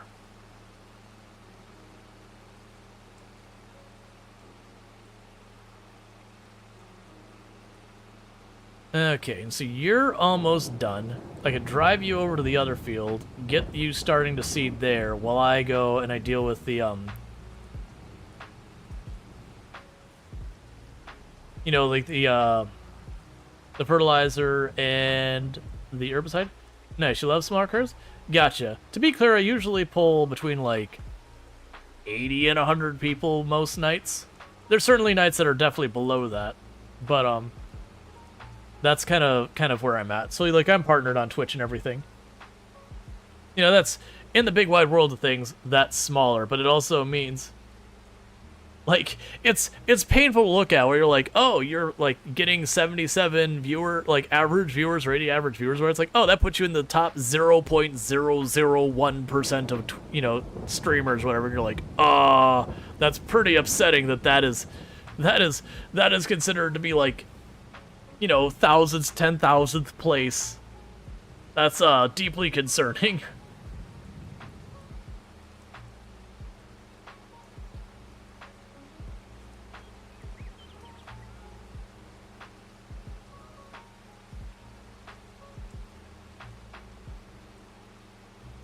Alright, so it's almost time to switch everything around.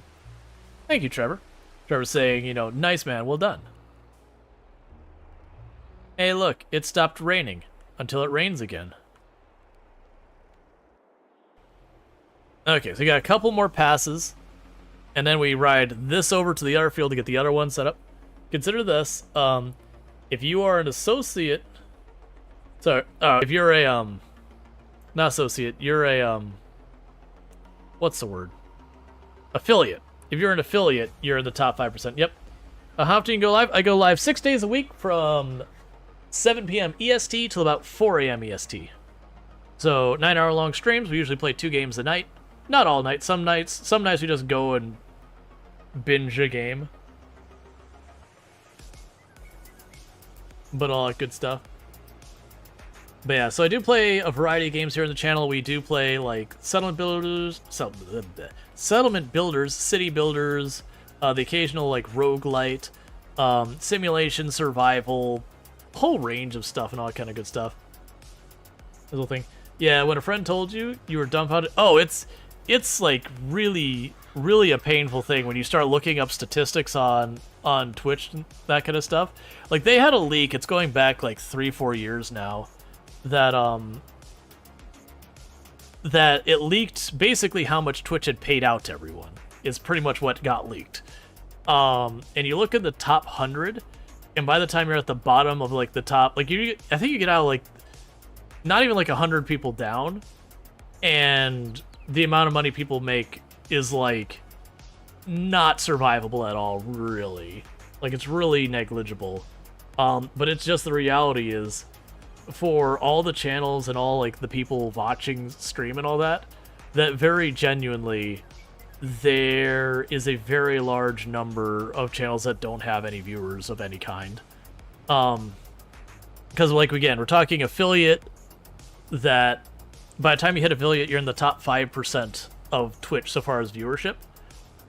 So if you think about that, affiliate is something, was it like 5 average viewers you have to have or something like that?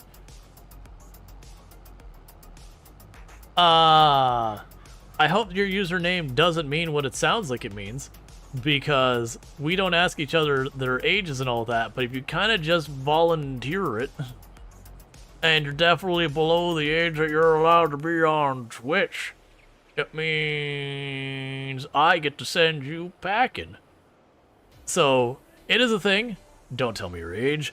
Also, don't joke about being underage, because I'm going to ban you, because you're not supposed to be here and I have to enforce TOS. Do you recommend any mods for Farm Simulator 22 on console? I have no idea what mods are there. No Man's Land is a good map if it is available on console. I don't know if it is or isn't. I do believe the Universal Autoloader mod, I don't think it's available on console, but I think there's something along those lines. Sadly, I play on PC, so I have no idea what the console stuff is for it, unfortunately. Yeah, so I'm saying to become an affiliate, you need to have 3 concurrent viewer average, and 50 followers, and then there's like an amount of time, something like 14 hours a month or whatever it is for streaming. So you look at that, that is the barrier to get you an affiliate status on Twitch, and that's 5%, the top 5%. That's what it requires to get to top 5%, is the 3 concurrent viewers. Map is cross-platform. Gotcha. Yeah, I don't know what is and isn't between the different platforms. So yeah, 3% average viewership is enough to be in the top 5% of Twitch so far as viewership.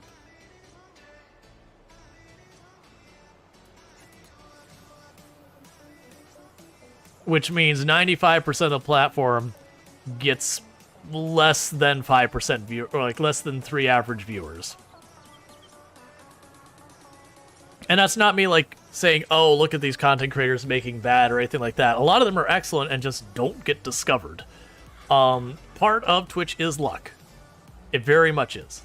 I do kind of phrase that, you try to create luck, and then the idea behind that, when I'm saying create luck and that kind of stuff, usually boils down to do what you can to set yourself up so should you get lucky and an opportunity occur that you can take advantage of it.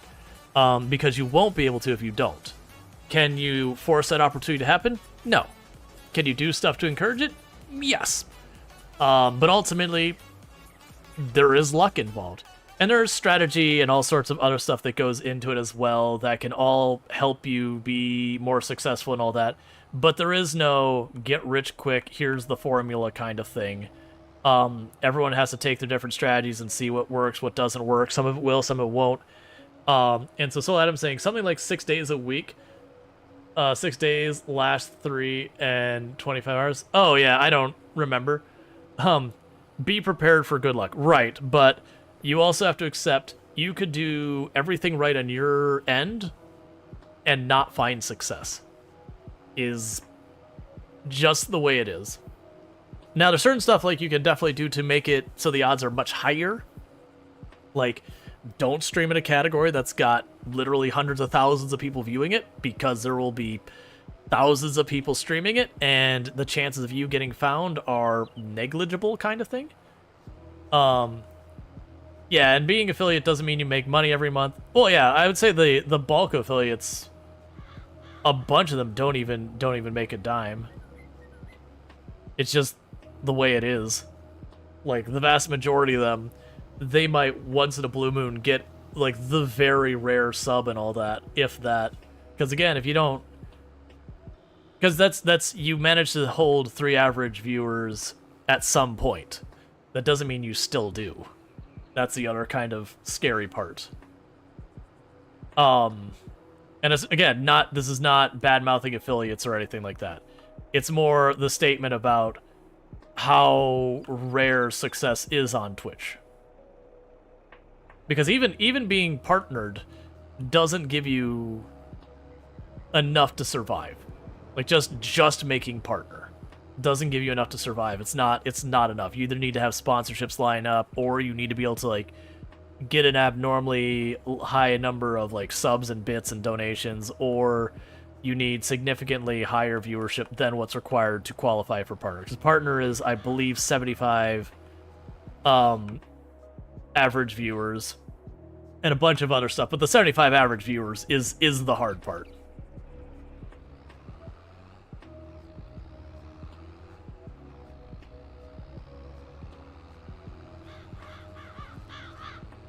No, that's fine.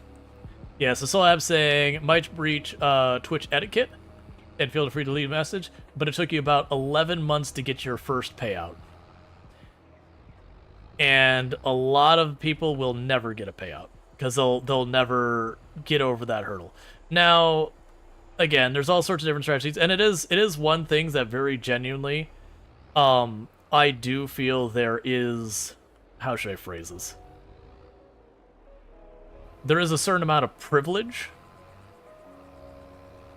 to find success on Twitch for most people. It's not that you cannot find it without it, but being able to have a consistent schedule, to be able to stream like certain times a day reliably and consistent, certain days a week, and do so for enough hours to attract an audience and all that kind of stuff, those are all privileges that most people don't have, and it is very hard to be successful without being able to be consistent. It's not that it can't be done, but you're putting bigger and bigger hurdles in front of yourself. And I would also discourage absolutely anyone from quitting their job to, pursue streaming. It's one thing if you already found success in streaming and then you decide I can make my living on it. That's a different thing. But to go, I'm going to buy a microphone and a camera and I'm going to go hop on stream. I'm going to quit my job. No, stop. Because all you're going to do is you're going to break your bank and have nothing to show for it as the most realistic outcome. It's like someone betting absolutely everything in school on becoming the next NBA star. You might become the next NBA star, but all of the statistics are against you. Again, someone will, but do you think you'd tell me how to farm, in order? Because you're fairly new to the game? So generally speaking, the first thing you need to do, assuming you already have a field, we'll just pretend you're using a map that already has a field. So what you'll end up needing to do is you will need to go in and either plow or cultivate the field. Either or. After you plow or cultivate the field, the next step would typically be to put lime down on the field, which you have the fertilizer spreader, is what you use to put down lime. After you've limed the field, then you would want to put down fertilizer. That could be solid or liquid, it doesn't matter. They're basically the same. There's pros and cons to each of them. If you cultivated, what'll end up happening is you will put down you'll put down seeds next regardless. If you cultivated, you would then follow it up with herbicide. Regardless of if you plowed or cultivated, you do a second round of fertilizer, you let it grow, and then you harvest it. And I know that's a whole lot in the order. Unfortunately, all I could do was say it's slower, otherwise it's the same kind of feedback. The good news is the game will tell you some of the stuff, like when you need to lime. If you actually pull up on the map or look at the field, point your mouse at the field, it'll have in blue text, it'll say needs lime. But it doesn't tell you that it'll show you the status of fertilizer, but it doesn't tell you you need fertilizer. It'll tell you the status of a bunch of stuff, but it won't tell you that you need it, kind of thing. So unfortunately, there's not a great thing. You become successful streamer first, then you quit your job. Right. It's for most people becoming a game dev, it's literally a meme in the game dev Reddit about the person who quit their job because they have their $1 million idea and they're working on it and how they went broke because of it. Because it's just such a common occurrence that people be like, I'm just going to quit my job and make the next Stardew Valley or the next Terraria, the next insert name of successful game here. And people have to realize, this is a 2007 statistic, so very out of date. But the average indie developer, not even game dev, the average, was it a game dev?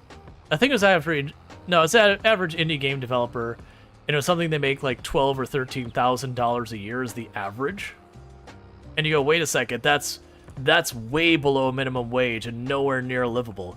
Yep, and that's with people who made hundreds of millions of dollars in game dev, the Notches out there,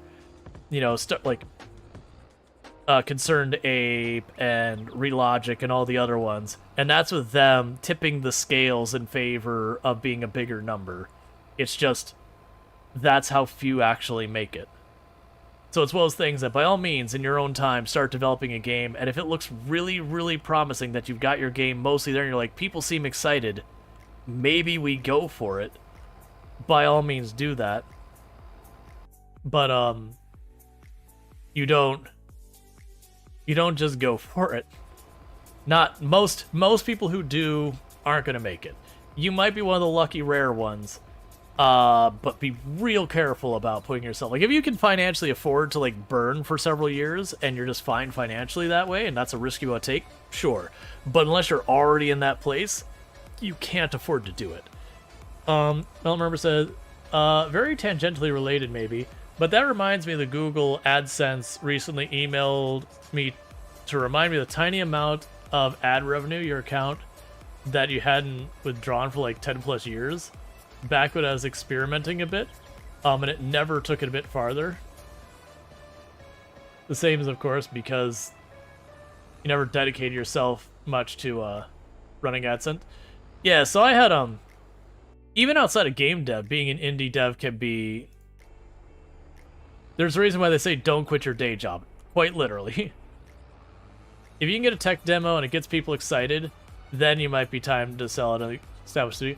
So it's one of those things. If you get a game and you can get people ready to buy it, and you get enough of that groundswell doing it on the side or whatever, then you might have something to discuss.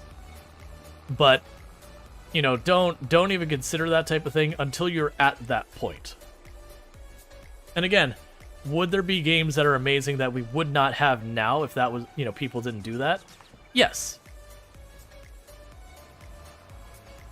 But at the same time, it's going back to the banking everything on becoming an NBA star or, the next big singer or the next big actor, actress.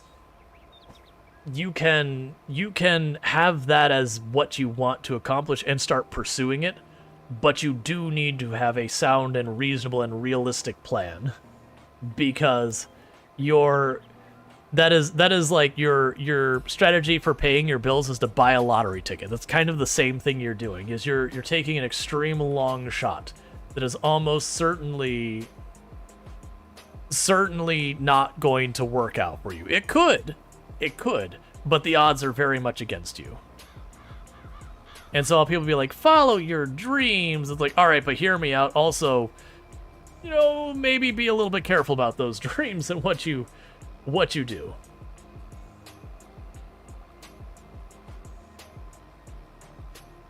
You want another dwarf fortress, but you don't need someone to starve to death to get it? Yep.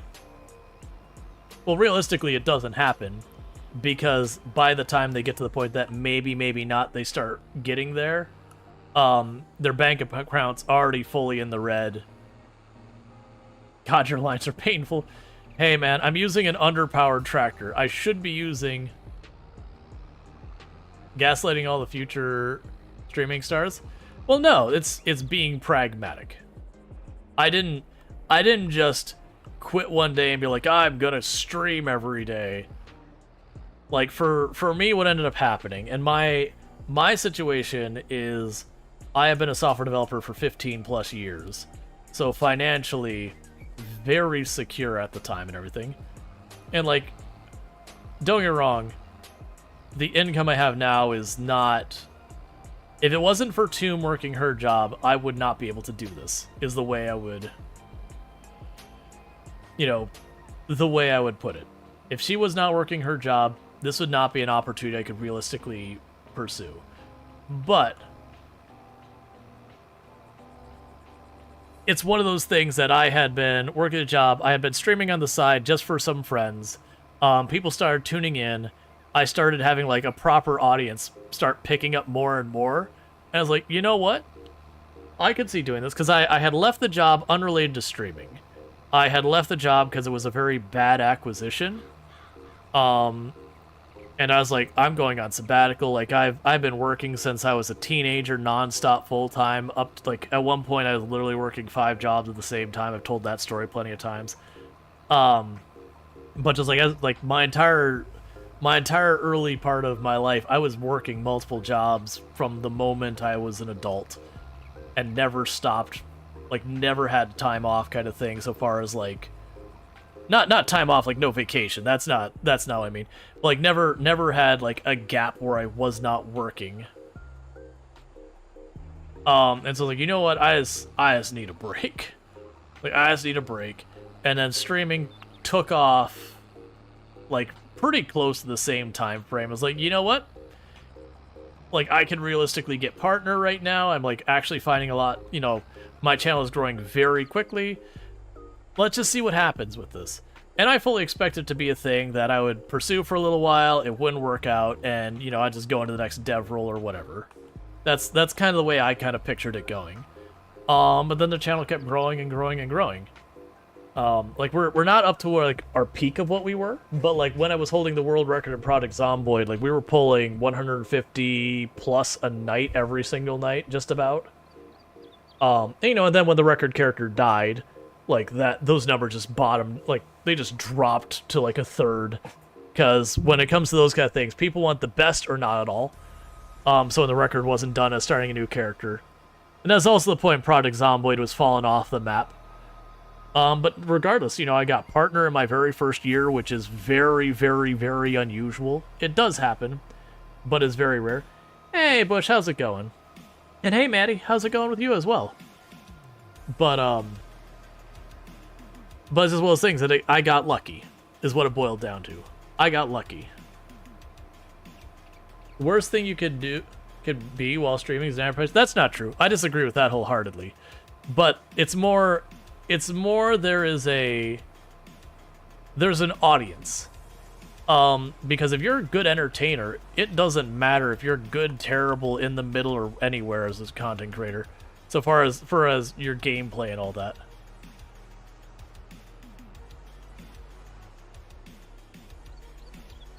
The very last article says, I'm kind of glad I didn't find you during Zomboid High. You may not have stuck around. So, to be clear, I've always been a variety streamer. Like, from the very, very beginning. I started out where I was playing GTRP with friends. That's what got me on here. So I wasn't streaming because... You know, I wasn't streaming to GTRP to, like, with any intent of growing anything. I was doing some GTRP, and which was the first time I've actually done hard RP in anything. And I had friends who I played in the server with, but couldn't be on the server at the time. And so there's a lot of, you know, fear of missing out kind of thing.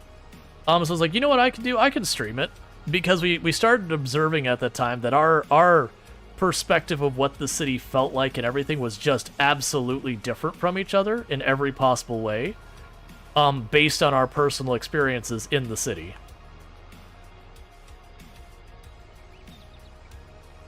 And so we went through all that, and it was a lot of fun. But I was streaming that. Thank you for the follow. Welcome to the stream. But I was having a lot of fun with that. But what ended up happening is the server wasn't 7 days a week. So on the days that the server was down, I would play RimWorld and Project Zomboid. And at the beginning, RimWorld started getting a little bit more viewership on the channel. I had a bunch of people who I had no idea who were popping in. I was like, well, that's cool. I can get affiliate. And we got affiliate pretty easily.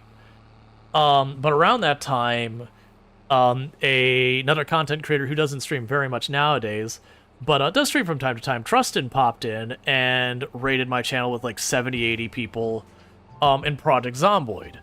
And kind of put me on the map for Project Zomboid. That people like really liked my content, and like the very next stream I was at like 30, 40 people tuning in, and it very quickly climbed. What am I missing? Cannot be performed here. Oh, it's just C. There we go. But it's those things that just immediately appeared on the channel. And that was before Project Zomboid had Build 41 coming out. So that was just people who happened to be diehard Project Zomboid fans. And as the channel grew, I ended up playing Project Zomboid 3-4 days a week. Because I used to stream 7 days a week, 11 hours a day. And I did that for like almost 2 years when it got to that point. Because that was the point that I had, the job I had been at. Like I said, I left for other reasons and all that. But I just happened to be a content creator. There wasn't many people in Project Zomboid at the time. There was like a handful of regulars, and then maybe once in a while people would pop in for a day because the category was pretty dead at that point. But like I got established that I had become one of the bigger Project Zomboid streamers just because I was one of the few and people liked my content. And then Build 41 got announced, and my channel just exploded. And so, like, then I just blasted into partner real fast and all that. Got partner, did all that stuff. Things are going great. And then what ended up happening from there is I set a world record in Project Zomboid for the highest kill count run ever streamed. And so while I was on that record run for the months I had that record, like, while I was actively, you know, making the record bigger because we hadn't died, like, the viewership just kept going up and up and up. And that went, in, like I said, until I died on the character. We were starting to see the numbers come down a little bit because Project Zomboid was falling out of interest. And then when the record character died, you know, people had been still tuning in because it was a record. They all went and left. And a bunch of them just went to other categories. They were kind of done with Project Zomboid because people had burned out on it. And then the person who ended up taking my record, they're kind of the big person to watch in Project Zomboid nowadays, is Mr. Lamper UK is usually the one consistently pulling numbers. You'll have people who pop in for a little while, then pop out. Did it worry you at all when you... Oh, yeah.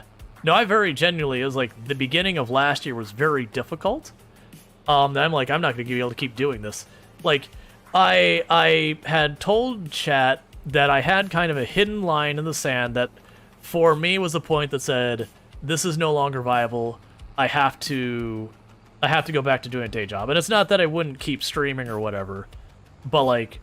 very genuinely, you know, like, it would no longer be viable for me to do this. And I have a hidden number, and I won't share what it is, because I didn't want it to be a thing that people would see it getting close to that number and do stuff to, like, finagle the number just to drag it out kind of thing.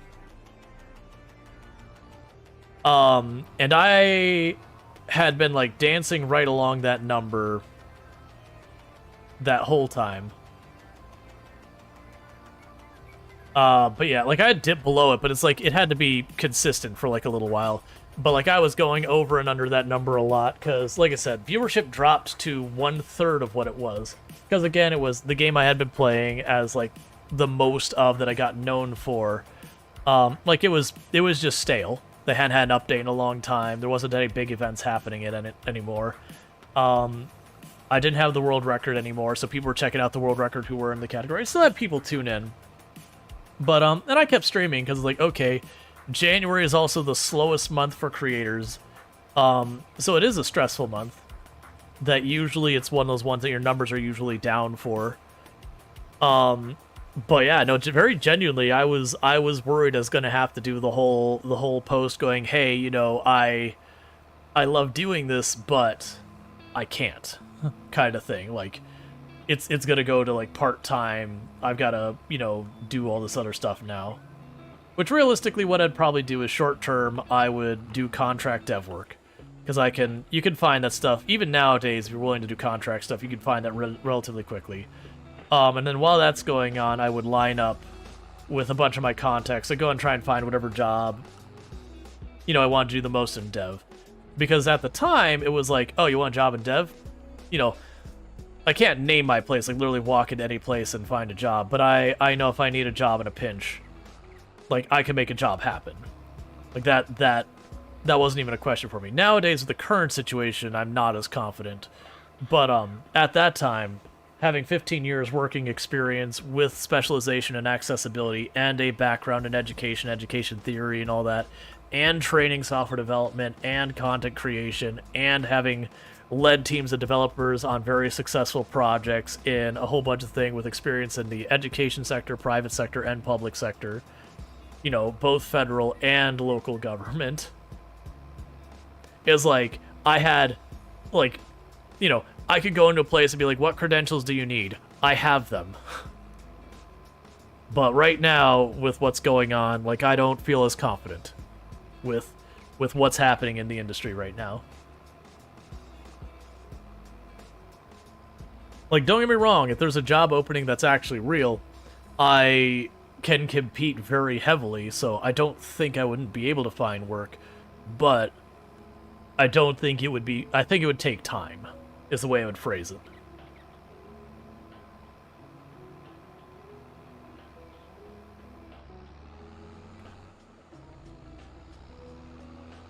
And it's not necessarily the job I would want as well. I would definitely probably have to settle on roles I wouldn't have considered, you know, a couple years ago.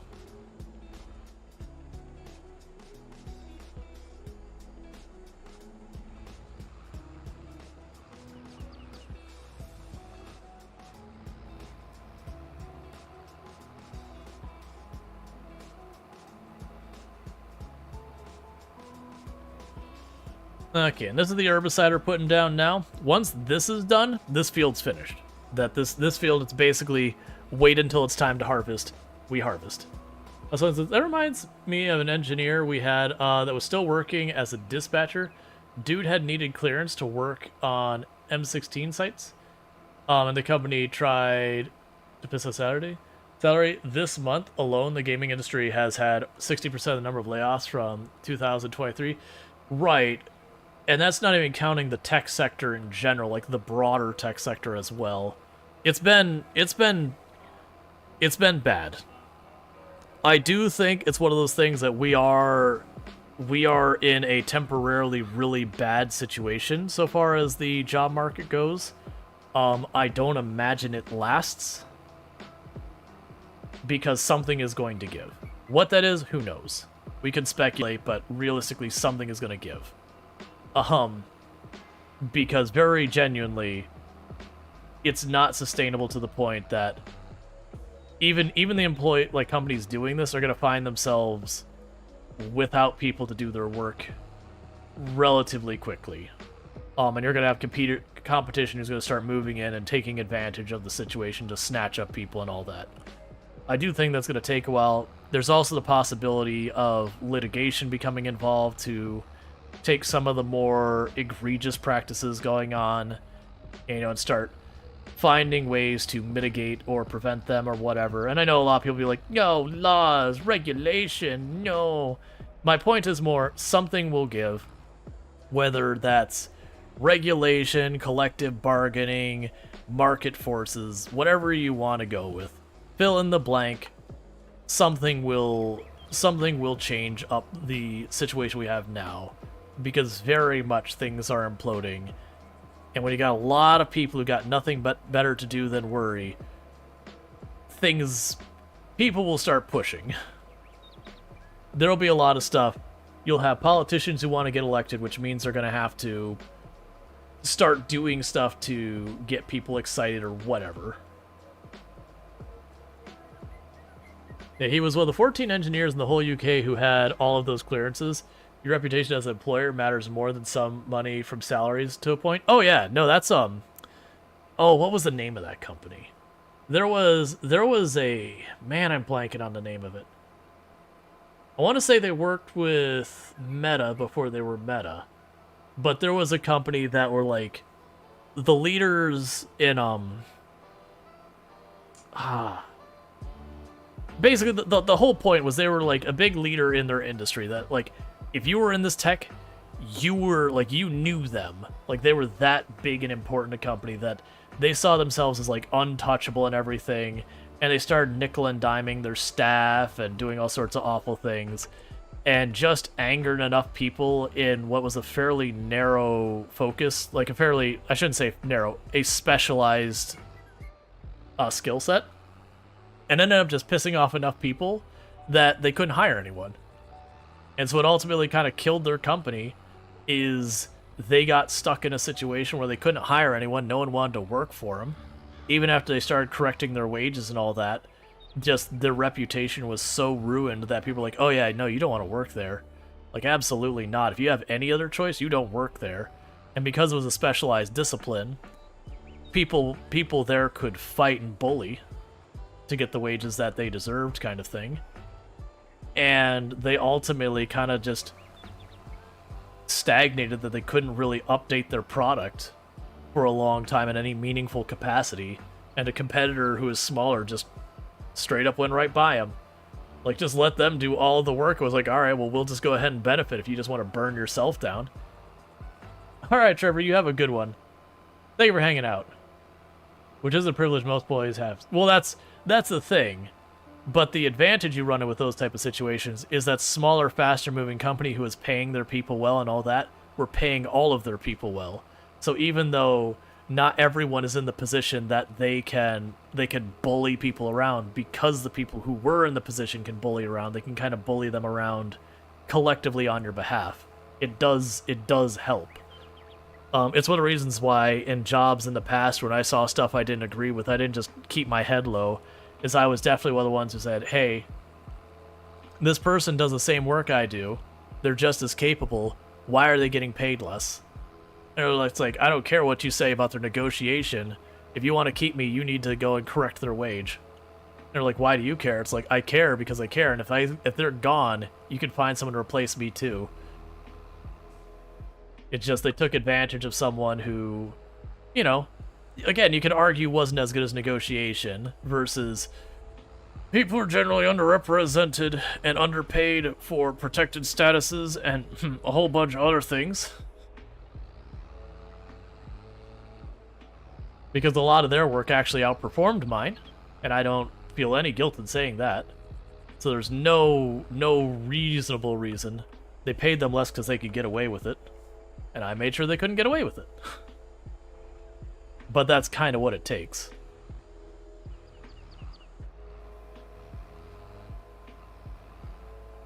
And especially with jobs that historically people have looked at as like safe, secure, you have this role, you can kind of work where you want, nothing, like with no problems, and those are the ones in danger as well. You better believe that gets people motivated to start sticking their neck out for other people. When you've got nothing, when you feel like you've got nothing to lose, that people can axe you for any reason at any time, you stop looking as a job that, you know, you've got protected. You just assume it's a job that's already gone.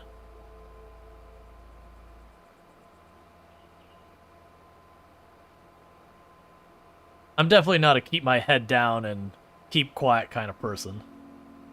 Which works to my benefit. That's actually helped me get a lot of excellent jobs. Is the fact that the boss says something wrong, you go, no, the answer is no. We're just not doing that. It's like, what do you mean no? It's like, it's a dumb idea. I'm willing to back up why I'm saying that and do it, like, and explain it and all that kind of stuff. Yeah, no, I get we're at about 4. You can do all that kind of stuff. Zlab says, a lot of time education is taken into account, even if you can. That person had a master's degree, I don't. And they had a master's degree in the subject matter, which mine was sort of in the subject matter. The reason they got paid less is they had different chromosomes than I did. Because when I made a big deal about it, and they got paid squared up, it was sorted out, and it became a whole hot button issue in the company that we had a lot of people being underpaid who happened to have a different set of chromosomes than the other half of the people, even when credentialed more and even when they were outperforming. So we can certainly make those arguments, but this particular company in question, that was, even by their own admission, not the case. Like, it wasn't a deliberate and malicious thing. Like, it wasn't they deliberately said, we want to pay this demographic less than the other. It's just the way they handled negotiations. You know, historically, men were more likely to be more aggressive of pursuing higher wages and managed to be successful in doing so than women. And it's not because of problems with the women. That's because of social expectations about what women are and are not supposed to do, and yada, yada, yada, yada. It's a whole big basket of things. They also got in trouble with the Department of Labor. Along similar lines, not the exact same lines. And that came to be because people started asking questions about this and started looking at numbers, and someone filed a complaint. And they were found at fault. Here goes coming whatever salaries, and everyone's doing the same, got paid the same. Yeah, and don't get me wrong, there are negatives with that system as well. But a lot of the times when companies approach it in the you negotiate one-on-one, you usually end up underpaid way more often than if you do have the blanket, this is the range, this job pays. Like, it's in paper, it's right there, they're up front with it. There's a reason why there's a big push nowadays when you go to have a job offer, or not job offer, a job opening posted, that a lot of places are requiring you to post the salary range and benefits up front. First of all, to not waste your time. I can't tell you how many times the job has looked good on paper, and then they showed me the salary wage, and I laughed at them. I was like, yeah, you wish you could get me for that price? Are you joking? That's insulting.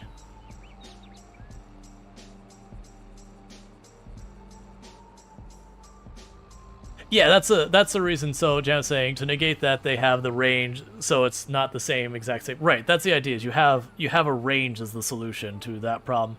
We're gonna say, okay, this job pays 80,000 to 100,000 for this tier and this tier and this tier as defined by these things, and then there's still some more wiggle room on that based on performance. But it means everyone who pops in with certain credentials will start at this line in the sand, regardless to anything else about them.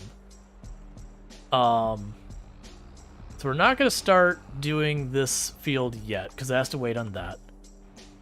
We'll let that finish seeding, and then we'll get that. So you left your last job because you're getting paid less than the new starters were in training? Works. You get around $10. Yeah, no, that is absolutely a problem as well, Soul Adams. That it's another problem we have, and it's not just in tech, it's in a lot of industries, that very genuinely, if you want to get paid more, do you know how you get paid more? You quit and find a job someplace else. Not in that order. Get the job someplace else, then quit.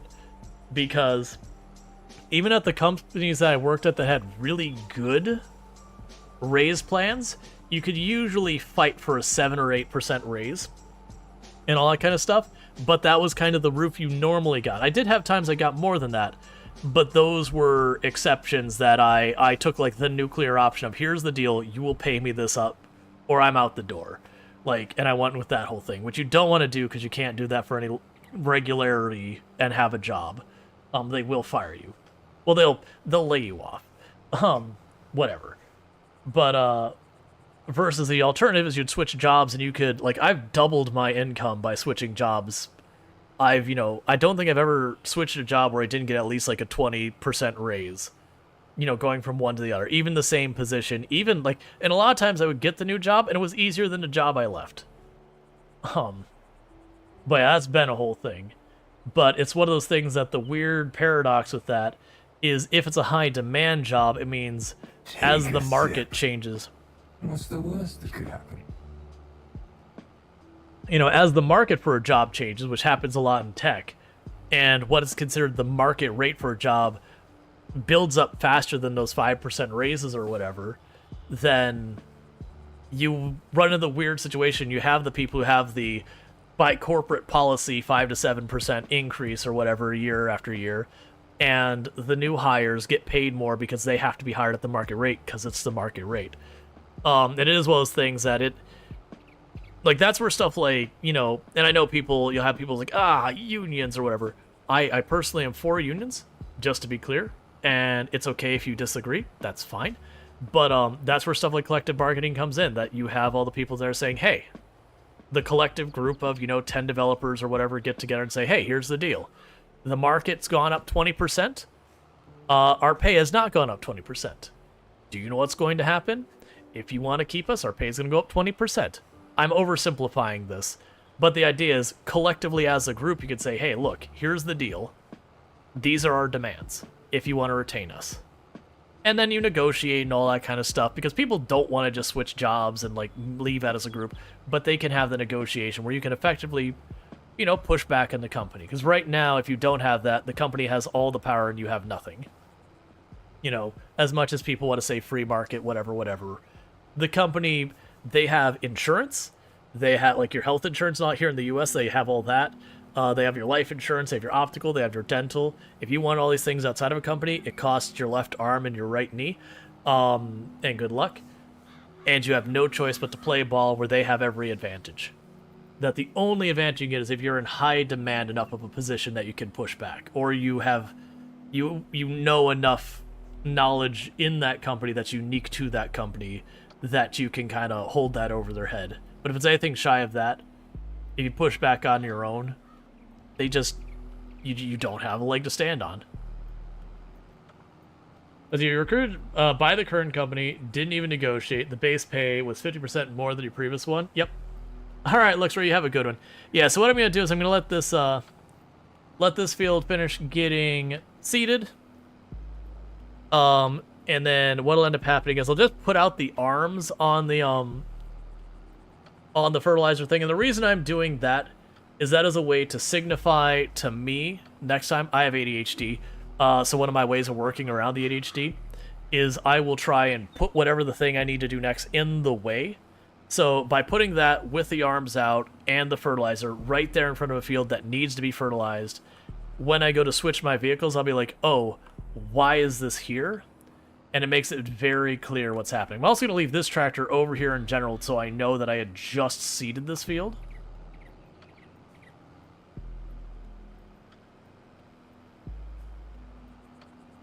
And that'll make it very, very easy for me to tell what's up. And then I'll be able to look at the month and see, oh, it's April and we already did the thing and all that. But it's just for that initial popping and going, what the heck was I doing? It is a way I kind of... It's almost the same as like leaving a sticky note, except where a sticky note can come off whatever it is and blow away. I can pop in, and my sticky note is the tools are in position.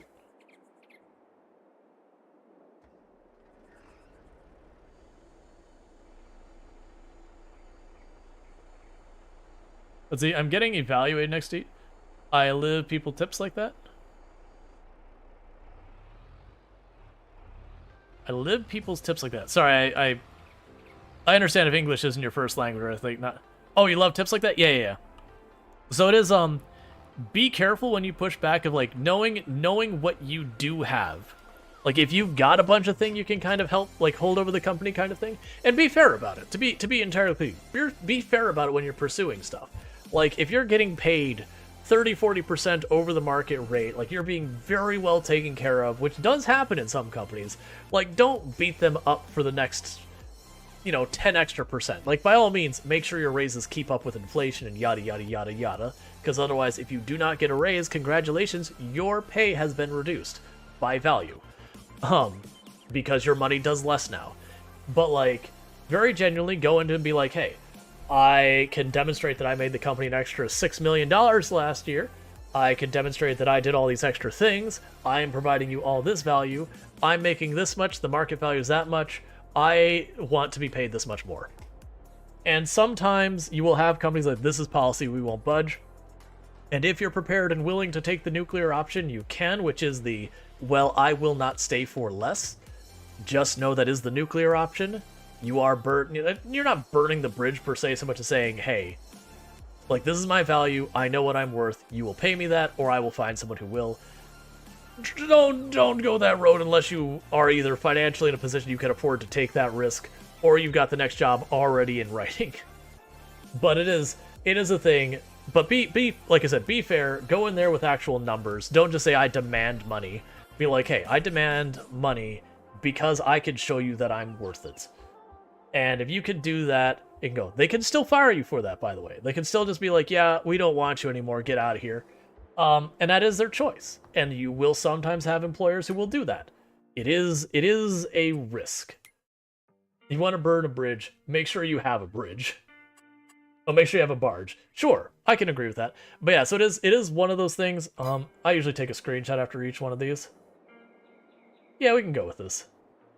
Actually, we'll go here. Because I'll get a screenshot for the thumbnail. But it is one of those things.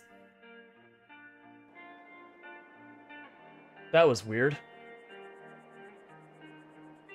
Oh, weird. It's not... I'm pushing the wrong button. It's Windows trying to, like, open the snapping tool. I was like, what is happening? Why is everything crashing out and all that kind of stuff? But yeah, it is one of those things that, like, go into a negotiation that you can back up saying, you need to pay me this because I am worth this much. I can demonstrate that I made you the money to justify this. And you can't take credit for, like, the whole thing. If you work on a project that makes the company $10 million and you're one of 50 people work out, don't say you made the company $10 million. Say you contributed to it, and all that kind of stuff. But, like, go in and actually be fair, sit down with them, don't yell at them, don't get mad, like, be the reasonable person in the room. And a lot of times you can bully people. Again, be mindful. If you ask for more money, they could say no and they can fire you. That's always a risk. It can be higher or lower depending on how thing. You'll have people say, oh, I am irreplaceable or I am indispensable. And I can tell you, there is no such thing as indispensable. You have people who think they're indispensable, but I can assure you, if they want to get rid of you bad enough, they will cut off their own leg to do so. I've absolutely seen companies burn themselves to the ground just because they had a whole problem. I have no idea about that 45-degree angle thing. I've never really heard that one. Is that like a psychological thing? So with all that said, what's going to end up happening is we're going to be closing down the YouTube stream and the TikTok stream, and then we're going to be raiding out on the Twitch stream. So don't go anywhere, because it helps both this channel and whoever we raid when we get there. So goodbye, YouTube. And goodbye, TikTok.